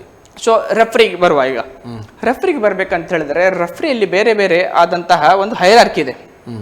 ಮೊದಲು ಡಿಸ್ಟ್ರಿಕ್ಟ್ ರೆಫ್ರೀಸ್ ಅಂತಿದ್ದಾರೆ, ಆಮೇಲೆ ಸ್ಟೇಟ್ ರೆಫ್ರಿ ಅಂತಿದೆ, ಆಮೇಲೆ national referee, then international referee. So ಪ್ರತಿಯೊಂದು ರೆಫ್ರಿ ಸ್ಟೇಜಿನಲ್ಲೂ ಕ್ಲಾಸ್ ಅಂತ ಇರ್ತದೆ, ಹೈರಾರ್ಕಿ, ರ್ಯಾಂಕ್ ಅಂತ ಇರ್ತದೆ. ಸೊ ಎಲ್ಲ ರೆಫ್ರಿಯಲ್ಲಿ first rank class P. Class P ಅಂದರೆ ಪ್ರೊವಿಷನಲ್, ಕ್ಲಾಸ್ ಪಿ. ಅದಾದ್ಮೇಲೆ ಕ್ಲಾಸ್ 3, ಅದಾದ್ಮೇಲೆ ಕ್ಲಾಸ್ 2, ಅದಾದ್ಮೇಲೆ ಕ್ಲಾಸ್ 1 ರೆಫ್ರಿ, ಅದಾದ್ಮೇಲೆ ನೆಕ್ಸ್ಟ್ ಲೆವೆಲ್. ಸೊ ಎಕ್ಸಾಂಪಲ್, ಈಗ ಡಿಸ್ಟ್ರಿಕ್ಟ್ ರೆಫ್ರಿ ಆದ ಡಿಸ್ಟ್ರಿಕ್ಟಲ್ಲಿ ಯಾವ ಡಿಸ್ಟ್ರಿಕ್ಟಲ್ಲಿ ತುಂಬ ಅಧಿಕವಾಗಿ ತಾಯ್ಕೊಂಡು ಇದೆಯೋ, ನಮ್ಮ ಉತ್ತರ ಭಾರತದಲ್ಲಿ ಎಲ್ಲ ತುಂಬ ಅಧಿಕವಾಗಿದೆ. ಸೊ ಅಲ್ಲಿ ಡಿಸ್ಟ್ರಿಕ್ಟ್ ರೆಫ್ರಿಯ ಕ್ಲಾಸನ್ನು ಮೇಂಟೈನ್ ಮಾಡ್ತಾರೆ. ಅಂದರೆ ಇಂಡಿಯಾದಲ್ಲಿ, ನಾರ್ತ್ ಇಂಡಿಯಾದಲ್ಲಿ ಜಾಸ್ತಿ ಇದೆ ಇದು. ನಾರ್ತ್ ಇಂಡಿಯಾದಲ್ಲಿ ಜಾಸ್ತಿ ಇದೆ, ಬಟ್ ಇದೆ ನಮ್ಮಲ್ಲಿ. ನಮ್ಮ ತಾಯ್ಕೊಂಡು ಫೆಡರೇಷನ್ ಆಫ್ ಇಂಡಿಯಾ 20 ವರ್ಷದ ಅದರ ಹೆಡ್ ಕ್ವಾರ್ಟರ್ ಇದ್ದಿದ್ದು ಬೆಂಗಳೂರಿನಲ್ಲಿ. ಸರಿ, ಓಹೋ. ಅಲ್ಲಿ ಇದ್ರು ಸಹ ಎಲ್ಲ ಕಂಟ್ರೋಲ್. ಕರ್ನಾಟಕದಲ್ಲಿ ಉಂಟು ಸರ್, ನಮ್ಮ ಕರಾವಳಿ ಭಾಗದಲ್ಲಿ ಅಷ್ಟು ಪಾಪ್ಯುಲರ್ ಆಗಲಿಲ್ಲ. ನೀವು ಕರ್ನಾಟಕದಲ್ಲಿ ಉಂಟು, ನೀವು ಬೆಂಗಳೂರು. ಹೌದೌದು, ತುಂಬಾ ಇದೆ. ಸ್ಟೇಟ್ ಗವರ್ಮೆಂಟ್ ಏನಾದರೂ ಹೆಲ್ಪ್ ಮಾಡುತ್ತೆ? ಹೌದು, ಯುವಜನ ಸೇವಾ ಕ್ರೀಡಾ ಇಲಾಖೆ. ಹೌದು, 100% ಹೆಲ್ಪ್ ಇದೆ ಸರ್. ಯುವಜನ ಸೇವಾ ಇಲಾಖೆಯಿಂದ ಪ್ರತಿ ವರ್ಷ ಮೈಸೂರು ದಸರಾ ಗೇಮ್ಸ್ ಆಗ್ತದೆ. ತಾಯ್ಕೊಂಡು ಉಂಟು ಪರ್ಟಿಕ್ಯುಲರ್. ಬೇರೆ ಮಾರ್ಷಲ್ ಆರ್ಟ್ ಇಲ್ಲ, ತಾಯ್ಕೊಂಡು ಉಂಟು. ಮೈಸೂರು ದಸರಾ CM ಕಪ್ ಅಂತ ಆಗ್ತದೆ, ಅದರಲ್ಲಿ ತಾಯ್ಕೊಂಡು ಉಂಟು. ಈಗ ಮೊನ್ನೆ ಕರ್ನಾಟಕ ಒಲಿಂಪಿಕ್ ಅಸೋಸಿಯೇಷನ್ ಮೊದಲು ಸ್ಟೇಟ್ ಗವರ್ಮೆಂಟ್ ವಿಲ್ ಪ್ರಮೋಟಿಂಗ್. ಹೌದು, definitely, because it is in Olympics. By default state, national level ಅಲ್ಲಿ, ಸ್ಟೇಟ್ ಲೆವೆಲ್ ಅಲ್ಲಿ ಗವರ್ಮೆಂಟ್ ಪ್ರಮೋಟ್ ಮಾಡ್ತದೆ. ಓಕೆ. ಸೊ ರೆಫ್ರಿಯಲ್ಲಿ ಬೇರೆ ಬೇರೆ ಕ್ಲಾಸಸ್ ಉಂಟು ಸರ್, ಹೇಳಿದ ಹಾಗೆ. ಸೊ ಈಗ ಡಿಸ್ಟ್ರಿಕ್ಟ್ ಅಲ್ಲಿ ಅಷ್ಟೇ ಆಗುದಿಲ್ಲ, ಸ್ಟೇಟ್ ಅಲ್ಲಿ ಆಗ್ತದೆ. ಸ್ಟೇಟ್ ಅಲ್ಲಿ ಕ್ಲಾಸ್ ಪಿ ಅಂತ ಆಗ್ತದೆ. ಸೊ ಕ್ಲಾಸ್ ಪಿ ಇಂದ ಕ್ಲಾಸ್ 3ಗೆ ಪ್ರಮೋಷನ್ ಹೋಗ್ಬೇಕಂತ ಹೇಳಿದ್ರೆ ಕೆಲವೊಂದು ಅದಕ್ಕೆ ಮಾನದಂಡ ಉಂಟು. ಅಂದ್ರೆ ಮಿನಿಮಮ್ ಇಷ್ಟು 3 ಕಾಂಪಿಟೇಷನ್ ಅಲ್ಲಿ, ಸ್ಟೇಟ್ ಲೆವೆಲ್ ಕಾಂಪಿಟೇಷನ್ ಅಲ್ಲಿ ಆಫಿಷಿಯೇಟ್ ಮಾಡಬೇಕು, 2 ರಿಫ್ರೆಶರ್ ಕೋರ್ಸ್ ಮಾಡಬೇಕು. ಸರಿ. ಅದಾದ್ಮೇಲೆ next rank class 3 refresher course ಇರ್ತದೆ, 2 ವರ್ಷಕ್ಕೊಮ್ಮೆ ಅದನ್ನ ಮಾಡಬೇಕು. ಕಂಟಿನ್ಯೂಸ್ ಆಗಿ ಮಾಡಬೇಕು. ನಾನು ಒಂದು 20 ವರ್ಷ ಹಿಂದೆ ಒಂದು ಇಂಟರ್ನ್ಯಾಷನಲ್ ರೆಫರಿ ಆಗಿದ್ದೇನೆ ಅಂದ್ರೆ ಇವತ್ತು ಇಂಟರ್ನ್ಯಾಷನಲ್ ರೆಫರಿ ಅಲ್ಲ, ನಂದು ಹೋಯ್ತು, ಅದು 2 ವರ್ಷಕ್ಕೆ ಹೋಯ್ತು. So we have to keep ourselves updated. So class 3 ಇಂದ ಕ್ಲಾಸ್ 2, ಕ್ಲಾಸ್ 1 ಸ್ಟೇಟ್ ರೆಫರಿ ಆಯಿತು. Class 1 state referee next promotion class P national referee. ಅದಕ್ಕೆ ಮತ್ತೆ ಎಕ್ಸಾಮ್ ಸೆಮಿನಾರ್ ಇರ್ತದೆ. ಅದು ಎಕ್ಸಾಮ್ ಪಾಸ್ ಆದ್ರೆ ಮಾತ್ರ ನ್ಯಾಷನಲ್ ರೆಫರಿ, ಫೇಲ್ ಆದ್ರೆ ಮತ್ತೆ ನೀವು ಸ್ಟೇಟ್ ರೆಫ್ರಿಯೇ. ಎಲ್ಲ ಲೆವೆಲ್ಗಳನ್ನು ತಾವು ಪಾಸ್ ಮಾಡ್ಕೊಂಡು. ಹೌದು ಹೌದು. ಈಗ ಇಂಟರ್ನ್ಯಾಷನಲ್ ರೆಫ್ರಿ ಆಗಿದ್ದೀರಿ. ಇಂಟರ್ನ್ಯಾಷನಲ್ ರೆಫ್ರಿ ಟ್ರೈನಿಂಗ್ ಆಗಿದೆ, ನಾನು ಸರ್ಟಿಫಿಕೇಶನ್ ಅದರದ್ದು ಕ್ಲಿಯರ್ ಮಾಡಿಲ್ಲ. ಇಂಟರ್ನ್ಯಾಷನಲ್ ರೆಫ್ರಿ ಟ್ರೈನಿಂಗ್ ಪ್ರೋಗ್ರಾಮ್ ಅಂತ ಒಂದಿರುತ್ತೆ, ಪ್ರೀ ರಿಕ್ವಿಸಿಟ್ ಟ್ರೈನಿಂಗ್ ಇರ್ತದೆ, ಅದಾದ್ಮೇಲೆ ರೆಫ್ರಿ ಕೊಡಬೇಕು. ಸೊ ಲಾಸ್ಟ್ ಟೈಮ್ ಕೊಡ್ಬೇಕಾಗಿ ಬಂದಾಗ ನನಗೆ ನನ್ನ ಡ್ಯೂಟಿಯಿಂದ ನಂಗೆ ಹೋಗ್ಲಿಕ್ಕೆ ಆಗಲಿಲ್ಲ. ಓಕೆ. ಸೊ ಅದನ್ನು ಕಂಪ್ಲೀಟ್ ಮಾಡ್ಲಿಕ್ಕೆ ಆಗಿಲ್ಲ. ಇದೊಂದು ಗ್ರೇಟ್ ಅಚೀವ್ಮೆಂಟ್ ಅಲ್ಲ ಸರ್ ಇದು? ಹೌದು ಸರ್, ಮಾಡಿ ಒಂದು ಲೆವೆಲಲ್ಲಿ ಮಾಡ್ಕೊಂಡು ಹೋಗೋದಂದ್ರೆ ಕಷ್ಟದ ವಿಷಯ. Because of your interest in the taekwondo. ಹೌದು ಸರ್, ಹೌದು. ಈ ಎಲ್ಲ ಅಚೀವ್ಮೆಂಟ್ ಸಾಧ್ಯ ಆದದ್ದೇ ಅದರಿಂದ.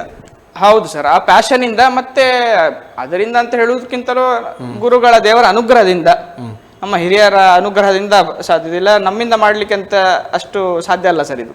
ಮತ್ತೊಂದು ತಮ್ಮ ಕಾನ್ಸೆಪ್ಟ್ ನೈತಿಕ ಕ್ರೀಡಾ ಆಡಳಿತ. ಹೌದು, ಸ್ಪೋರ್ಟ್ಸ್ ಅಡ್ಮಿನಿಸ್ಟ್ರೇಷನ್. ಕರೆಕ್ಟ್. ಮತ್ತೊಂದು ಕಾನ್ಸೆಪ್ಟ್ ಅಂದ್ರೆ ಒಂದು ಕ್ರೀಡಾ ಪರಿಸರವನ್ನು ಉತ್ತಮಗೊಳಿಸೋದು. ಹೌದು.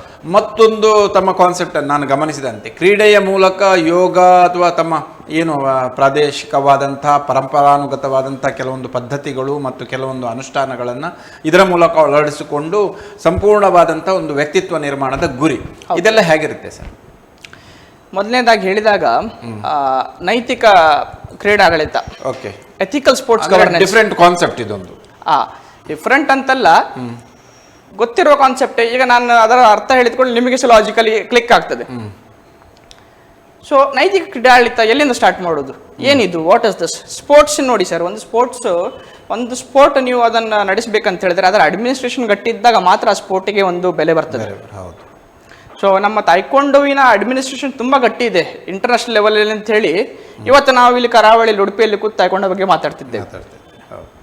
ಸೊ ಅಡ್ಮಿನಿಸ್ಟ್ರೇಟಿವ್ಲಿ ತುಂಬ ಕರೆಕ್ಟ್ ಬೇಕು, ಫೇರ್ ಬೇಕು, ಟ್ರಾನ್ಸ್ಪರೆಂಟ್ ಬೇಕು, ಮತ್ತು ಅಕೌಂಟಬಿಲಿಟಿ ಇರಬೇಕು. ಯಾವುದನ್ನೆಷ್ಟು ಯಾವುದಕ್ಕೆ ಮಾಡ್ತಿದ್ದೇವೆ ಅನ್ನುವಂಥ ಅಕೌಂಟಬಿಲಿಟಿ ಇರಬೇಕು.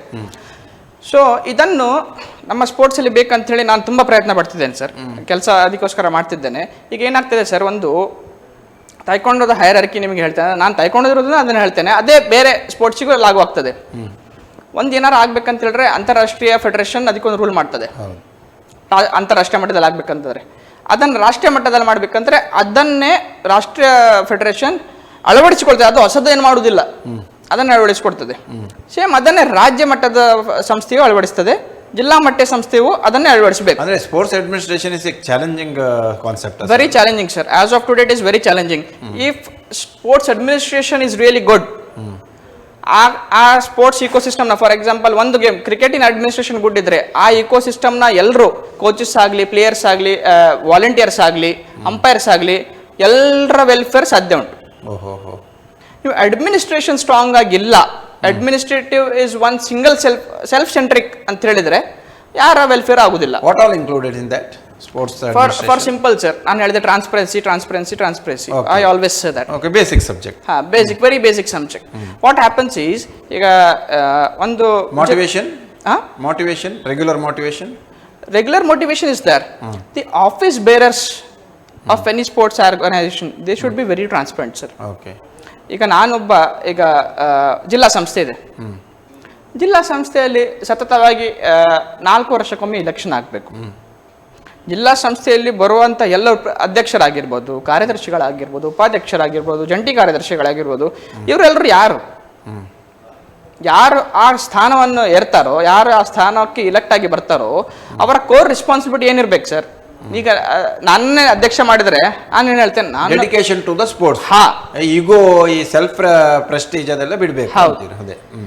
ಈಗ ಏನಾಗ್ತದೆ, ನಾನು ಅಧ್ಯಕ್ಷ ಅಂತ ಆಗ್ತೇನೆ. ನಾನು ಅಧ್ಯಕ್ಷ ಅಲ್ಲ, ಅಧ್ಯಕ್ಷನಾದವನು ಆ ಜಿಲ್ಲೆಯಲ್ಲಿ ಆ ಕ್ರೀಡೆಗೆ ಪ್ರಮುಖ ಸೇವಕ. ಆ ಕ್ರೀಡೆಗೆ ಬೇಕಾದಂತ ಎಲ್ಲ ಇದನ್ನು ಅಧ್ಯಕ್ಷರು ಟ್ರಾನ್ಸ್ಪರೆಂಟ್ ಆಗಿದ್ರೆ ಬೇರೆ ಎಲ್ಲ ಟೀಮ್ ಟ್ರಾನ್ಸ್ಪರೆಂಟ್ ಆಗಿ ಮಾಡ್ತದೆ. ಸೊ ಅಡ್ಮಿನಿಸ್ಟ್ರೇಷನ್, ನಾನು ಕೋಚಿಂಗ್ ಅಲ್ಲಿ ಹೇಳಿದ ಹಾಗೆ what happens is, 10 gold medal ಹೊಡೆದ ಕೂಡಲೇ ಒಬ್ಬ ಯಾರು ಕೋಚ್ ಆಗುದಿಲ್ಲ. ಅದೇ ರೀತಿ 10 ಗೋಲ್ಡ್ ಮೆಡಲ್ ಹೊಡೆದವನೇ ಅಧ್ಯಕ್ಷ ಆಗ್ಬೇಕಂತ ಏನಿಲ್ಲ. ಬಿಕಾಸ್ ಕೋಚಿಂಗಿಗೆ, ಆ ಕ್ರೀಡಾಪಟುವಿಗೆ ಕೋಚಿಂಗಿಗೆ ನಾಲೆಜ್ ಇಲ್ಲ. ಅಡ್ಮಿನಿಸ್ಟ್ರೇಟರ್ ಆಗ್ಬೇಕಂತ ಹೇಳಿದ್ರೆ ಅದು ಒಂದು ದೈನಂದಿನ ಕಾರ್ಯ ಚಟುವಟಿಕೆಗಳು ಸರಿಯಾಗಿ ನಡಿಬೇಕಂತ ಹೇಳಿದ್ರೆ, ಅದೇ some federations are sick because of the administration, ಅಂದ್ರೆ ಪೊಲಿಟಿಕಲಿ ಇನ್ವಾಲ್ವ್ ಆಗ್ತಾ ಇದೆ. ನಮ್ಮ ಈ ತೈಕ್ವೆಂಡೋಗೆ ಏನಾದರೂ ಪೊಲಿಟಿಕಲಿ ಇನ್ವಾಲ್ವ್ ಆಗುವಂತ ಸೂಚನೆಗಳೇನಾದ್ರೂ ಸಿಕ್ಕಿದೆಯಾ ಅಥವಾ ಆಗಿದೆಯಾ ಮತ್ತು ಆಗದಂತೆ ತಡೆಗಟ್ಟುವಲ್ಲಿ ಏನಾದರೂ ಪ್ರಯತ್ನ? ಇಲ್ಲ ಸರ್, ನಮ್ಮದು ಪೊಲಿಟಿಕಲ್ ಇನ್ವಾಲ್ವ್ಮೆಂಟ್ ಅಂತಲ್ಲ.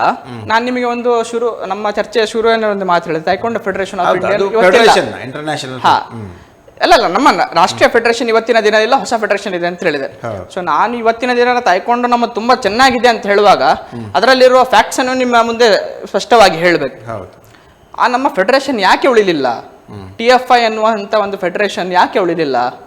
ತುಂಬಾ ಒಂದು ಫೆಡರೇಷನ್ನ 3 ಅಧ್ಯಕ್ಷರು ಅಂತ ಹೇಳಿ ಕ್ಲೇಮ್ ಆಯ್ತು, ಆದ ಕಾರಣ ಅದು ಉಳಿಲಿಲ್ಲ. ಸೊ ಅಲ್ಲಿ ಸ್ಪೋರ್ಟ್ಸ್ ಅಡ್ಮಿನಿಸ್ಟ್ರೇಷನ್ ನಮ್ಮಲ್ಲಿ ಪೊಲಿಟಿಕಲ್ ಹಸ್ತಕ್ಷೇಪ ಇದೆ. ಹೌದು, ಡೆಫಿನೆಟ್ಲಿ ಸರ್, ಎಲ್ಲದರಲ್ಲೂ ಇದ್ದೇ ಇದೆ. ಸೊ ಇದನ್ನು ನಾವು ರಾಜಕೀಯ, ಕ್ರೀಡೆಯ ಒಂದು ಕ್ಷೇತ್ರ ಒಂದೇ ಈ ಕ್ಷೇತ್ರ ಸರ್, ಅಲ್ಲಿ ಯಾವ ರಿಸರ್ವೇಶನ್ ನಡೆಯುವುದಿಲ್ಲ, ಯಾರ ಮನೆಯ ಬ್ಯಾಕ್ಗ್ರೌಂಡ್ ನಡೆಯುವುದಿಲ್ಲ, ಅವರ ಪರ್ಸನಲ್ ಧರ್ಮಾಚರಣೆ ಅಲ್ಲಿ ಲೆಕ್ಕಕ್ಕೆ ಬರುವುದಿಲ್ಲ. ಇಬ್ಬರು ಓಡ್ತಿದ್ದಾರೆ, ಅಥ್ಲೆಟ್ಸ್ ಇಬ್ಬರು ಓಡ್ತಿದ್ದಾರೆ ಅಂತ ಹೇಳಿದ್ರೆ ಅವನ ಹೆಸರು ಅಷ್ಟೇ, ರನ್ನರ್ಸ್ ಅಷ್ಟೇ ಅವರು, ಅದರಲ್ಲಿ ಫಸ್ಟ್ ಯಾರು ಬರ್ತಾರೆ ಅಷ್ಟೇ. ಮತ್ತೆ ಸೋತವನಿಗೆ ಸೋತೆ ಅಂತ ಇರುವುದಿಲ್ಲ, ಹಿಂಗೆದ್ದೆಲ್ಲ ಮಾರ ನೆಕ್ಸ್ಟ್ ಟೈಮ್ ನಾನು ತೋರಿಸ್ತೇನೆ, ಅದೊಂದು ಛಲ ಬರುತ್ತೆ. ಇದು ಒಂದೇ ಕ್ಷೇತ್ರ, ಯಾವ ಇಂಟರ್ಫಿರೆನ್ಸ್ ಇರುವುದಿಲ್ಲ. ಇಂಥ ಕ್ಷೇತ್ರವನ್ನು ನಾವು ಬೆಳೆಸಿದ್ರೆ ಸಮಾಜಕ್ಕೆ ಒಂದು ಒಗ್ಗಟ್ಟಿನ ಇದು ಕ್ರೀಡೆಯಿಂದ ಬರ್ತದೆ. ಹಾರ್ಮೋನಿ ಥ್ರೂ ಸ್ಪೋರ್ಟ್ಸ್ ಆಗ್ತದೆ definitely. So even political interference should be avoided in the sport. Okay sir, finally in India, ನಮ್ಮ ಭಾರತದಲ್ಲಿ ಈ ಕಳರಿ ಪಾಯಟ್ಟು ಕೂಡ ಒಂದು ನಮ್ಮ ಕರಾವಳಿಯಲ್ಲಿಯೂ ಕೂಡ ಇತ್ತು. ಹೌದು, ಆ ಕಳರಿ ಪಾಯಟ್ಟನ್ನು ಕೂಡ ಒಂದಷ್ಟು ಪುನರಾರಂಭಿಸಬೇಕು ಎನ್ನುವಂಥ ಮಾತುಗಳು ಕೂಡ ಕೇಳಿ ಬರ್ತದೆ. ಯಾಕಂದ್ರೆ ಅದು ಕೂಡ ಸಮರ ಕಲೆ ಮತ್ತು ಅದನ್ನು ಕೂಡ ಕ್ರೀಡೆಯಾಗಿ ಪರಿವರ್ತಿಸುವಂಥ ಪ್ರಯತ್ನಗಳು ಆಗ್ತಾ ಇವೆ. ಮತ್ತು ಇಟ್ಸ್ ಬಿಕಮ್ ಎ ಮೆಡಿಸಿನ್, ಅದೊಂದು ರೀತಿಯ ಮೆಡಿಸಿನ್ ಆಗಿಯೂ ಕೂಡ ಕರ್ತವ್ಯ ನಿರ್ವಹಿಸ್ತು. ಅಂದ್ರೆ ಏನೋ ಒಂದು ಮರ್ಮ ಚಿಕಿತ್ಸೆ ಅನ್ನೋದು ಅದು ಅದರ ಥ್ರೂವೇ ಬಂದದ್ದು ಎನ್ನುವಂಥ ಏನು ಮಾತುಗಳು ಕೂಡ ಇವೆ. ಈ ಸಂದರ್ಭದಲ್ಲಿ ಆ ಎಲ್ಲಾ ಸಮರ ಕಲೆಗಳನ್ನ, ಯಾಕಂದ್ರೆ ನಮ್ಮಲ್ಲಿ ಈಗ ವ್ಯಾಪಕವಾಗಿರುವುದು ಮುಖ್ಯವಾಗಿ ಕರಾಟೆ, ಬುಡೋಕನ್ನಂತ ಸ್ಪೋರ್ಟ್ಸ್ಗಳು, ಇದನ್ನು ತಮ್ಮ ತೈಕ್ವಾಂಡೋವನ್ನು, ಸಮರಿ ಕಲೆಗಳನ್ನು ಕೂಡ ಇಲ್ಲಿ ಹೆಚ್ಚು ವ್ಯಾಪಕವಾಗಿಸುವುದರಿಂದ ಏನೇನು ಲಾಭಗಳು ಆಗಬಹುದು ಮುಂದಿನ ದಿನಗಳಲ್ಲಿ, ಪರ್ಸನಲಿ ಆಗಿ, ಸೋಷಿಯಲಿ ಆಗಿ? ಸೊ ಪರ್ಸನಲಿ ಹೇಳುವುದು ಅಂತ ಹೇಳಿದ್ರೆ, ನಾನು ಇಷ್ಟು ಹೊತ್ತು ತೈಕ್ವಾಂಡೋನ ವಿಶೇಷತೆ ಮತ್ತೆ ಅದರ ಬಗ್ಗೆ ಮಾತಾಡಿದೆ. ಸೊ ನನ್ನ ಪರ್ಸನಲ್ ವ್ಯೂವಿನಲ್ಲಿ ನಾನು ಎಲ್ರಿಗೂ ತೈಕ್ವಾಂಡೋವೇ ಮಾಡಿ ಅಂತ ಹೇಳುವವನಲ್ಲ. ನೀವು ಶಾರೀರಿಕ ಬದ್ಧತೆಗೆ, ನಿಮ್ಮ ಶಿಷ್ಟಾಚಾರಕ್ಕೆ ಯಾವುದೇ ರೀತಿಯಂತಹ ಸಮರ ಕಲೆಯನ್ನು ಒಳಗಡಿಸ್ಕೊಳ್ಳಿ. ಅದರಿಂದ ನಿಮಗೆ ಡಿಸಿಪ್ಲಿನ್ ಮತ್ತೆ ಡೆಡಿಕೇಶನ್ ಅನ್ನುವುದು ತನ್ನಷ್ಟಿಗೆ ಬರ್ತದೆ. That is there. ಯಾವುದಿರಲಿ, ಕರಾಟೆ ಇರಲಿ, ಇದು ನಮ್ಮ ತೈಕ್ವಾಂಡೋ ಇರಲಿ, ಜುಡೋ ಇರಲಿ, ಅಥವಾ ಕುಂಫುವಿನ ಬೇರೆ ಬೇರೆ ಪ್ರಕಾರಗಳಿರಲಿ, ಕಲರಿ ಪಟ್ಟು ಬಗ್ಗೆ ಒಂದು ಸ್ಪೆಸಿಫಿಕ್ ಆಗಿ ಹೇಳೋದಂತ ಹೇಳಿದ್ರೆ, ಅದು ನಮ್ಮ ಭಾರತೀಯ ಮೂಲ ಇರುವಂತ ಒಂದು ಕಲೆ, ಹಳೆಯ ಸಮರ ಕಲೆ. ಅದರಿಂದಲೇ ಬೋಧಿ ಧರ್ಮರು ಹೋಗಿ ಅದನ್ನ ಕಲಿತು ಅಲ್ಲಿ ಕುಂಫ ಆಯ್ತು ಅನ್ನುವಂಥ ಒಂದು ಪ್ರಚಲಿತದಲ್ಲಿ ವಿಷಯ ಉಂಟು. ಸೊ ಇದರ ಬೆಳವಣಿಗೆಗೆ ಸರ್ಕಾರವು ಇವತ್ತಿನ ದಿನಕ್ಕೆ ಕೇಂದ್ರದ ಕ್ರೀಡಾ ಮಂತ್ರಾಲಯವು ಇದನ್ನ ಇಂಡಿಜಿನಿಯಸ್ ಸ್ಪೋರ್ಟ್ ಅಂತ ಹೇಳಿ ರೆಕಗ್ನೈಸ್ ಮಾಡಿದೆ. ಇದಕ್ಕೆ ಸಾಕಷ್ಟು ಅನುದಾನ ಮತ್ತೆ ಇದರಲ್ಲಿ ಇರುವಂತಹ ಕ್ರೀಡಾಪಟುಗಳಿಗೆ ಸಾಕಷ್ಟು ಸೌಲಭ್ಯಗಳನ್ನು ಇತ್ತೀಚಿನ ವರ್ಷಗಳಲ್ಲಿ ಭಾರತ ಸರ್ಕಾರವು ಮಾಡಿ ಬಂದಿದೆ. ಸೊ ನಾವು ಒಂದು ಫಿಟ್ನೆಸ್ಗೋಸ್ಕರ ನಮ್ಮ ರೆಗ್ಯುಲರ್ ನಾವು ಜಿಮ್ಮಿಗೆ ಹೋಗ್ತೇವೆ, ಎಲ್ಲರೂ ಜಿಮ್ಮಿಗೆ ಹೋಗ್ತೇವೆ. ಜಿಮ್ಮಿನಲ್ಲಿ ನಾವು ದೇಹವನ್ನು ಬೆಳೆಸ್ತೇವೆ ಹೊರತಾಗಿ ನಿಮ್ಮ ಎಜಿಲಿಟಿ, ಫ್ಲೆಕ್ಸಿಬಿಲಿಟಿ ಮತ್ತೆ ಮೈಂಡ್ ಅನ್ನು ಬೆಳೆಸಲಿಕ್ಕೆ ನನ್ನ ಪ್ರಕಾರ ಜಿಮ್ ಸಹ ಒಳ್ಳೆಯದೇ. ಅದಕ್ಕಿಂತ ನೀವು ಒಂದು ಸಮರ ಕಲೆಯಲ್ಲಿ ನಿಮ್ಮನ್ನು ನೀವು ತೊಡಗಿಸಿಕೊಂಡ್ರೆ ನಿಮ್ಮ ಲೈಫ್ ಸ್ಟೈಲಿನ ಚೇಂಜಸ್ ನಿಮಗೆ ಕಂಡು ಬರ್ತದೆ ಅಂತೇಳಿ ನಾನು ಅಭಿಪ್ರಾಯ ಪಡ್ತೇನೆ ಸರ್. ಓಕೆ, ಎಲ್ಲಿ ಹೇಗೆ ಸೇರಬಹುದು ಈ ತೈಕ್ವಾಂಡೋ ಸ್ಪೋರ್ಟ್ಸ್ ಬಗ್ಗೆ ಆಸಕ್ತರಾದವರು? ಯಾವ ಯಾವ ಅವಕಾಶಗಳಿವೆ ಅವರಿಗೆ? ನೀವು ಟ್ರೈನಿಂಗ್ಗೋಸ್ಕರ ಅಂತ ಹೇಳಿದ್ರೆ ಯಾವುದೇ ಸ್ಪೋರ್ಟ್ಸ್ ಟ್ರೈನಿಂಗ್ ಅಂತ ಹೇಳಿದ್ರೆ ನಮ್ಮ ರಾಜ್ಯ ಸರ್ಕಾರದ ಕ್ರೀಡಾ ವಸತಿ ನಿಲಯ ಇದೆ ಮಕ್ಕಳಿಗೆ. ಅಲ್ಲಿ 6ನೇ ಕ್ಲಾಸಿಂದ ಮಕ್ಕಳಿಗೆ ಅಡ್ಮಿಷನ್ ಸ್ಟಾರ್ಟ್ ಆಗ್ತದೆ. ನಿಮ್ಮ ಮಕ್ಕಳು ಯಾವುದೇ ಒಂದು ಕ್ರೀಡೆಯಲ್ಲಿ ಅಥ್ಲೆಟಿಕ್ಸ್ ಇರ್ಬೋದು ಅಥವಾ ಜೂಡೋ ಇರ್ಬೋದು ಅಥವಾ ಬೇರೆ ಯಾವುದೇ ಕ್ರೀಡೆಯಲ್ಲಿ ನಿಮಗೆ ಇಂಟ್ರೆಸ್ಟ್ ಇದ್ದಲ್ಲಿ ನಿಮ್ಮ ಜಿಲ್ಲೆಯ ಜಿಲ್ಲಾ ಕ್ರೀಡಾ ಇಲಾಖೆಗೆ ನೀವು ಹೋಗಿ ಒಮ್ಮೆ ಅಲ್ಲಿ ಸಂದರ್ಶಿಸಿದ್ರೆ ಅಲ್ಲಿರುವವರು ನಿಮಗೆ ಕರೆಕ್ಟ್ ಆದ ಮಾಹಿತಿ ಕೊಡ್ತಾರೆ. ಅದಕ್ಕೆ ನೀವು 6ನೇ ಕ್ಲಾಸಲ್ಲಿ ನಿಮ್ಮ ಮಕ್ಕಳನ್ನು ನೀವು ಸೇರಿಸಿದರೆ ವಸತಿ ನಿಲಯಕ್ಕೆ 10ನೇ ಕ್ಲಾಸ್ವರೆಗೂ ಪ್ರತಿ ವರ್ಷ ಅವರ ಶೈಕ್ಷಣಿಕ ವೆಚ್ಚವನ್ನು ಮತ್ತು ಕ್ರೀಡಾ ವೆಚ್ಚವನ್ನು ಸರ್ಕಾರವೇ ಹೊರತು ಅವರಿಗೆ ಪ್ರೇರಣೆ ಕೊಡ್ತದೆ ನಡೆಸಲಿಕ್ಕೆ ಕಲಿಸಲಿಕ್ಕೆಲ್ಲ. ಅಲ್ಲೇ ವಸತಿ ನಿಲಯಲ್ಲೇ ಇಟ್ಕೊಳ್ತದೆ. ಇದನ್ನು ಜನರು ಸದುಪಯೋಗ ಪಡಿಸ್ಕೊಳ್ಬಹುದು. ನಮ್ಮ ತಾಯ್ಕೊಂಡೋವೇ ನೀವು ಮೂಲಭೂತವಾಗಿ ನೋಡುವುದಂತಾದ್ರೆ ಉಡುಪಿಯಲ್ಲಿ ನಮ್ಮ ಉಡುಪಿ ಜಿಲ್ಲಾ ತಾಯ್ಕೊಂಡೋ ಸಂಸ್ಥೆ ಇದೆ. ಅದರ ಡೀಟೇಲ್ಸ್ ಸಹ ನಿಮಗೆ ಕ್ರೀಡಾ ಇಲಾಖೆಯಲ್ಲಿ ಹೋದರೆ ಸಿಗ್ತದೆ. ನಮ್ಮ ರಾಜಶೇಖರ್ KP ಅಂತ ಹೇಳಿ ನಮ್ಮ ಉಡುಪಿಯ ಸಂಸ್ಥಾಪಕರಿದ್ದಾರೆ. ಅವರ ಅಡಿಯಲ್ಲಿ ಬೇರೆ ಬೇರೆ ಜಾಗದಲ್ಲಿ ತಾಯ್ಕೊಂಡು ತರಬೇತಿ ಕೇಂದ್ರಗಳಿವೆ. ಅದರ ಪ್ರಕಾರ ನೀವು ಅಪ್ರೋಚ್ ಮಾಡಿದಾಗ ಕರೆಕ್ಟ್ ಆಗಿ ನಿಮಗೆ ಮಾಹಿತಿ ಸಿಗ್ತದೆ. ತಮ್ಮ ಮಹತ್ವಾಕಾಂಕ್ಷೆ ಏನು, ಆಂಬಿಷನ್ ಏನು ಈ ಒಂದು ತೈಕ್ವಾಂಡೋ ಕ್ರೀಡೆಯನ್ನು ವ್ಯಾಪಕಗೊಳಿಸಿದ್ರೆ ಹಿನ್ನೆಲೆಯಲ್ಲಿ? ನಾನು ಇನ್ನೇನು ಹೆಚ್ಚೆಚ್ಚು ಆಗಬೇಕು ಅಂಥದ್ದೇನಾದರೂ ಒಂದೊಂದು ಆಂಬಿಷನ್ಸ್, ಗುರಿ, ಟಾರ್ಗೆಟ್ ಏನಾದರೂ? ಹೌದು ಇದೆ. ನನಗೆ ಫಸ್ಟ್ ಆ್ಯಂಡ್ ಫಾರ್ಮೋಸ್ಟ್ ಆಗಿ ನಾನು ಮೊದಲೇ ಹೇಳಿದ ಹಾಗೆ ನಮ್ಮ ಈ ತಾಯ್ಕೊಂಡು ತರಬೇತಿ ಮುಖಾಂತರ ನಮ್ಮಲ್ಲಿ ಯಾರು ಮಕ್ಕಳು ಬರ್ತಾರೆ ಅವರು ನಮ್ಮ ದೇಶಕ್ಕೆ ಒಂದು ಒಳ್ಳೆ ಪ್ರಜೆ ಆಗಿರಬೇಕು, ಸಮಾಜದಲ್ಲಿ ಒಂದು ಒಳ್ಳೆ ಪ್ರಜೆ ಆಗಿರಬೇಕು. ಯಾರಿಗೆ ಏನು ತೊಂದರೆ ಬಂದಾಗ, ಯಾರಿಗೇನು ಯಾವ ರೀತಿಯಲ್ಲೂ ಯಾವ ಸ್ಕೋಪಿನಲ್ಲೂ ತೊಂದರೆ ಬಂದಾಗ ಅವರನ್ನು ಸಮಾಜ ಆದರ್ಶವಾಗಿ ಇಡಬೇಕು. ಅಂತಹ ಮಕ್ಕಳನ್ನು, ಅಂಥ ಪ್ರಜೆಗಳನ್ನು ತಯಾರು ಮಾಡ್ಬೇಕಂತ ಹೇಳಿ ನನ್ನ ಒಂದು ಮೇನ್ ಉದ್ದೇಶ ಆಗಿದ್ದು, ಅದರ ಉದ್ದೇಶ ಪ್ರಕಾರವೇ ನಮ್ಮ ಯಕ್ಷಿತ್ವ ಫೌಂಡೇಶನ್ ಕಾರ್ಯನಿರತವಾಗಿದೆ. ಓಕೆ. ಸೊ ಅದೇ ರೀತಿಯಲ್ಲಿ ಎರಡನೇದ್ದು ತಾಯ್ಕೊಂಡು ಬೆಳೆಸ್ಬೇಕಂತ ಹೇಳಿದ್ರೆ ತಾಯ್ಕೊಂಡೋಗೆ ನಮ್ಮ ಬರುವಂಥ ದಿನದಲ್ಲಿ ಸರ್ಕಾರ ಹೇಗೆ ಎಲ್ಲ ವ್ಯವಸ್ಥೆ ಮಾಡ್ತಿದೆಯೋ ಅದೇ ರೀತಿಯಲ್ಲಿ ಒಂದು 14 ವಯಸ್ಸಿನಿಂದ 18 ವಯಸ್ಸಿನ ಮಕ್ಕಳಿಗೋಸ್ಕರ ನಮ್ಮದೊಂದು ಯಕ್ಷಿತ್ವ ಫೌಂಡೇಶನ್ ಅಡಿಯಲ್ಲಿ ಸ್ವತಂತ್ರವಾದ ಒಂದು ವಸತಿ ನಿಲಯ ಮತ್ತು ಅವರಿಗೆ ಶೈಕ್ಷಣಿಕ ಮತ್ತು ಕ್ರೀಡೆ ಎರಡು ತರಬೇತಿ ನೀಡುವಂತಹ ಒಂದು ಪ್ರಾಜೆಕ್ಟ್ ಮಾಡ್ಬೇಕಂತ ತುಂಬಾ ಆಸೆ ಇದೆ. ಅಂದ್ರೆ ಮಕ್ಕಳ ಏನು ₹1 ಖರ್ಚು ಮಾಡಬಾರ್ದು. ಅವರು ಬಂದು ನಮ್ಮಲ್ಲೇ ಇದ್ದು ನಮ್ಮಲ್ಲೇ ಕಲಿತು ಅವರ ಶೈಕ್ಷಣಿಕ ಖರ್ಚನ್ನು ನಾವೇ ಹೊರತು free of cost academics and sports ಎರಡು ಮಾಡಬೇಕು ಅನ್ನೋ ಒಂದು ಮಹತ್ವಾಕಾಂಕ್ಷೆ ಉಂಟು. ಸೊ ಅದರ ಪ್ರಕಾರ ದಿನನಿತ್ಯವಾಗಿ ನಾವು ದುಡಿತಾ ಇದ್ದೇವೆ. ನೋಡುವ ಎಲ್ಲಿವರೆಗೂ ಬರ್ತದೆ. Finally what you want to say, any message ಇದೆ ವೀಕ್ಷಕರಿಗೆ? ನನ್ನ ಫೈನಲ್ ಮೆಸೇಜ್ ಅಂದರೆ ಎಲ್ಲ ಪೋಷಕರಿಗೆ ಇವತ್ತಿನ ದಿನದಲ್ಲಿ ತಮ್ಮ ಮಕ್ಕಳು ತಾವು ಇಂಜಿನಿಯರ್ ಆಗಲಿ ಡಾಕ್ಟರ್ ಆಗಲಿ ಬೇರೆ ಬೇರೆ ವೃತ್ತಿಯಲ್ಲಿ ಹೋಗ್ಬೇಕಂತೇಳಿ ತುಂಬ ಮಹತ್ವಾಕಾಂಕ್ಷೆಯನ್ನು ಇಟ್ಟುಕೊಂಡಿದ್ದೀರಿ. ಸೊ ಆದರೆ ಪ್ರತಿ 4 ವರ್ಷಕ್ಕೊಮ್ಮೆ ಒಲಿಂಪಿಕ್ಸ್ ಬಂದಾಗ ಮೆಡಲ್ ಆಗಲಿಲ್ಲ ಮಾರ್ರೆ, ನಮ್ಮ ಭಾರತಕ್ಕೆ ಮೆಡಲ್ ಆಗಲಿಲ್ಲ ಅಂತ ನೀವೊಂದು ವ್ಯಥೆಯೂ ಪಡ್ತೀರಿ, ಒಂದು ಕ್ಷಣಕ್ಕೆ ವ್ಯಥೆ ಪಡ್ತೀರಿ. ಸೊ ಆದ ಕಾರಣ ಕ್ರೀಡೆಯಲ್ಲಿಯೂ ಸಹ ಸುಮಾರು ಬೇಕಾದಂತಹ ಅಡ್ಮಿನಿಸ್ಟ್ರೇಟಿವ್ ರೋಲ್ಸ್ ಆಗಿರ್ಬೋದು, ಎಜುಕೇಟಿವ್ ರೋಲ್ಸ್ ಆಗಿರ್ಬೋದು, ಅಥವಾ ತಮ್ಮ ದಿನನಿತ್ಯದ ಆದಾಯಕ್ಕೆ ಬೇಕಾಗಿರುವಂತಹ ಬೇರೆ ಬೇರೆ ಡೆಸಿಗ್ನೇಷನ್ಸ್ ಅಥವಾ ಜಾಬ್ ಆಪರ್ಚುನಿಟೀಸ್ ಕ್ರೀಡೆಯಲ್ಲಿ ತುಂಬ ಇದೆ. ಸ್ಪೋರ್ಟ್ಸ್ ಥ್ರೂ ಫ್ಯೂಚರ್ ಇದೆ. ಸ್ಪೋರ್ಟ್ಸ್ ಅಲ್ಲಿ ಕರಿಯರ್ಸ್ ತುಂಬ ಇದೆ. ಸೊ ಆದ ಕಾರಣ ತಮ್ಮ ಮಕ್ಕಳು ಸಣ್ಣ ವಯಸ್ಸಿನಿಂದಲೇ ತಮ್ಮ ಮಕ್ಕಳನ್ನು ಯಾವುದಾದ್ರು ಒಂದು ಕ್ರೀಡೆಯಲ್ಲಿ ಖಂಡಿತವಾಗಿ 10ನೇ ತರಗತಿವರೆಗೆ ಇನ್ನೊಂದು ಕಾನ್ಸೆಪ್ಟ್ ಇದೆ, 10-12 ವಿಷಯದಲ್ಲಿ ತಮ್ಮ ಮಕ್ಕಳನ್ನು ಹಾಕೋದು. ಡ್ಯಾನ್ಸು ಮಾಡಬೇಕು, ಸ್ಪೋರ್ಟ್ಸು ಮಾಡಬೇಕು, ಇನ್ನೊಂದು ಮಾಡಬೇಕು, ಮತ್ತೊಂದು ಮಾಡಬೇಕು. ಹಾಗೆ ಮಾಡದೆ ಒಂದು ಯಾವುದಾದ್ರು ಸ್ಪೆಸಿಫಿಕ್ ಕ್ರೀಡೆ, ಅಥ್ಲೆಟಿಕ್ಸ್ ಆದರೆ ಅಥ್ಲೆಟಿಕ್ಸ್, ತಾಯ್ಕೊಂಡು ಆದರೆ ತಾಯ್ಕೊಂಡು ಒಂದು ಕ್ರೀಡೆಯನ್ನು 10 ವರ್ಷದ ಸಮಯ ಒಂದೇ ಕ್ರೀಡೆಗೆ ನಿಮ್ಮ ಮಕ್ಕಳನ್ನು ಹಾಕಿ ಕಲಿಸಿ, ಮತ್ತು ಆ ಕ್ರೀಡೆಯಲ್ಲಿ ಇರುವಂಥ ಸ್ಪೋರ್ಟ್ಸ್ ಕರಿಯರನ್ನು ಎಕ್ಸ್ಪ್ಲೋರ್ ಮಾಡಿ ಅದನ್ನು ನಿಮ್ಮ ಮಕ್ಕಳಲ್ಲಿ ನೀವು ಕಾಣ್ಬೇಕಂತೇಳಿ ನಿಮ್ಮಲ್ಲಿ ನಾನು ಎಲ್ಲರ ಹತ್ರ ಕೋರ್ಕೊಳ್ತೇನೆ. ಓಕೆ, ಇವನ್ ಎಜುಕೇಶನ್ ಇನ್ಸ್ಟಿಟ್ಯೂಷನ್ ಅಲ್ಲೂ ಕೂಡ ಸ್ಪೋರ್ಟ್ಸ್ಗೆ ಒಂದಷ್ಟು ತುಂಬಾ ವ್ಯಾಲ್ಯೂ ಇದೆ. ಸ್ಕೂಲ್ಗಳಲ್ಲಿ ದೈಹಿಕ ಶಿಕ್ಷಕರೇ ಇರೋದು, ಇದು ಕೂಡ ಒಂದು ದೊಡ್ಡ ಸಮಸ್ಯೆ. ಮತ್ತೆ ನಮ್ಮ ಬರುವಂತ ಇವತ್ತಿನ ಪೀಳಿಗೆಗೆ ತುಂಬಾ ಅವಕಾಶ ಏನಿರೋದು ಅಂತ ಹೇಳಿದ್ರೆ, ನಮ್ಮ ಭಾರತ ಸರ್ಕಾರವು 2036ನೇ ಒಲಿಂಪಿಕ್ಕಿಗೆ ಬಿಡ್ ಮಾಡಿದೆ. ಸೊ ಮುಂಬೈನಲ್ಲಿ ನಡೆಯುವಂತ ಅವಕಾಶ 80% ಉಂಟು ಈಗ. ಸೊ ನೀವು ಒಲಿಂಪಿಕ್ಸ್ ಇಲ್ಲೇ ಆಗುದು ಅಂತ ಹೇಳಿದ್ರೆ, ನಮಗೆ ಇನ್ನೂ ಸಹ 36 ಅಂತ ಹೇಳಿದ್ರೆ 10 ವರ್ಷ ಕಾಲಾವಧಿ ಉಂಟು. ಇವತ್ತು ಯಾರು ಸ್ಕೂಲಲ್ಲಿ ಮಕ್ಕಳಿದ್ದಾರೆ 7th 8th 9th ಅಲ್ಲಿ ಇದ್ದಾರೆ, 10 ವರ್ಷದಲ್ಲಿ ಅವರು ಕರಿಯರ್ ರೆಡಿ ಆಗ್ತಾರೆ. ಸೊ ಅವಾಗ ತುಂಬಾ ಸ್ಪೋರ್ಟ್ಸ್ ಕರಿಯರ್ ಓಪನ್ ಆಗ್ತದೆ. ಒಂದು ಬರೀ ಒಲಿಂಪಿಕ್ ನಡೆಸಲಿಕ್ಕೋಸ್ಕರವೇ ಅವಾಗ ಆಪರ್ಚುನಿಟೀಸ್ ತುಂಬಾ ಓಪನ್ ಆಗ್ತದೆ. ಸೊ ಅದಕ್ಕೋಸ್ಕರ ಈಗಿನಿಂದ ನೀವು ತಯಾರಿ ಮಾಡಿ ಮಕ್ಕಳನ್ನು ಒಂದು ಸ್ಪೋರ್ಟ್ಸ್ ಕರಿಯರ್ ಅಲ್ಲಿ ಮುಂದೂಡಿಸುವಂತ ಒಂದು ನಿರ್ಧಾರ ತಗೊಂಡ್ರೆ ನಿಮ್ಮ ಸಂಸಾರ, ನಿಮ್ಮ ಫ್ಯಾಮಿಲಿಯೊಟ್ಟಿಗೆ ಸಮಾಜದ ಸಹ ಒಂದು ಬದಲಾವಣೆ ತರ್ಬೋದು ಅಂತೇಳಿ ನಿಮ್ಮಲ್ಲಿ ನಾನು ಕೋರ್ತೇನೆ. ಇವನ್ ಪ್ರೈವೇಟ್ ಯೂನಿವರ್ಸಿಟಿಗಳು ಕೂಡ ಸ್ಪೋರ್ಟ್ಸ್ಗೆ ಸಂಬಂಧಪಟ್ಟಂತ ಹೊಸ ಎಜುಕೇಶನ್ ವಿಭಾಗಗಳನ್ನು ತೆರೆಯಬೇಕು. ಈಗ ಸ್ಪೋರ್ಟ್ಸ್ ಮೆಡಿಸಿನ್ ಆಗಿರಬಹುದು, ಸ್ಪೋರ್ಟ್ಸ್ ಅಡ್ಮಿನಿಸ್ಟ್ರೇಷನ್ ಆಗಿರಬಹುದು, ಇಂಥದ್ದನ್ನೆಲ್ಲ ಹೆಚ್ಚು ತೆರೆಯಬೇಕು. ಹೆಚ್ಚು ಆಲ್ರೆಡಿ ಇದೆ, ಎಕ್ಸ್ಪ್ಲೋರ್. ಈಗ ಹೇಗಾಗ್ತದೆ, ಡಿಮಾಂಡ್ ಹೆಚ್ಚಾದ್ರೆ ಸಪ್ಲೈ ಹೆಚ್ಚಾಗ್ತದೆ. ಡಿಮಾಂಡ್ ಕಮ್ಮಿ ಇರೋದ್ರಿಂದ ಒಲಿಂಪಿಕ್ಸ್ ಏನು ಸಾಧ್ಯತೆ ಇದ್ರೂ ಹೆಚ್ಚಾಗಬಹುದು. ಹೌದು. ಸರಿ, ಮಾನ್ಯ ಶ್ರೀಪಾದ್ ಅವರವರಿಗೆ ತಮ್ಮ ಕಾರ್ಯಕ್ರಮದಲ್ಲಿ ಭಾಗವಹಿಸಿದ್ದಕ್ಕೆ ಮತ್ತು ಮುಖ್ಯವಾಗಿ ತೈಕ್ವಾಂಡೋ ಕ್ರೀಡೆಯನ್ನು ಬಹಳ ಸಮಗ್ರವಾಗಿ ಪರಿಚಯಿಸಿದ್ದಕ್ಕಾಗಿ ಧನ್ಯವಾದಗಳು. ನಮಸ್ಕಾರ.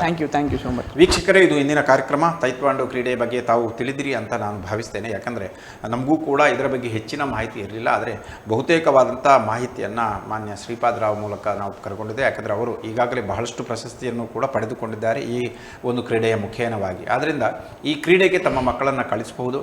ಅವರೇ ಹೇಳಿದಂತೆ ಇಲ್ಲಿ ಮಾನಸಿಕ ದೃಢತೆ, ದೈಹಿಕ ಕ್ಷಮತೆ ಮತ್ತು ಅವರಲ್ಲಿ ಒಂದು ರೀತಿಯ ಏಕಾಗ್ರತೆ ಮತ್ತು ಮುಂದಿನ ದಿನಗಳಲ್ಲಿ ಅವರು ಜೀವನ ಶಿಸ್ತನ್ನು ಯಾವ ರೀತಿಯಲ್ಲಿ ಅಳವಡಿಸಿಕೊಳ್ಬೇಕು ಎನ್ನುವ ಎಲ್ಲ ಶಿಕ್ಷಣಗಳು ಈ ಕ್ರೀಡೆಯಿಂದ ಲಭಿಸ್ತದೆ. ಮತ್ತು ಅವರ ಉದ್ದೇಶ ಕೂಡ ಇದೆ, ಯಕ್ಷಿತ್ ಫೌಂಡೇಶನ್ ಮೂಲಕವಾಗಿ ಫ್ರೀ ಆದಂಥ ಟ್ರೈನಿಂಗನ್ನು ಕೊಡಬೇಕು, ಫ್ರೀ ಆದಂಥ ಎಜುಕೇಷನನ್ನು ಕೊಡಬೇಕು. ಈ ಎಲ್ಲ ಆಸ್ಪಿರೇಷನ್ಗಳು ಕೂಡ ಸಾಕಾರಗೊಳ್ಳಿ. ಮತ್ತು ತೈಕ್ವಾಂಡೋ ಕ್ರೀಡೆಯ ಬಗ್ಗೆ ಹೆಚ್ಚಿನ ಮಾಹಿತಿ ಬೇಕಿದ್ದಲ್ಲಿ ಅವರನ್ನು ಸಂಪರ್ಕಿಸಬಹುದು. ಮತ್ತು ಟ್ರೈನಿಂಗು ಕೂಡ ತಾವು ಕರಾವಳಿಯಲ್ಲಿ ಇದೆ, ಉಡುಪಿಯಲ್ಲೂ ಇದೆ ಅಂತ ಅವರು ಹೇಳಿದ್ದಾರೆ. ತಾವು ಸಂಪರ್ಕಿಸಬಹುದು ಮತ್ತು ಈ ಕ್ರೀಡೆಯ ಮೂಲಕವಾಗಿ ತಾವು ಭವಿಷ್ಯವನ್ನು ನಿರ್ಮಿಸಬಹುದು. ಯಾಕೆಂದರೆ ಅವರು ಈಗಾಗಲೇ ಹೇಳಿದ್ದಾರೆ, ಇದು ಇಂಟರ್ನ್ಯಾಷನಲ್ ಫೆಡರೇಷನ್ನ ಮೂಲಕ ಇದರಲ್ಲಿ ಸರ್ಟಿಫೈಡ್ ಆದಂಥ ಒಂದು ಕ್ರೀಡೆ. ಆದ್ದರಿಂದ ನಮ್ಮ ಮಿಲಿಟರಿಯಲ್ಲಿಯೂ ಕೂಡ ಈ ಕ್ರೀಡೆಗೆ ಹೆಚ್ಚಿನ ಪ್ರಾಧಾನ್ಯತೆಯನ್ನು, ಕೋಟಾವನ್ನು ಕೊಡಲಾಗಿದೆ. ಆದ್ದರಿಂದ ಈ ಕ್ರೀಡೆಯನ್ನು ಆಯ್ದುಕೊಂಡು ತಮ್ಮ ಭವಿಷ್ಯವನ್ನು ನಿರ್ಮಿಸಿಕೊಳ್ಳಿ ಅನ್ನುವಂಥ ಮನವಿಯನ್ನು ಮಾಡಿಕೊಳ್ತಾ ಕಾರ್ಯಕ್ರಮವನ್ನು ಮುಗಿಸ್ತಾ ಇದ್ದೇವೆ. ಮತ್ತೆ ಭೇಟಿಯಾಗೋಣ ಮುಂದಿನ ವಾರ. ಅಲ್ಲಿವರೆಗೆ ನಮಸ್ಕಾರ, ಧನ್ಯವಾದಗಳು.